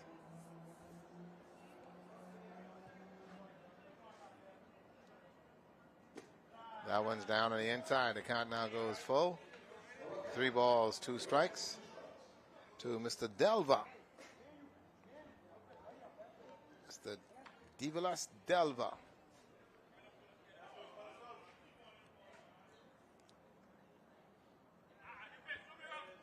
That is a great Struck him out. fastball. He threw a dart in there just now. Mr. McKenzie did. And so Mr. Delva has gone back to the dugout. We now go back to the top of the line here in the top of the third. And this is Mr. Joel Miller that'll come to the plate. He flied out to, popped up into the air also over there to the third base side, the first base side. Let's see what he does here. It's his second appearance at the plate. That one's outside. Held the bat closely on that one. He looked like he wanted to go, but held it. There's a delivery. There's the cool breeze. By McKenzie. And a pop fly. Again to the right side. The catcher has a beat on it. And yes, he's out. Roberto Lamar making the catch to get the second out here in the top of the third inning.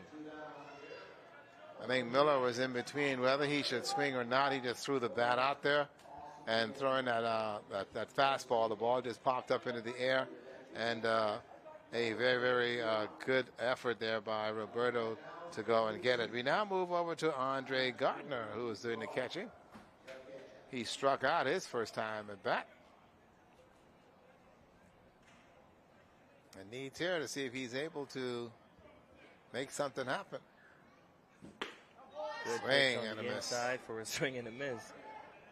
He was way ahead of that one. Way ahead of that fastball. Straight fastball, and that didn't have any kind of movement on it at all. 1 strike.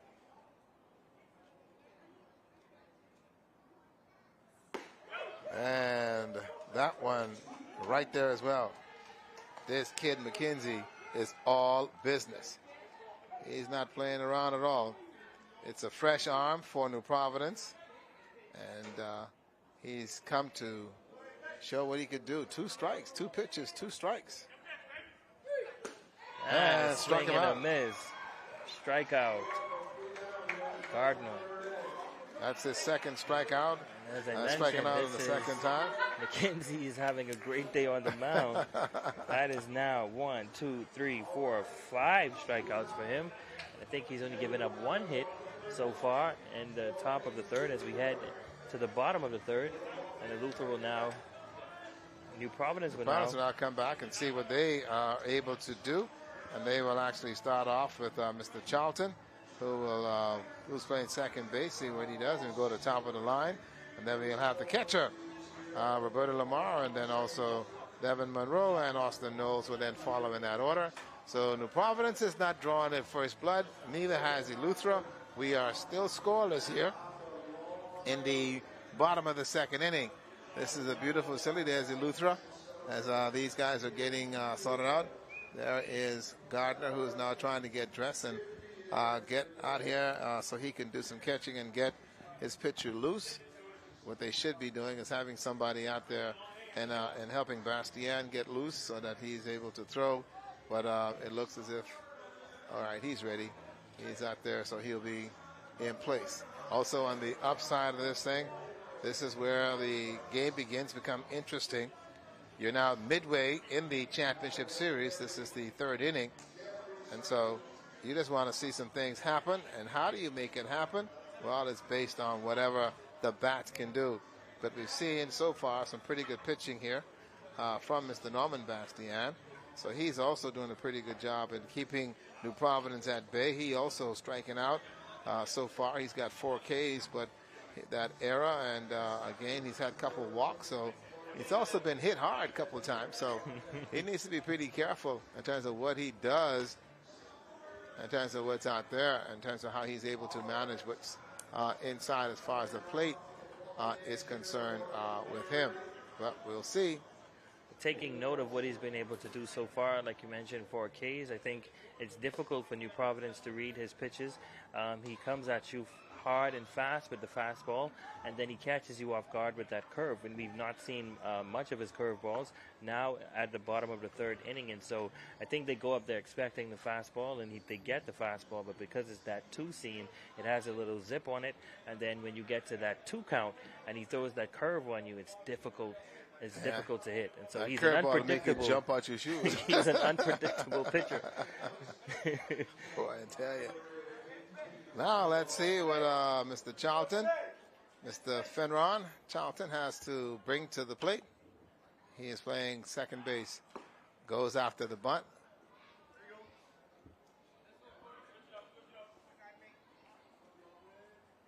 That one popped out of the glove. Good pitch on the outside there.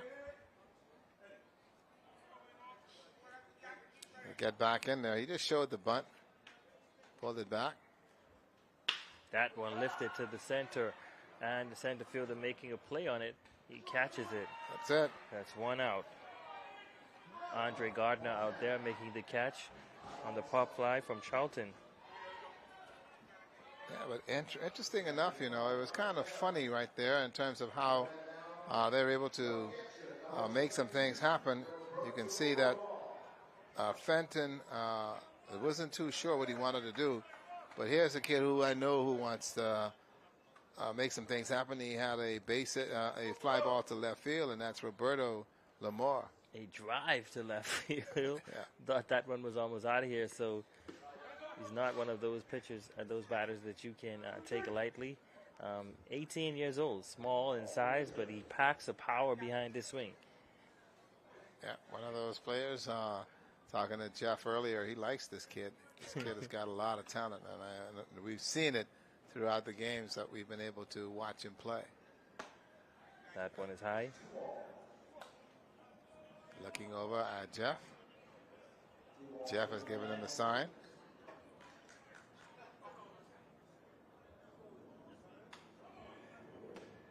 That one on the outside. 3 balls. Still anyone game at this point, as we remain scoreless. Both pitching clubs has been doing a great job so far. Bastian will walk him. Many runs.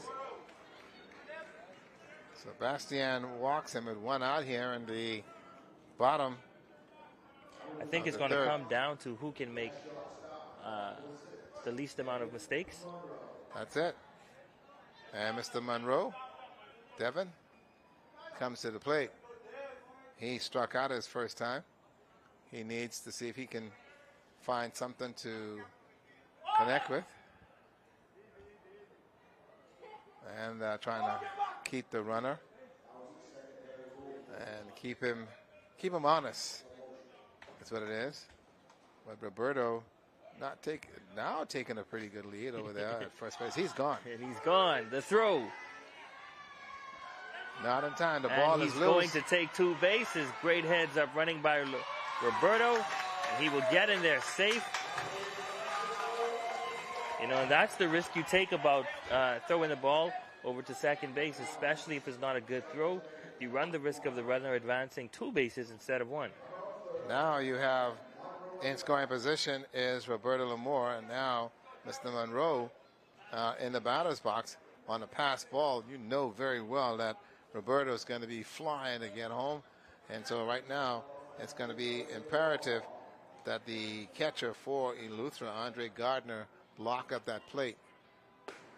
Inside pitch called a strike. There you go. Throw that curveball. It said it broke back over the plate.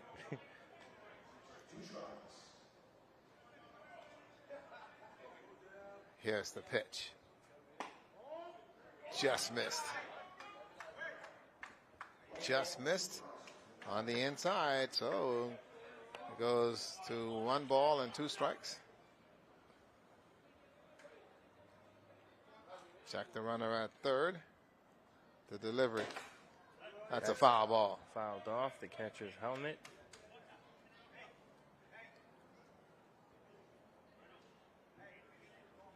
The umpire is going to walk over to the pitcher.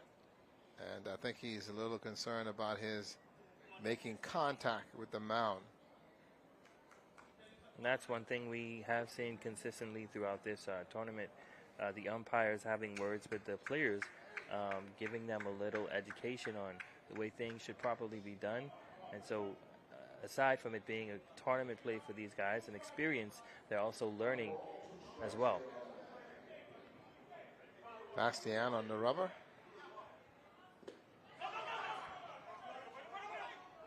And they'll get him at first base. Jeff Francis held him. Tell him, hold on, nothing happening there. So 2 outs.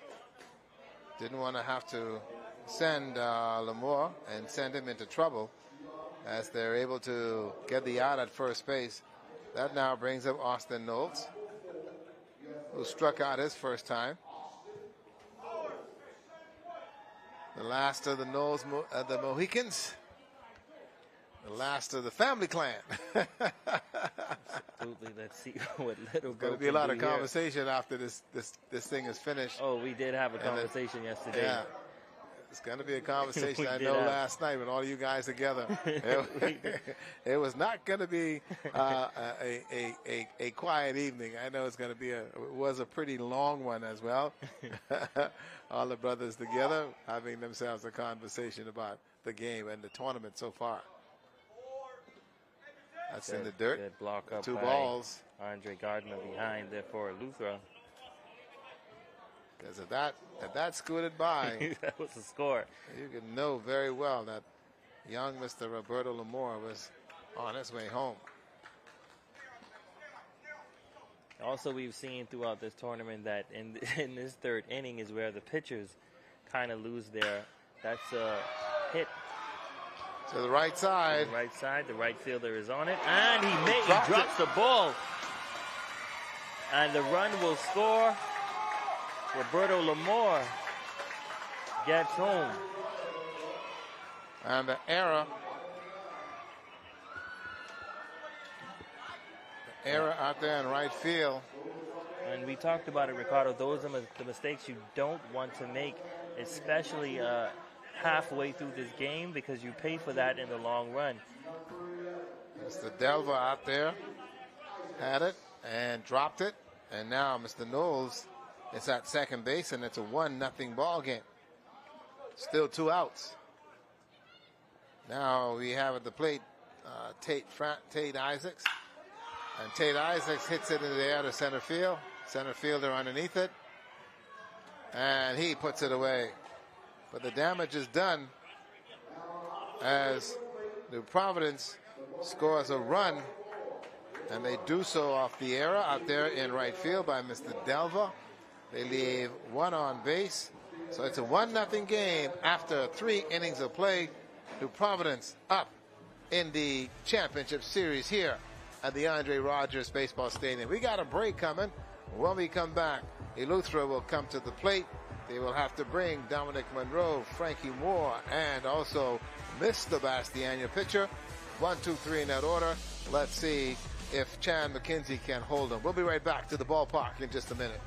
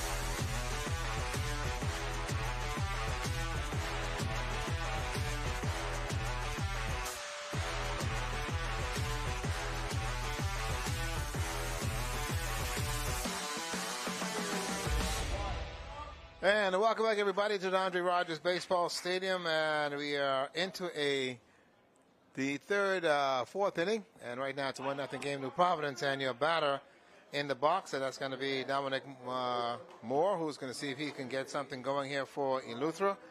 I tell you, that was an interesting outing there for New Providence to close out the third. They score a run. It's now a 1-0 ball game here in the top of the fourth. Let's see what happened here to Dominic. Struck out his first time. Went to try to bunt just now. And that one's going to be fouled down the first base side here at the ballpark. Got a nice little crew that's come out tonight to actually watch the championship series. For those of you tuning in, New Providence and Eleuthera are playing for the gold medal. If New Providence win, they get the gold. If they lose, then they'll play again for the gold medal. So we'll see what happens here. But they are up 2-0. And this one's going to be hit right to the second baseman. Here's the throw, and they got him. Great job by the second baseman of New Providence. That is Fenon Charlton, able to stay with it and make the play over to first base. Blocked it and really did a good job. Here's a view right at him. Almost had it. Stayed with it. Stayed on the knee. Got the throw and got the out. Umpire called him out there. Now you have coming to the plate Frankie Moore, who had a base hit to left field in his last appearance. Frankie swung at that. That's going to be strike one. Mr. Chan McKenzie still doing the pitching here for New Providence. One of the fresher arms that they have here, and came out of the bullpen for this one. 1-0 New Providence. That one fouled off to the right side. It's going to be out of play. Yep, that one's in the parking lot. Oh, boy. Yep, it bounced off that cart over there, so nobody windshield is in jeopardy. If you parked over there on the south side of the stadium, you're okay. So he's got 2 strikes on him. There's a very good look there at the pitcher, Mr. McKenzie. He has gotten his sign, likes what he wants. And let's see what he throws. That one is down. Fastball that went down. And you can see right there and there, Roberto's like, wait, hold on, buddy. I didn't ask you for that. What are you doing? You're trying to bruise me up, man. Saying, okay, now let's get this thing together. They're going to have a chat. It's like, okay, let's try this again. He had backs behind home plate. That's it. The little guy, hurry up and went over there. Listen, I'm asking you for you to give me something. That's what I'm setting up for. Not that dart you threw just now. 1 ball and 2 strikes. Moore hit it down the right side. And that's going to be a foul ball. The second baseman goes and retrieve it.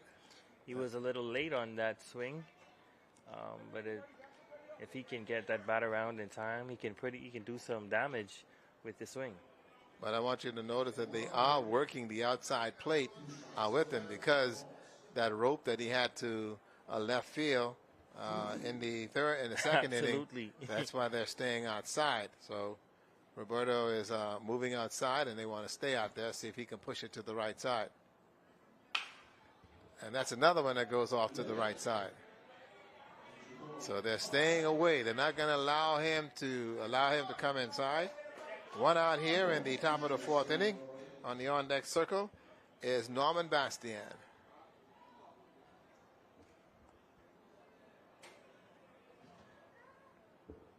There's a good look. The sign